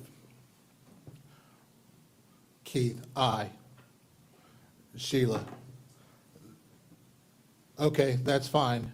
You the one to have to leave your baby and go to prison and have her hate you. You ain't hurting Brooklyn. She will be dead. No problems for her. To only person you hurting is you and Casey. She will be lost her mama and daddy, and you won't ever get to touch your daughter again. But I swear to God, I don't care. I ain't going to jail. Keith, I'm okay with that. Keith, I can't take no more. Don't nobody help me. I'm tired. I ain't got shite to live for. No way. I'm going to jail. Keith, Citro, gonna shoot me because I'm so blown at them. Keith, it's been a long time coming. Sheila, okay, well, you ain't hurt nobody but Casey, but I'm sure you're okay with that. Sheila, but I'm good with it. Keith, okay. Sheila, somebody will take care of Casey. Keith, I'm about to just leave work, nice, so I'll be off. Sheila, that's up to you. Keith, yeah, okay, she good. Sheila, don't call Nanny and tell her. She will try to talk you out of it. Keith, okay. Keith, I ain't even gonna tell her why I left. Keith, I'm just saying I gotta go to the dentist. Sheila, don't even go there. She won't know you left. Sheila, don't shoot my MF car. I don't want to die. Keith, I'm not. Sheila, wait till I put her out. Keith, I was gonna wait till she got out. Sheila, okay. Keith, but that's another thing. If she don't get out of that car, Mama, and I have to drag her out or can't, I'm gonna ask you to step out. Keith, because I'm gonna open the door, just shoot her. Sheila, as long as you don't shoot me. Keith, But, IK, you know work just don't forget me this evening. Sheila, hell, if you're getting off work now, I'll give you the address here, and you can ride over here and do it so you don't have to do it in front of Casey. Keith, send it to me. Sheila, we just in Pensacola.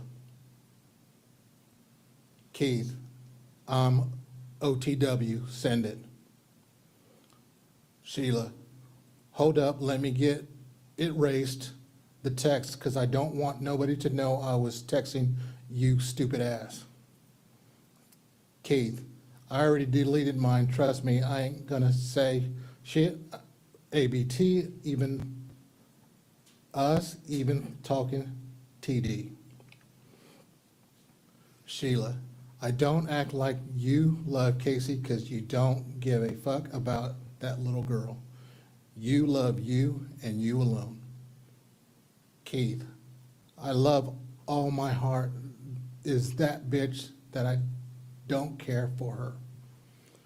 Sheila, you don't love her. You willing to leave her alone because you mad at a bitch that's not love, son. Keith, if she did, she wouldn't act that way about me trying to get her, knowing she acting because she fucked me over and wants everybody to be on her side like she ain't do none. Keith, I'm not mad at a bitch. I hate every MF body. Keith, don't nobody help me. The only people ever seemed like they will do for me or ride or take up for me is Jaden and Emmanuel and Casey. Keith, I'm coming through Movico. What's the address? Let me stop you real quick. Do you know what Movico means? Believe it's a small town between McIntosh and Mobile. Thank you. Sheila, you willing to leave her at the mercy of the world to possibly be raped, abused, neglected, and God knows what because you didn't put on a rubber? You're gonna make her suffer for something she had no control over.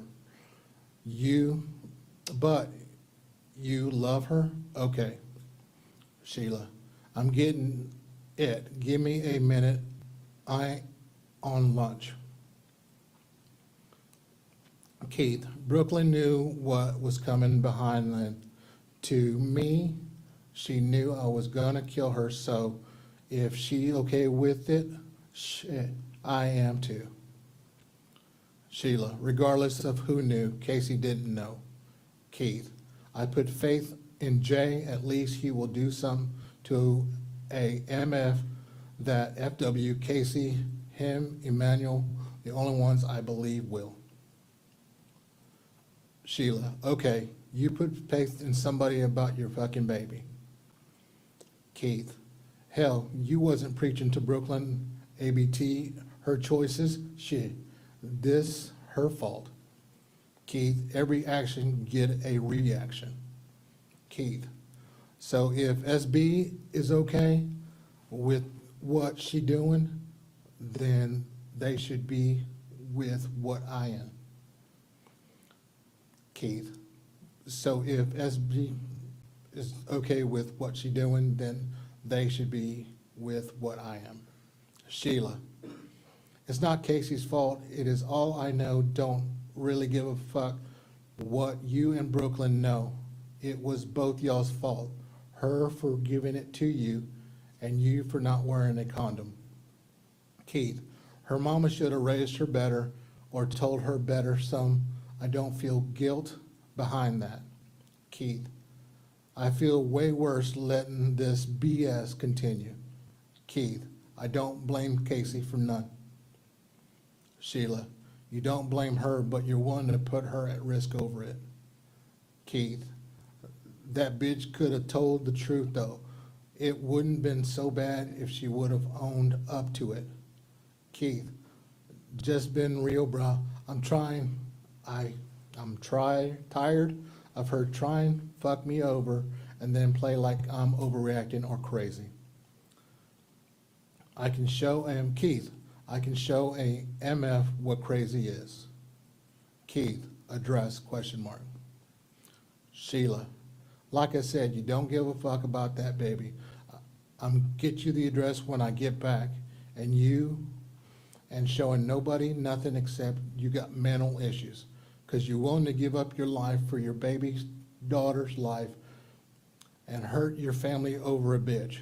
But don't worry, I'll make sure she know Brooklyn gave you something that you had to get a shot for, but that you didn't love her enough to give a fuck about what happened to her. That she wasn't enough for you. Maybe she would have meant more to you. Her mama and daddy would still be here. She wasn't important enough, and you just had to prove a point. I promise you I'll remind her of that the rest of her life. Sheila, which she will probably end up committing suicide, and she'll be with y'all anyway. And give me 10 minutes, I'm gonna give you the address. You ain't close yet. Keith, if she meant more to her mama, maybe this wouldn't have happened. Sheila, I ain't talking about her mama, I was talking about her daddy, and you just confirmed you don't care about her. Keith, Brooklyn knows what I do, and I done shot at MFS in front of the police and got away. If she a still lie, she must not give a fuck about Casey or her life. I do, but you ain't gonna listen no way. Keith, you ain't in my position, so it's easy to say BS. Sheila, I know I ain't gonna do nothing to take Casey away from me, 'cause I love her. I know that. Keith, I'm pretty sure you ain't, 'cause you ain't gonna do nothing RN, so again, I said, easy to say when you don't do she. Sheila, who don't shit? Who the fuck you think helps care of that baby? Keith, I'm getting on the interstate 9. Sheila, okay. Keith, take care, question mark. MF, you take care of Brooklyn. Sheila, did you just call me a MF? Keith, you don't even like to go pick Casey, sometimes worried about a damn nigga, sell that dream somewhere else. Sheila, I can't wait to get back to the store to give you the address, 'cause you gonna have to shoot me today. I done told you about cussing me. Keith, all I want is that address, mama. I'm done talking. I'm done talking enough. IK what's gonna happen, and I'm okay with that. I'm done already. Been thinking it through, and this the only way for me. IDK, why you so quick to start shy with me? But again, must be scared of Brooklyn or some IDK. Sheila, I promise I'm head back to get it and give it to you, 'cause I'm done told you about cussing me. I told you you don't have to respect me, but you not going to disrespect me. Keith, you disrespecting me, trying to tell me if I love my child or not. Keith, that's your problem. You don't see TS, but again, I think it's a woman thing. Keith, she gonna be out on the floor, right? Question mark.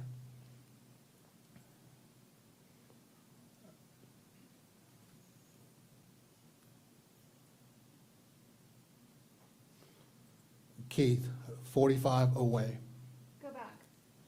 Was that text message with the Home Depot address sent from Keith's phone or Sheila's phone? Sheila's phone. Keith, question, she gonna be on the floor, right? Sheila, thumbs up, waiting on you. Keith, I'm saying I'm gonna have to find her in the back or something. Keith, question mark. Sheila, nope. Keith, okay. Sheila, but just know I'm be the first MF you see, but I ain't even told her you were coming. So you good, but you gonna see me for cussing me. Keith, let it be after then. Sheila, no, I'm gonna come out. She will be in, she won't know nothing. Keith, I'm not studying you right now, so sure, I DM. Sheila, okay. Sheila, I'm gonna show you today what it means to love your child. You will understand when you're chilling with your daughter one day. Keith, stay out of my way. Sheila, I am. Keith, only warning I'm give you, I'm not studying you. You never help anyways. Hindering me is what you doing. Stay TF out my way for once. Don't help Brooklyn. If you want to show me some, you can after. I'm done with her. I have no problem with that. Sheila, only warning you giving me, LOL, bitch. Brooklyn might be scared of you, but I ain't. Keith, I don't expect you to be. Sheila, come on. Keith, light, come on. Keith, you probably done called the police for that girl. Sheila, I swear to God, I ain't told her nothing about you. Sheila, but I hope you ain't stupid enough to think you ain't going to jail, because that's definitely where you're going. Keith, oh nah, jail or dead, one, the two. Sheila, yeah, that way. Keith, light, yeah, that way. Sheila, probably best because something wrong with you. You don't need to be around Kai or Casey. Keith, something wrong with you. That must be you. That must be why you didn't take care of Kai. Let me stop you real quick. Do you know who Kaya is? Yes, ma'am. Who's that? Another minor child with Sheila. I'm sorry? Sheila's Okay. daughter. Okay. Keith, oh. Sheila, I wouldn't hurt her, you stupid. Keith, LOL, man, get off my phone. All I needed was the address. Leave me alone. Finish your work today. Keith, and you is too. Keith, I forgot, just me. Sheila, bet. I ain't stupid as you. Come on, dummy. Keith, yeah, fuck me though. Point proven, thank you. Knew I wasn't tripping, you fucking retarded. Keith, yeah, you called the police. Sheila, okay, if you're trying to say I called the law, okay, God, I ain't called nobody. Sheila, I swear to his on Casey, I ain't called no law or told her nothing. Keith, you wouldn't be texting me still if you didn't. LMAO. Any other time, you will leave me TF alone. Sheila, if I called the law or told her anything, I hope Kaya never takes another breath. Sheila, I laughing at you because you stupid enough to give up your whole life for a bitch that you don't want. I laughing at you because you stupid enough to give your whole life for a bitch that don't want you.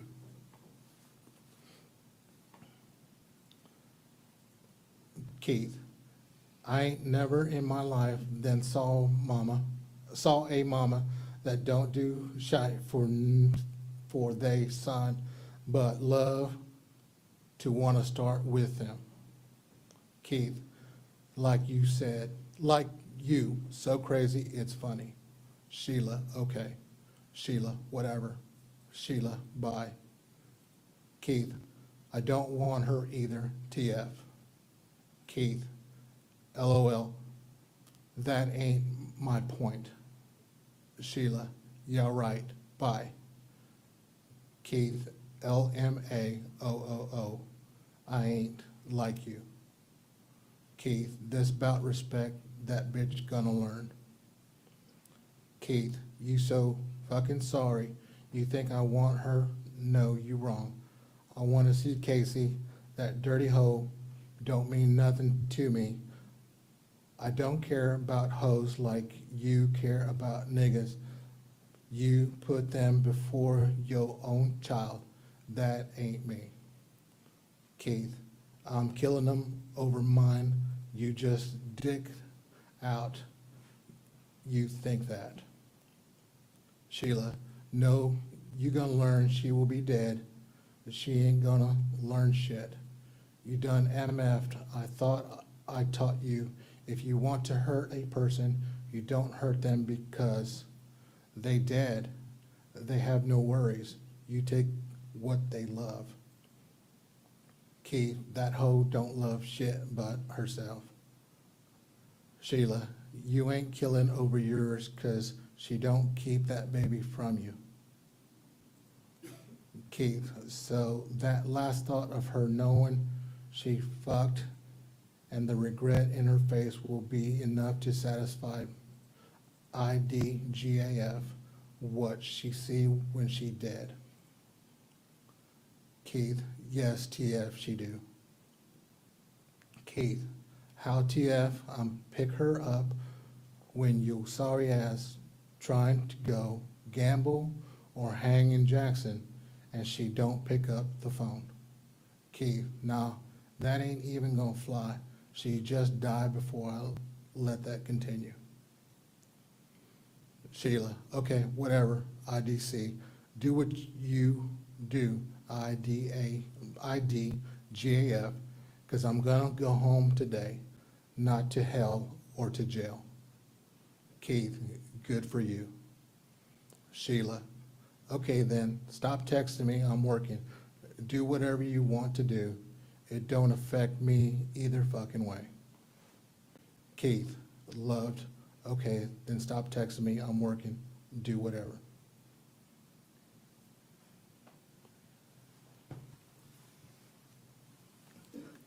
I was gonna ask if you need some water. Yes, ma'am. Okay.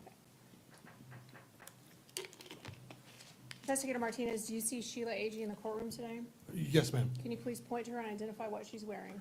She's wearing a black blazer and she's to my left.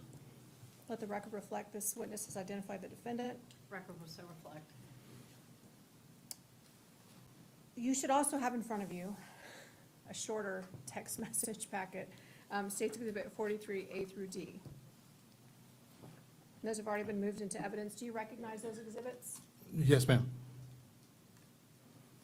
Can you pull the other one up? And again, if you will read these into the record, these have been identified as text messages between Brooklyn and Sheila Agee. All right, so if you will start on 43A and just read that into the record and who it's from. Okay. Hey, this Brooklyn, is it any way I can see what my badge number is? Question mark. This is my new number, Brooklyn.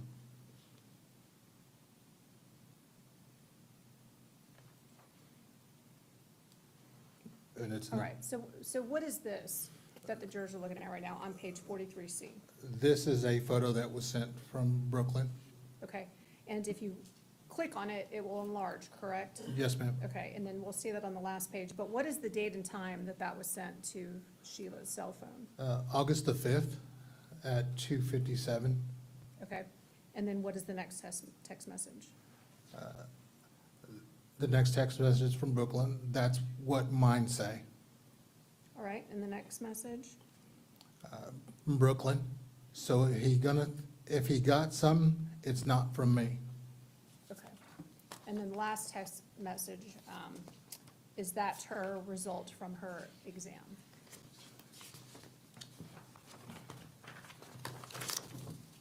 Yes, ma'am. Okay. When you were going through the different cell phone downloads on this case, were there any calls or messages between Keith Agee and Brooklyn Sims on August 11th, 2023? No, ma'am.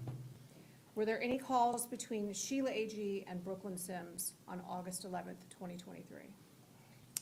Just two, and they were very early in the morning.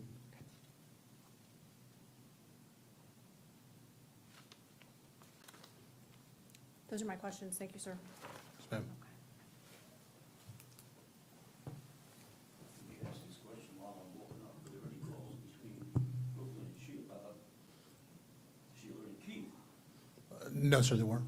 So we've got no phone calls, texts? Correct, sir.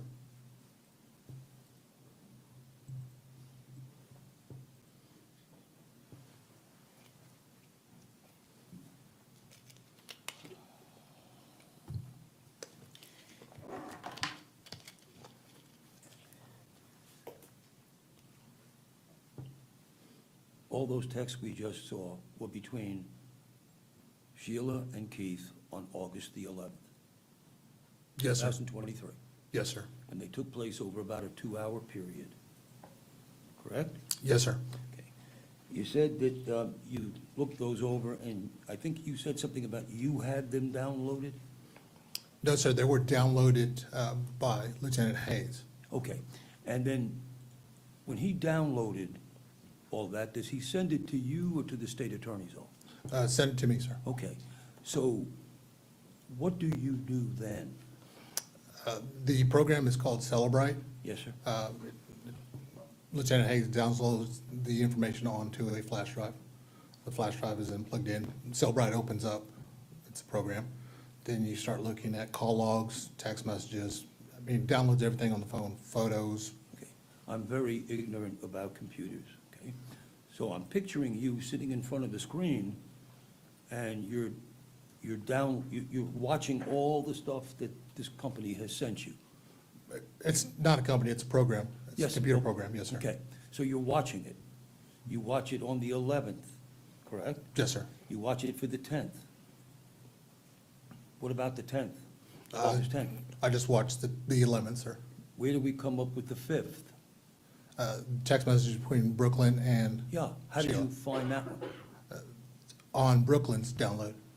Okay.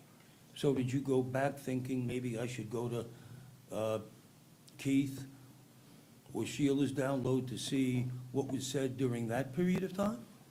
No, sir. Okay. And, well, did you not think when you were going over these texts that, judging by what you were reading, that there was something that took place before that? That might be relevant, interesting? Yes, sir. And did you look at it? Yes, sir. Well, that's what I'm asking. So you did have a chance to look at the text before the 11th, the 10th, the 9th, the 8th, the 7th. Is that a yes or a no? No. If I can clarify for you. Please. So we have 3 cell phones. We have Sheila Agee's, Keith Agee's, and Brooklyn Sims. So what I did not see on Sheila's, I looked to see if there was text messages between Brooklyn and Keith, Right. and there weren't. So then I looked to see if there were any messages on Keith's phone, between Keith and Brooklyn. There were none. Then I looked to see if there was messages between Keith and Sheila, and that's what I filed on the 11th. I don't understand that. You didn't find anything. If you're looking, I thought you started with the 11th, and then you're looking for more. I didn't quite understand your answer. Did you look at the 10th? No, sir. You're investigating a serious case, and you have all these texts from the 11th.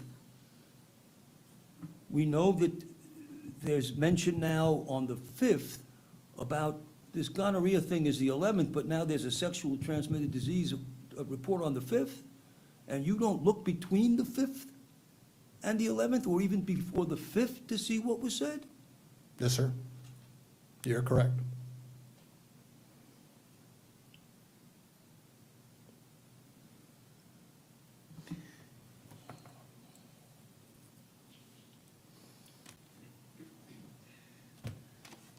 Couple of quick questions to clean up. These texts that we just saw on the 11th, I'm correct in that there was no indication ever that Sheila told Keith where in the store they were supposed to meet? Correct. And you've seen the video, right? You looked at the video from the stores? Yes, sir. You did all that? Yes, sir. Police detective work, but didn't look at the tent. And you looked at the videos, and there's that period of time that Sheila is walking down and around that aisle, back and forth, back and forth. And that was about the time when Keith was supposed to be getting there, is that correct? That's correct. Okay. So we know she's there, you all agree, looking for Keith. Correct? Correct, sir. Okay.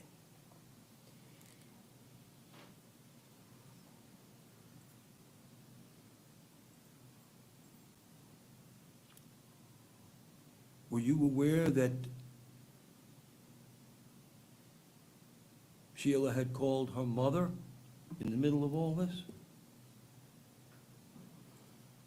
Sheila had called Thelma in the middle of this time period, between 11:30 and 1:21. Were you aware of that, yes or no? I'm trying to recall the call log on Sheila's phone. So without having the log, sir, I can't be definite in my answer. In your investigation, did you ever ask Thelma, did you ever speak to Thelma? Yes, sir, I did speak to Right. Thelma. Did you ask her whether she'd ever spoken to Sheila during the course of this No, sir. time? You didn't ask? No. Surprised you to say that they did speak, and they did speak about Keith? Sustained.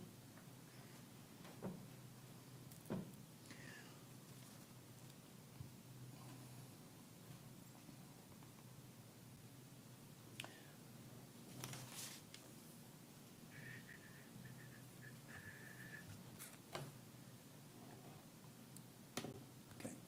So I understand. You're telling the jury, as of right now, well, let me stop and ask another question. What does it take, well, when you get this information from the server, who was that you said you got the information from? Cellbrite. Okay. When you get that information, and it's there in front of you, and it goes the 11th, and that's where it stops, but it had a lot before that, correct? Yes, sir. Okay. How long would it take you, well, how long did it take you to just to press a button or whatever you do to pull up those texts from the 11th? You input the number, in this case, it's Keith Agee or Sheila or Brooklyn's number in the search bar. Yes. And it'll pull up the messages associated with that number. Yes. And that day, I did just the 11th. Okay. And that day when you did just the 11th, how long did it take you? Probably less than a minute. So if you went home tonight, or this afternoon, and you wanted to pull up the 10th, the 9th, the 8th, the 7th, the 6th, 5th, or, it would take a minute, 2 minutes, 3 minutes, 5 minutes just to pop that out? Depending on how much was on there? Yes, sir. Yeah, and if, let's say that it's from the 3rd or 4th of August to the 10th of August, for argument, discussion purposes, is about the same length as the August 11th tape. It should take about a minute or two, correct? Yes, sir. Okay. Do you have time to do that this afternoon or this evening? Tomorrow morning? Yes, sir. Okay.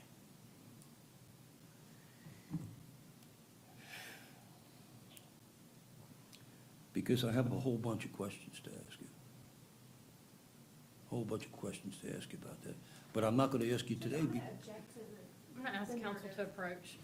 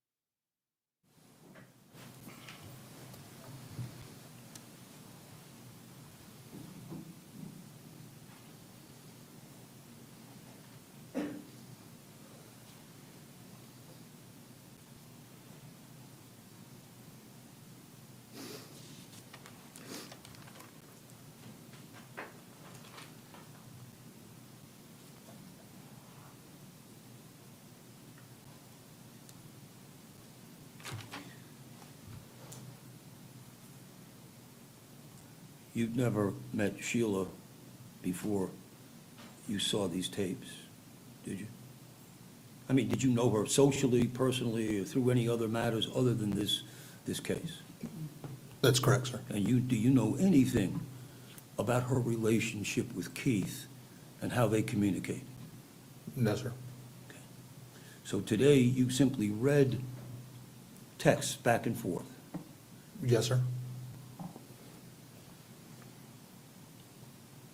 I have no further questions, Judge. Can you redirect, Ms. Johnson? I think he needs to remain available, correct? So you remain under subpoena, and just instruct you not to discuss your testimony. Yes, ma'am. Thank you.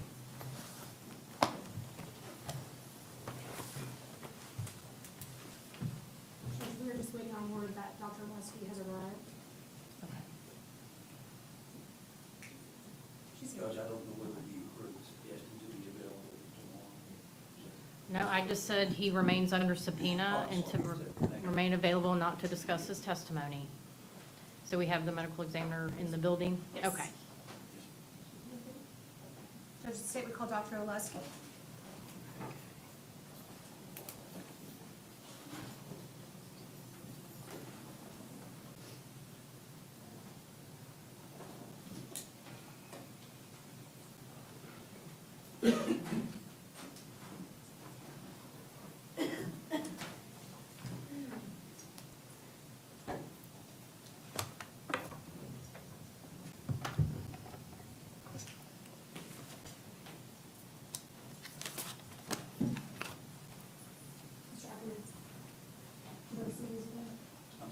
You want to see these again?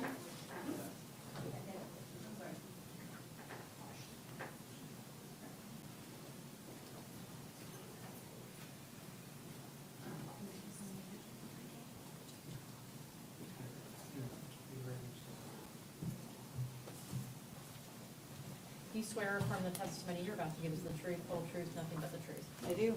Go ahead and have a seat for me, Dr. Oleski. If you will, just make sure you speak into the microphone. If you'll state your name and spell your last name for the court reporter. Sure. Tiyanna, D-E-A-N-N-A, Oleski, O-L-E-S, as in Sam, K-E. Good afternoon. Good afternoon. What is your occupation? Hi, I'm the Chief Medical Examiner for District 1, which encompasses the foremost western counties of the Florida Panhandle. What are your duties as the chief medical examiner?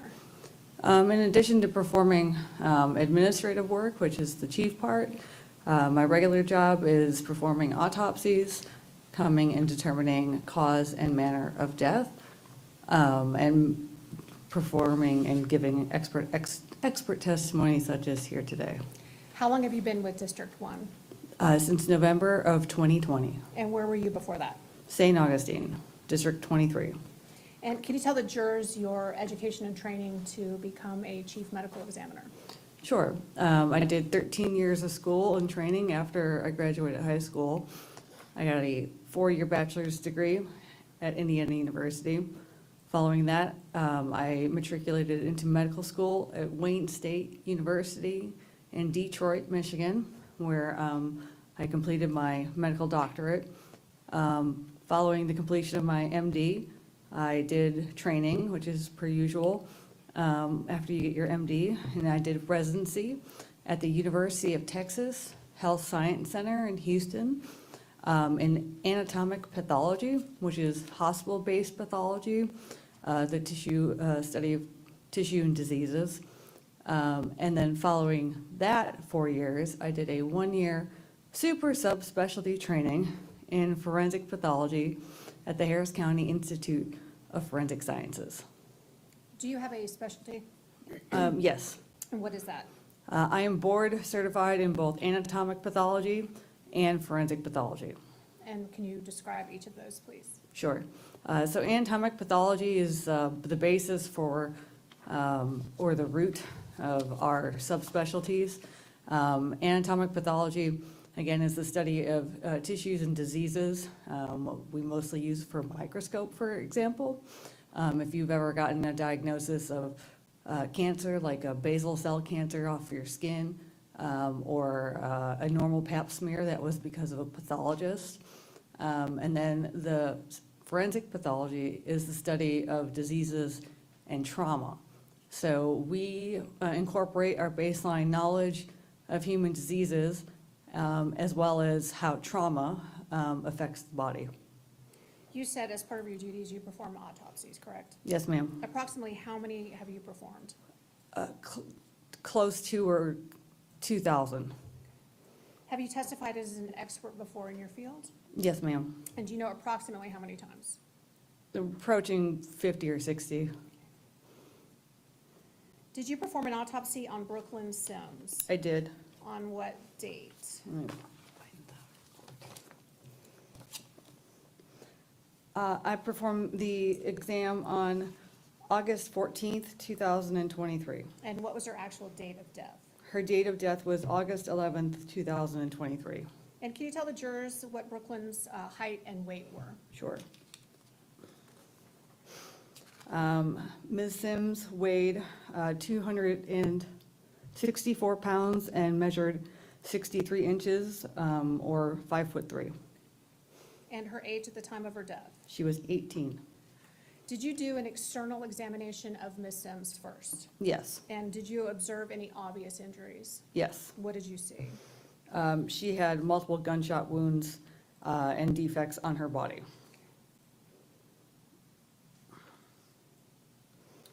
Were photos taken during the course of your autopsy? Yes. And would they help illustrate or assist your testimony today? Yes. Would they help explain the type of injuries and the locations that you saw? Yes. I think in that folder underneath you, you should have States Exhibits 93 through 102. If you'll just take a look at those and see if you recognize them.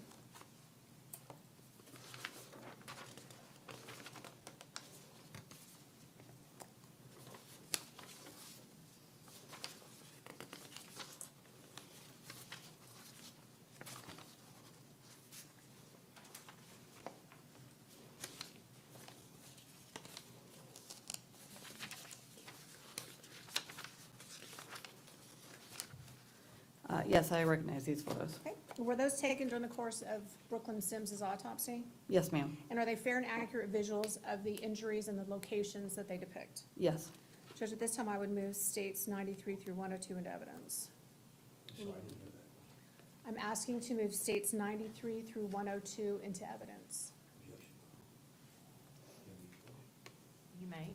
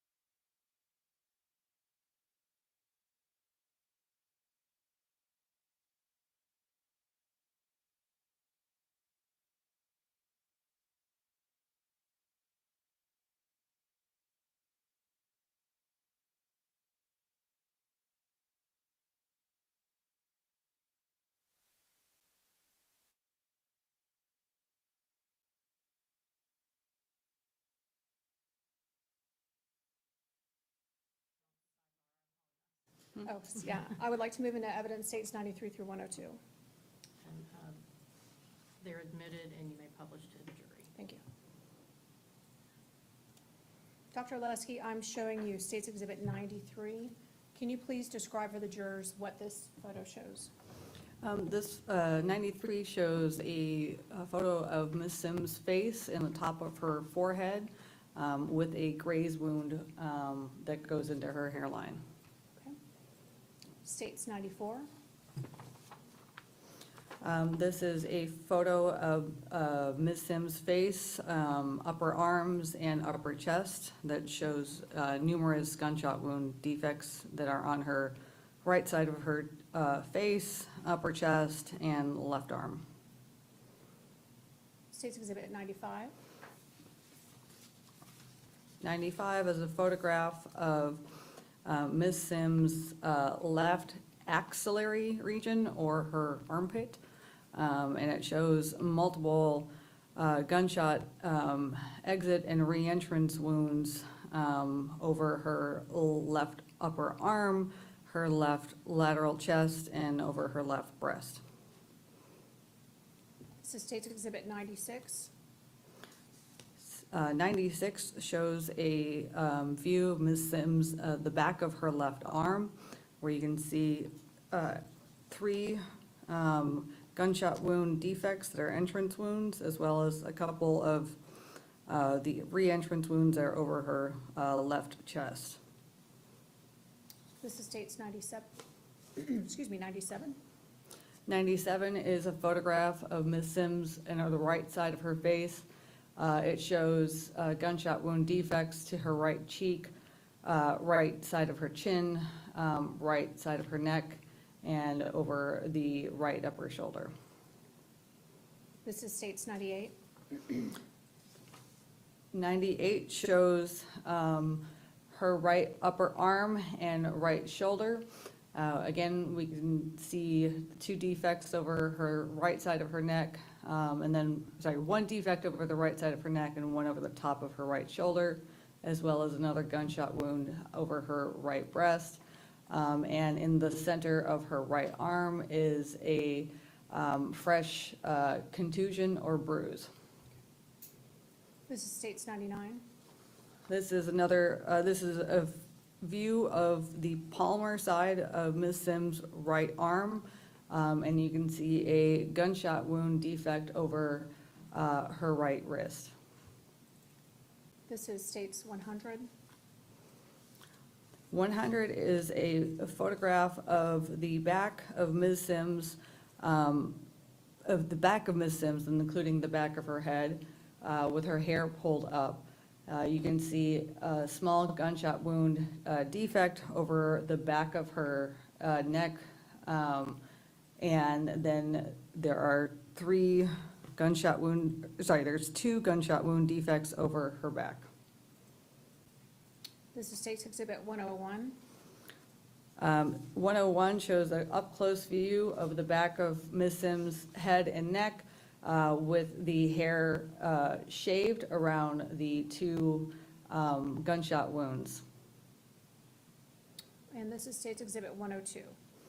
102 is a photograph of the projectiles and the projectile fragments that were recovered from Ms. Sims.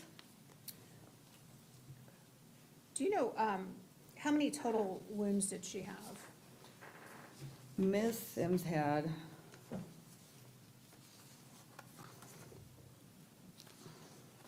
a total of at least 29 gunshot-related injuries that consisted of entrance, re-entrance wounds, exit wounds, and graze wounds. So not necessarily that she was shot 29 times, but some went in, went out, came back in, went back out. Correct. Okay. Now, on page 2 of your report, if you have that in front of you, you've got 4 gunshot wounds to the left upper arm and torso. Can you describe for the jurors the path that those bullets took? Sure. So I clustered these 4 gunshot wounds that represent 4 different bullets that enter over the left lateral and upper, and some of them were even a little bit posterior arm, that then went through the soft tissues of her left arm, and then they all exited on the inside of her left upper arm, and then they re-entered over her left lateral chest, or the side of her chest. And these projectiles end up perforating the left fifth rib, the pericardial sac, which is the tough membrane around your heart, the great vessels of your heart, or the root of your heart, the heart itself, both the right and left lungs, the right second rib, the right axilla or right armpit, and the soft tissues of the right upper arm. And then invariably, some of them went on to her right axilla and right upper arm, and some ended up stopping over the right side of her chest. Did you see any evidence of close-range firing with that group? Yes, there was evidence of close-range firing over the wounds, the cluster of wounds over the back of her left arm. And what does that mean? So that means, so I saw, there are two different features or characteristics that we see when we have gunshot-related injuries. One of them is soot, and that is indicative of very close range, less than 2 inches, and that's a black discoloration that tattoos the skin like a dark gray color, which I did not see in this case. And the second feature or characteristic of gunshot entrance wounds of close range of firing is called stippling. Stippling is small, tiny punctate abrasions that surround the gunshot entrance wound that represent the unfired gunpowder as it's striking your skin. So it leaves a little abrasion or a little mark. And we can see stippling, usually start to see stippling at 2 inches and up to 2 feet for most firearms. And so that means that when I say 2 inches to 2 feet, I don't mean that's how far somebody is standing away from her when they fire the gun. That is from the end of the barrel of the gun to their skin. The gunshot wounds on the left side of her neck, can you tell the jurors the path that those took? So over the left side of the neck, there was one gunshot wound that ended up perforating the skin and soft tissues of the left back of the neck. It coursed between the base of the skull and what your head sits on, the first cervical vertebra. It transects the cervical spinal cord in this area, and then perforates and fractures the right side of her facial bones, including her maxilla and her mandible, and perforates the skin and soft tissues over the right side of the face. The gunshot wound to the right side of her neck, can you describe the path that bullet took? So over the right side, it was the right posterior side, so the right back of her neck. This wound entered the right back of her neck and then just almost immediately exited over her anterior right side of her neck. So this only went through soft tissues and did not hit any vital vasculature or organs. Dr. Oleski, what is your opinion as to Ms. Sims' cause of death Her cause of death is multiple gunshot wounds. and the manner of her death? Homicide. Thank you, those are all my questions.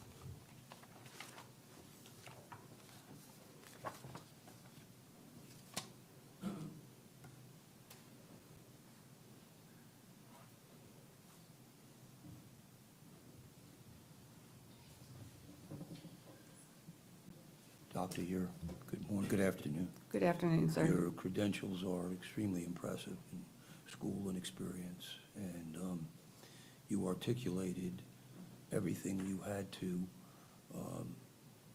most explanatorily. If you didn't have the photograph, Sustained.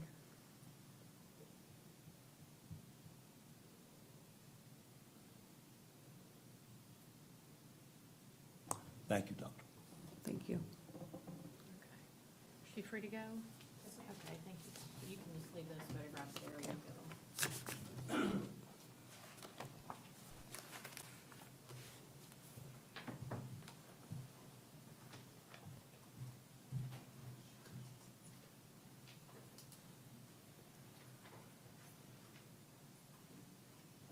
Yeah.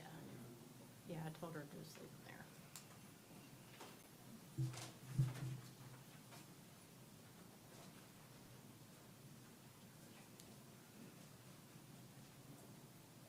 Madam Clerk, are all the state's exhibits admitted into evidence? Judges, that's not in the state rest. Okay. Ladies and gentlemen, the state's rested their case, so there's some matters I need to take up with the attorney, so I'm going to have you step back into the jury room again. Again, with your notepads, go ahead and flip them over to that first page. And if you'd like to go outside, just let the court deputy know, but that same instruction continues to apply, that you cannot yet discuss the facts of the case, okay? Thank you.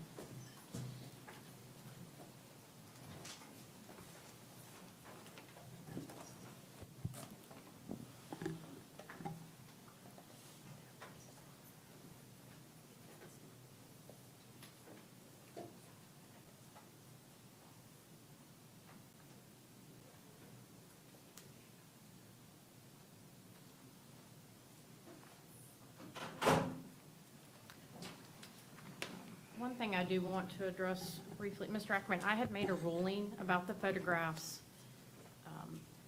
You may not have agreed with it, and I understand, but you intentionally got up there at the podium and asked the medical examiner those questions about the photographs that I had previously ruled on, and that's not appropriate to do. I'm going to ask you, do you not do that moving forward? If I make a ruling about an exhibit coming in, whether you agree or disagree, that's fine, but you cannot then go ask questions in, complete disregard for my ruling. Your Honor, may I? Your ruling, as I saw it, was allowing the photographs in. And I understand that perfectly, and my questions had nothing to do with going around your ruling. My question has to do with the way I am developing my defense. I have a strong defense. I have a client who's not guilty, and I am trying to show the jury in closing arguments, etc., where the state's case failed, where they haven't made their burden of proof, and how they've been manipulated, and how they've been. So my question to the doctor, the state's question was, will these assist you? And my question had nothing to do with it. I understand that. I'm not saying, all I'm asking her is, would you have needed those photographs to articulate what you did, how you testified to the jury about pictures? And then I can make a comment on it in closing argument. Because to me, they were totally unnecessary. That doesn't mean you let them in. But I can Because the comment. case law supports them coming in, and I made the ruling, Ms. Jensen's question to her was, will these assist you in explaining to the jury? And her answer was yes.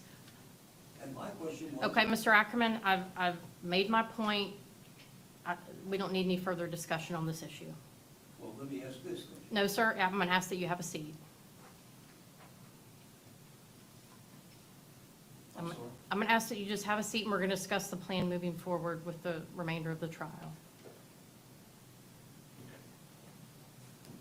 right, the state has rested their case. My understanding is you don't have any witnesses available today if you decide to put on a case. Is that correct? That's correct. Okay. Have you discussed with Ms. Agee whether she intends to testify? I have. Okay. Would you like me to do an inquiry now, or give you some more time to talk about it tonight and do the inquiry in the morning? More time. Okay. Any other matters then that the court needs to address? Otherwise, we can maybe talk about jury instructions preliminarily. I just want to make sure that our Martinez is here tomorrow, in case he's needed. Okay. I don't have anything to do with that. I just let him know he remains under subpoena. You can certainly discuss that with Mr. Myers and Ms. Jensen. But I hope you understand, I know you asked him a question about could he do particular research. That doesn't mean he has to or is going to go do that research tonight. I assume you are aware of that.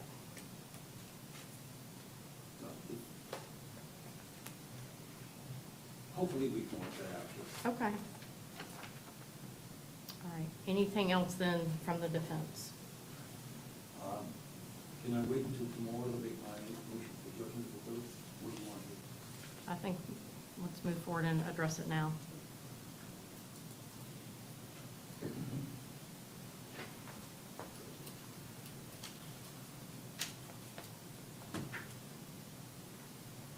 The state has made a complete and total case for the murder of Courtland by Keith. Obviously, all that evidence today went to what Keith did. The only evidence that the state has against Sheila is that video. The defense argues that any reasonable group of people who would view that video would see the sarcasm, the innuendo, based on the statements, the responses, the statements back, and see, or would have to, if they don't see, would have to have a reasonable doubt as to whether or not she had the intent that her son killed another human being. Everything on that video, except for the 4 or 5 things the state points out, and there are 10 or 15 other things along with those things the state points out that show the sarcasm. Hey, don't do it, don't wait for us to come home, do it here. What are you, an idiot? What are you gonna do this thing? Don't shoot at the car, you might hit me, son. You wanna hit your mother? You think about this. You're out there, you're gone. And she says it. You have mental issues, you have, and I could go on, I think the video speaks for itself. Erase this thing, this is stupid. Don't you see, son? If you think about what you just said, and it's in paper. Anyway, that, the fact that she erased her phone. Well, we don't know what in the world that was about. She may have erased it to save him so that no one could see. We don't know that she was thinking of herself. And everything else she, if you don't kill the bitch, if you don't kill him, you're a bitch. Well, just before that, I'm not going to help you get in trouble. And just after that, he comes back with, well, you know, she did this to me and she did that to me. He knows that she's talking him out of it. Now, whether he's capable of being talked out of it or not, but any reasonable group of people have to look at that and say, I have a reasonable doubt. My goodness, this is crazy. This is what a mother is telling her son so that he will not hurt himself or others. You say that the state has failed to make a crime evasion case. They have not proven intent, that she intended for the acts to take place. Thank you. Okay, thank you, Mr. Ackerman. Ms. Jensen? Judge, Mr. Ackerman said the only evidence that the state has is the video. The state presented over 2 hours of text messages. This defendant directed her homicidal son away from Alabama, 90 minutes away, to Pensacola, Florida, and provided an address where he could find Brooklyn Sims and come and kill her. The state believes it has presented a prima facie case, and the court should deny the JOA. Your Honor, if I misspoke, if I said video, I meant the text. I hope everybody knew that. And the fact is, he was not 90 minutes away from Alabama, he was 90 minutes away from Pensacola, which furthers the point. You'll have time to drive here and think about it. Nice long drive, calm you down. Any reasonable person will think that rather than up there. Any reasonable person listening to that, to those facts, would say she's using this, anyway, she's trying to convince him not to do this. She said 10 times, you don't want to do this, you don't want to do this, you'll go to jail, you'll have a granddaughter, you'll have a daughter, my granddaughter will be left without a father and a mother. She'll commit suicide. Who's going to take it? What are you doing, son? Thank you, Joe. Okay, thank you. Again, viewing the evidence in light most favorable to the state, I believe they presented a prima facie case of principle of the first degree premeditated murder, and the matter should go to the jury, so I'm going to deny the motion for judgment of acquittal. Mr. Akron, just for planning purposes, in addition to obviously talking to your client tonight, do you know at this time how many other witnesses you might present tomorrow? 3, maybe 4. In addition to potentially your client? Yes. Okay, so maybe up to 5? Okay. Her son Jack, her mother Thelma, possibly Keith, and possibly Martinez. Martinez? Okay. Then I think we can go ahead and bring the jury back in and release them for the remainder of today and let them know that we plan to reconvene at 8:45 for court personnel, 9 a.m. for trial, and then we can stay and look at the jury instructions at least on a preliminary basis, and then recess for the evening, unless there's any other matters we need to discuss. I have talked to the state judge, and we have discussed if in the event she does testify, they will not be asking her about her prior record, so that's not the issue. I wouldn't be asking for that. Does she have a prior record that's? From 20 years ago. Okay, so no felony convictions or crimes involving dishonesty, that would be? Nothing the state intends to use to. Okay. Any of the other witnesses that are potentially going to be called that we need to talk about prior record? Just Keith Agee. If he testifies.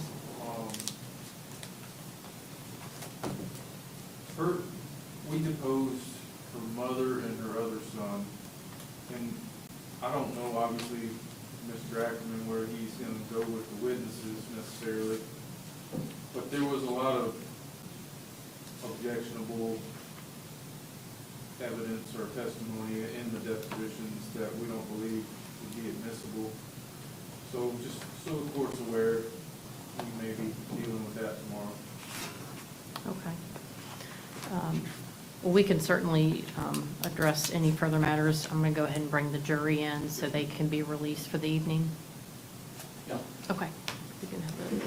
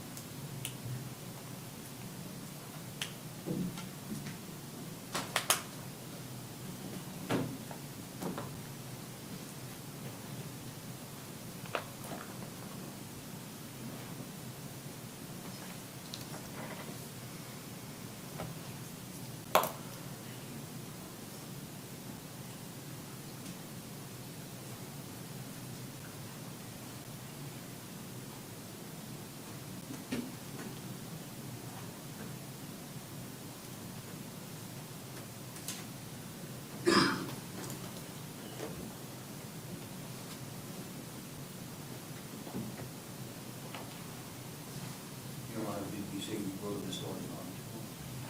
Yes, sir. Court personnel at 8:45 in case there's any preliminary issues we need to take care of, and then plan to start if you intend to present a case at 9 a.m. Okay.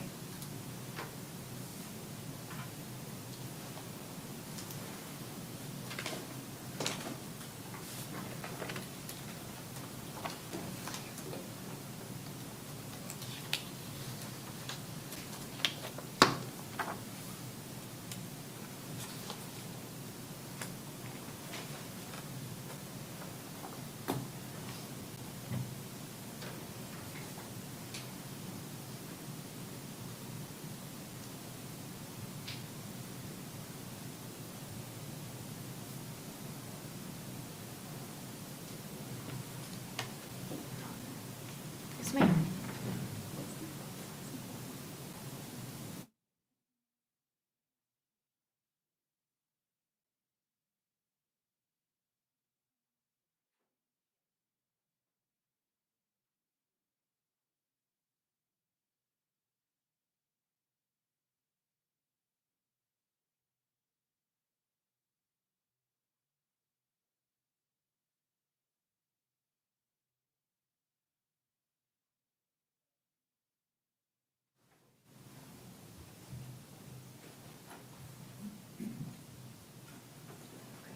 You can be seated. So I have some good news for you, that you're going to be able to leave a little bit early today. The attorneys were efficient in getting the evidence to you. We're going to stay and work on some jury instructions. The plan will be to start at 9 a.m. tomorrow. You have your information about where to park, so you'll do the same thing that you did today.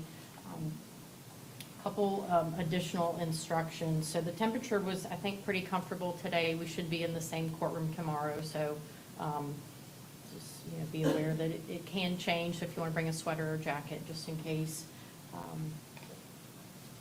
I know I gave the instruction a number of times today, and it still applies when you go home tonight. Your family members, your friends, your children are going to be interested about what you did today. And at this point, you cannot discuss the case amongst yourselves or with anyone else. So you need to abide by that instruction at this point in the trial. You can certainly, tell them you were here today at the courthouse, but, you can't talk about the facts of the case. I do anticipate there will be some local news coverage. So again, I'll ask that you not look at the Pensacola News Journal, Channel 3, or the other local news channels. I know, let's see, was it Mr. Cordrazi, you had limited dealings with the news last night? With the little clip that came on that. Right, so what I would anticipate, if it's on the news tonight, there will be more details shared, so I want you to just be very careful, and if it's on at the house, make sure you step, and that goes for everyone, step into a different room or make sure it's turned off, okay? And those of you that have been taking notes, if you'll go ahead and make sure it's flipped to that first page, I'm going to have you hand them to our court deputy when you leave, and we'll secure them. They'll be locked up overnight, so nobody will have access to your notes. And tomorrow, we never know quite how long it will take for jury to deliberate, so just keep that in mind, depending on when the case goes to you and the attorneys finish closing arguments. If we're still here around dinner time, we'll provide dinner to you and all of that. Okay, but just make any arrangements you may need to in abundance of caution in case we're here later after 5. Okay, I think that's all the instructions I have for you tonight, and I will see you tomorrow morning. We'll be here at 9. Yes, but the plan is to start at 9, so they probably will have you there about 15 minutes early. Yes, ma'am.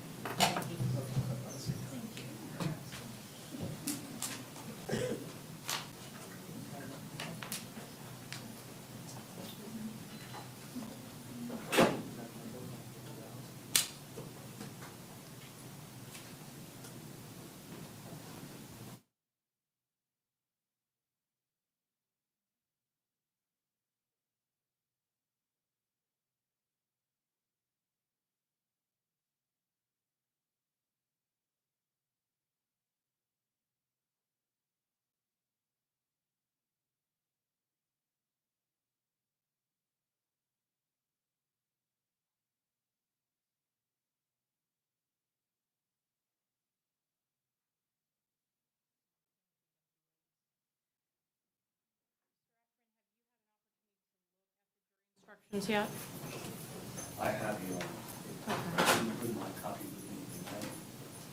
But I have. You don't have your copy with you? I had so many things.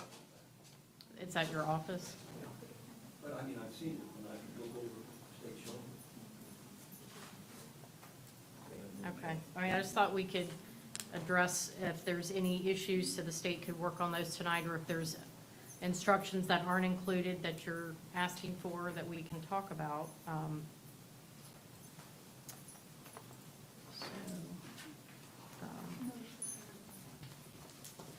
Mr. Myers, I would assume they're substantially similar to prior cases, is that right?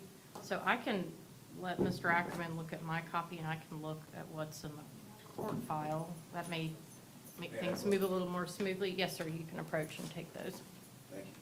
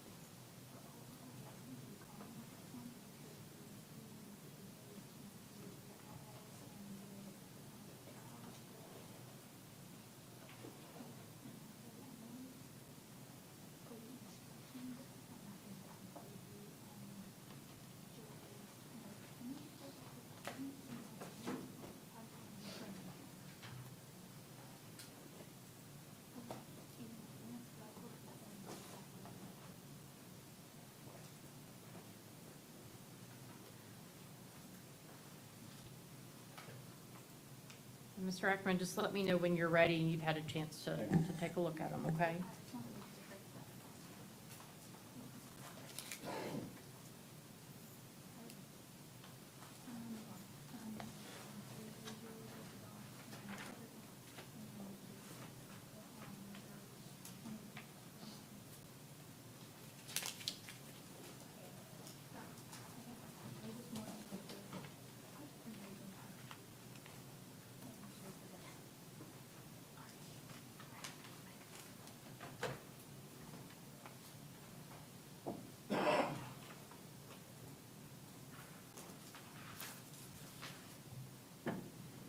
Jeff, do you have yours up?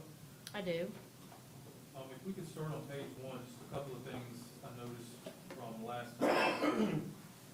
On 3.2, has been accused of the crime of, we included the language principle 2, first-degree premeditated murder in the last trial. I think it would be appropriate as well. Any objection to that? And that would be the same as for the first sentence in 7.1.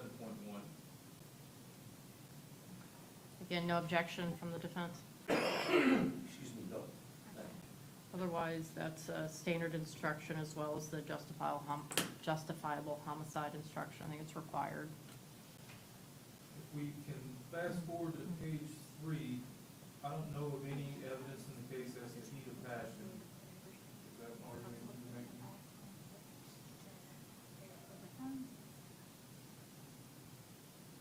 I know that was Keith Agee's defense. And we were asking, page 3, you were asking. I don't think there's any evidence of heat of passion. Which is, I would, oh, I'm sorry. this whole section.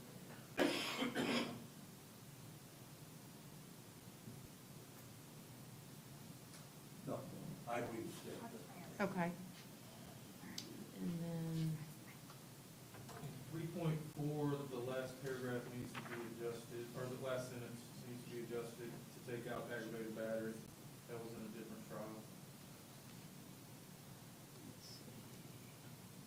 Okay, right, because I think the only ones on the verdict form are principal to second degree and principal to manslaughter. All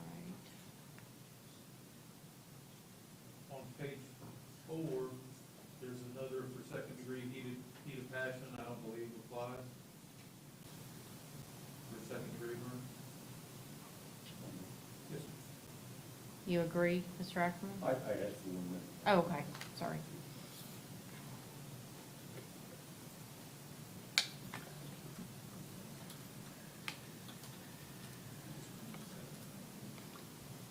No objection. Okay. On 7.7, the last trial, the defense attorney did not believe culpable negligence applied and have agreed that it should be taken out. If you want it in, we can give it. If you don't want it in, then it's right as written.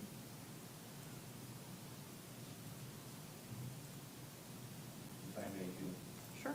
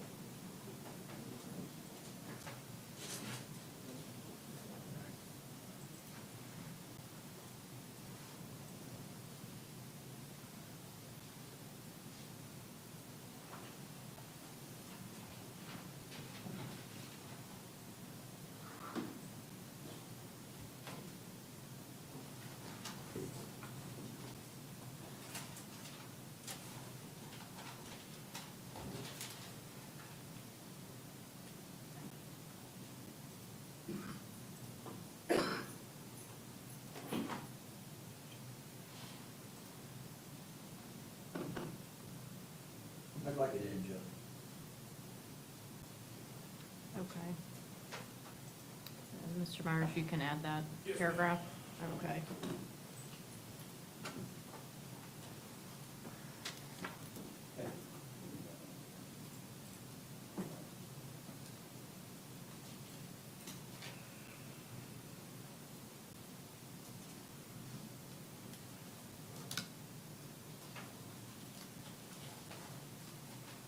And that's in instruction 7.7, correct? Yes, ma'am. Okay. All right. 3.7 is the standard instruction for plea of not guilty, reasonable doubt, burden of proof. Anything else you're asking to be included? Looks like everything. We skipped over 3 point, the principal's instruction. Obviously, the state, based on the charge, is asking for that. Right, that was at the bottom of page 2. I agree. Yeah. Okay.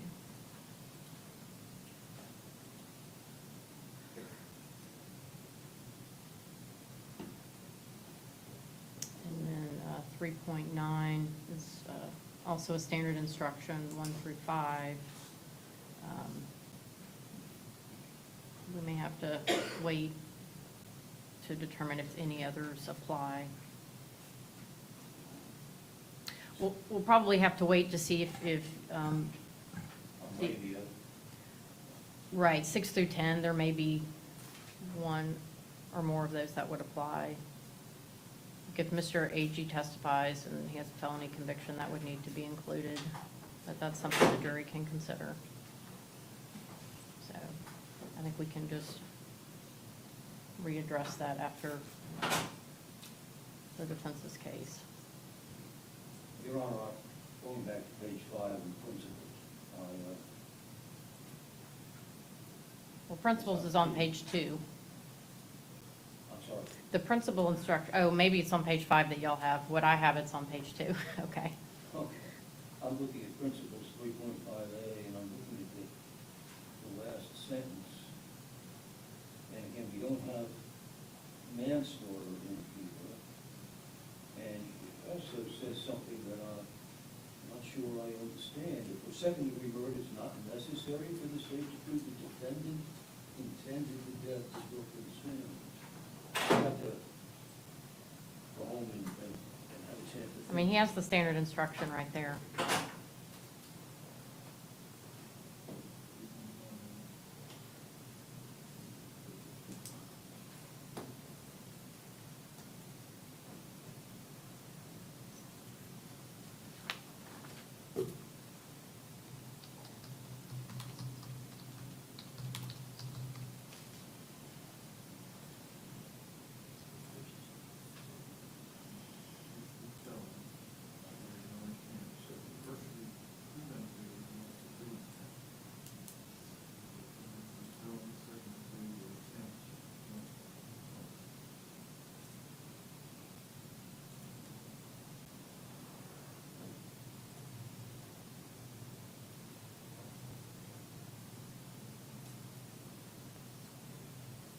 I mean, I'm looking at the standard instruction from the Florida Supreme Court website as well, which is up to date.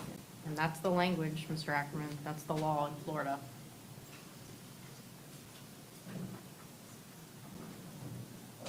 But, Okay. again, I'm looking for manslaughter.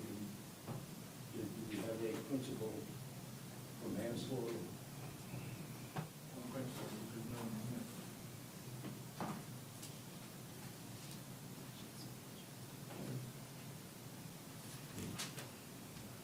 What was your question? I'm looking for a paragraph that would also cover manslaughter as far as principles.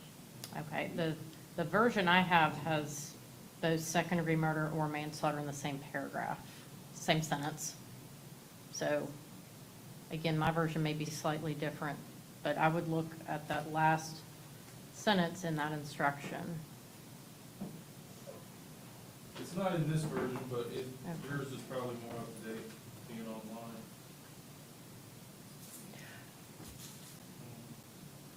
I thought he said that it wasn't included.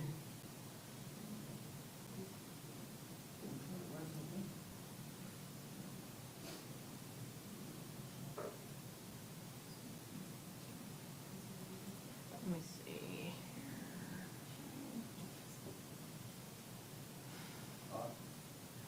There were two principles here. There was one when hired and one when not hired.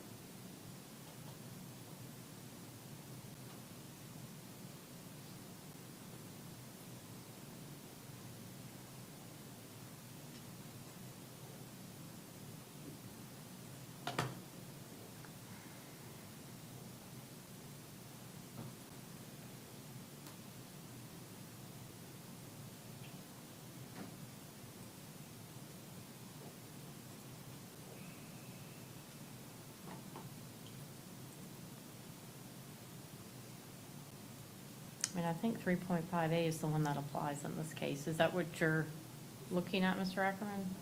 Your Honor, what I'm reading is for first-degree felony murder, second-degree murder, attempted second-degree murder, third-degree felony murder, attempted felony murder, attempted second-degree murder is not necessary for the state to prove intended death. I would think that manslaughter is not mentioned before, and that intent is essential in manslaughter. State disagrees.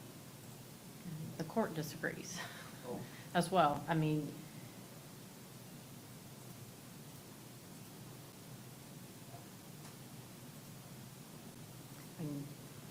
you can't add the element of intent to the charge when it's not in the jury instruction that's provided by the Supreme Court.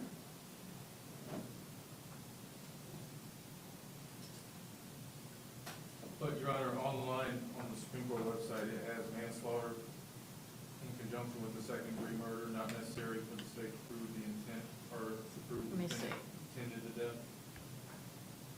Let me If pull. that's what you have, I can just add that language. No, I was looking at different instruction.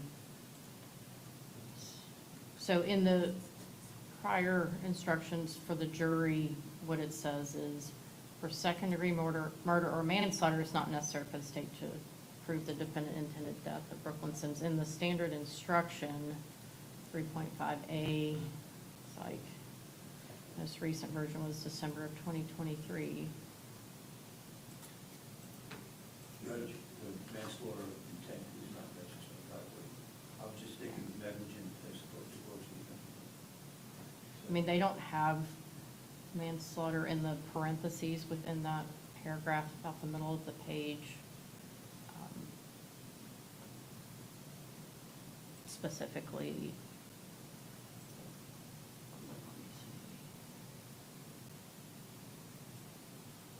I mean, they don't mention manslaughter at all in that instruction that I can see.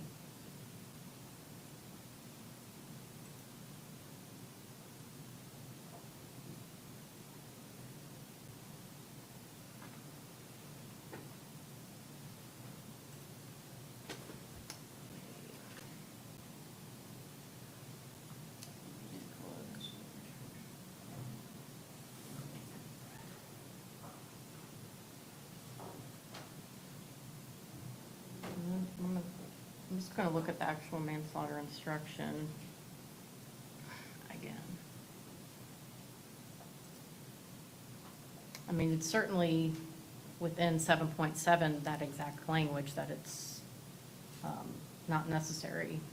And so it certainly makes sense if it's not required for second degree, it wouldn't be required for a lesser offense of that as well.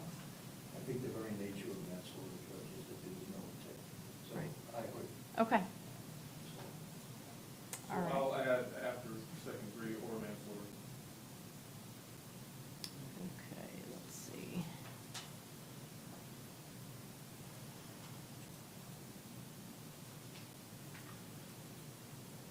All right.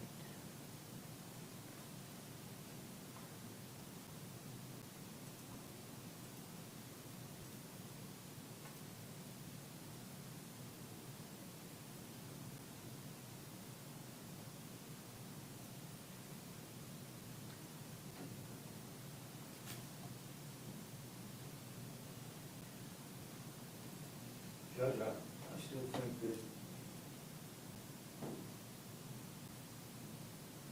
there's no, it doesn't say intent for second-degree murder, but principle is a whole different charge. And it has to be intent on the part of the principal that something occurred to cause a jury to find somebody guilty. Intent must, I mean, again, I can see second-degree murder is almost like a manslaughter.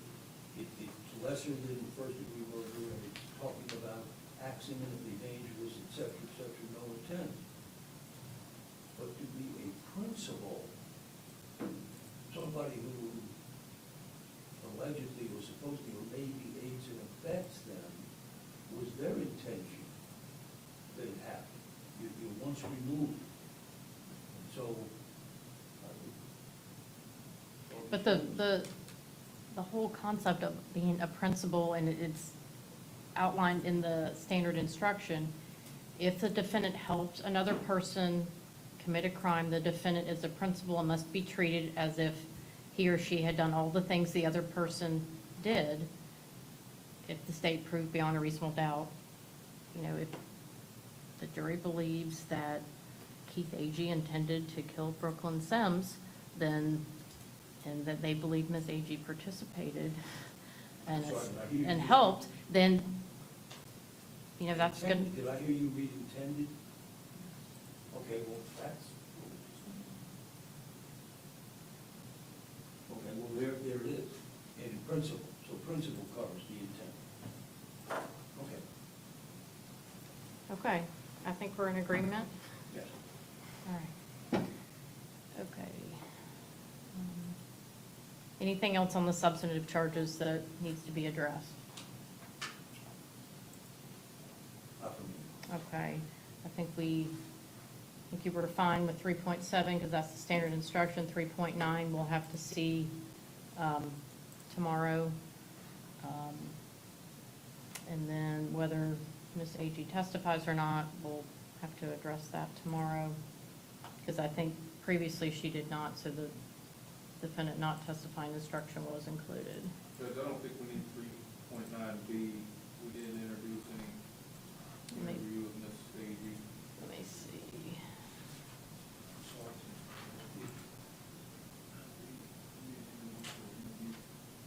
Okay, Yeah, I don't think that was, I don't have it. yeah, it's not on the version I was looking at. Yes, I did.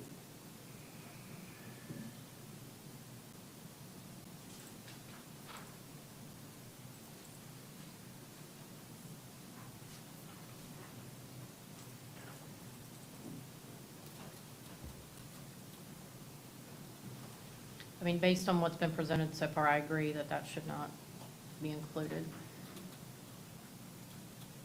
I wouldn't. And then, let's see.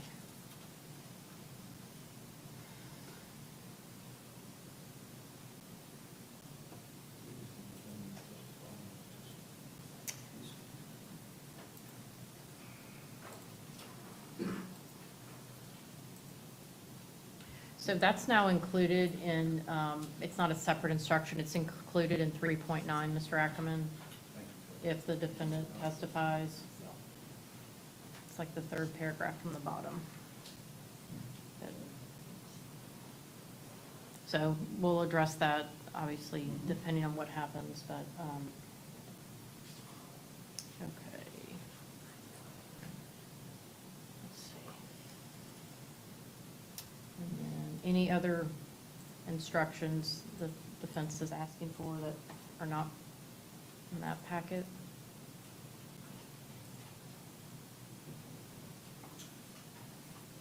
Any additional? No. Okay, obviously, 3.10, 3.11, 3.12 are standard instructions, as well as 3.13, submitting the case to the jury. You can approach.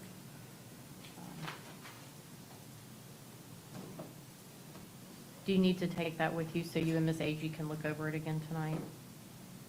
My office, I thank you, Judge. The office informed me that one is being sent to us, but in all fairness, Mr. Myers did give me a copy of it when I was at his office.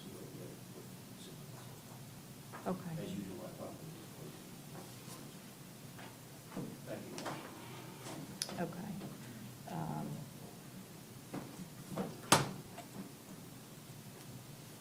And did you look at the proposed verdict form?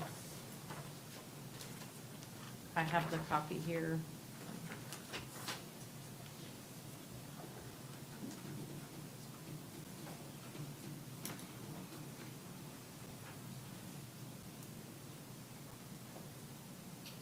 Yes, fine. Okay, no objection to that?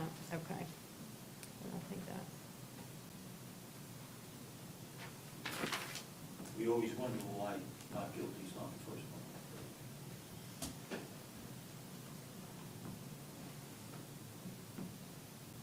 Oh, I'm going to use the highest to the lowest as it's, that is what's recommended by the Florida Supreme Court. Okay, anything else that we need to discuss? Nothing I'm aware of. So, Mr. Ackerman, just for timing purposes, if you are going to present 4 to 5 witnesses. I mean, do you think you'll be able to get them in before lunch? We start at 9.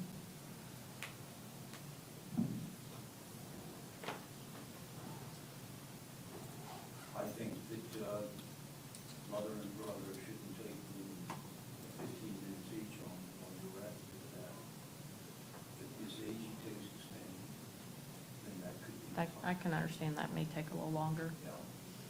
And if the state of New works something out with Mr. Martinez, he should take as long as it took him today to read the things. So what text messages are you referring to? Who are they between from the, I mean, the ones that came in from the 5th were not between your client and Keith Agee, they were between Brooklyn and Miss Agee. So The state entered one text from that basically they were trying to make, whatever point that she had taken the test and it came back negative for gonorrhea, it was a UTI, so an infection. And so that's the only text that wasn't between Keith and Sheila. All the others I'm talking about are between Keith and Sheila. on days other than the 11th? Yes, ma'am. Okay.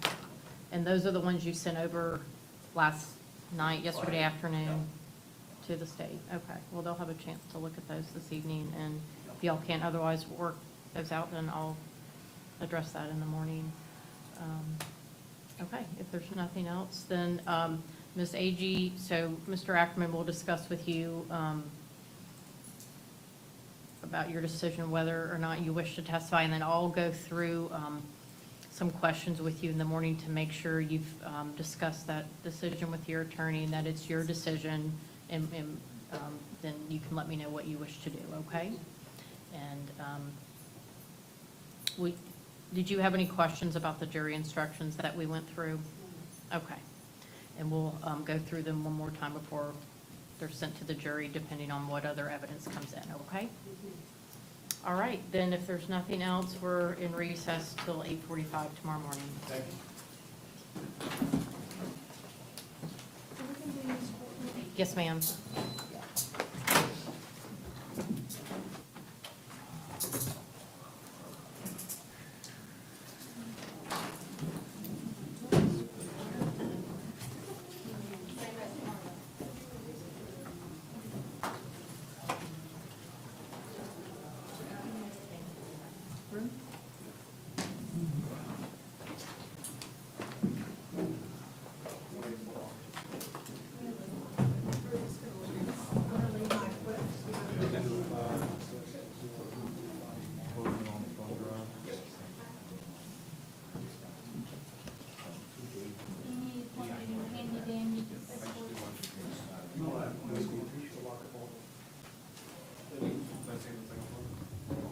Walk into the office, you have to open the door for us, you have to go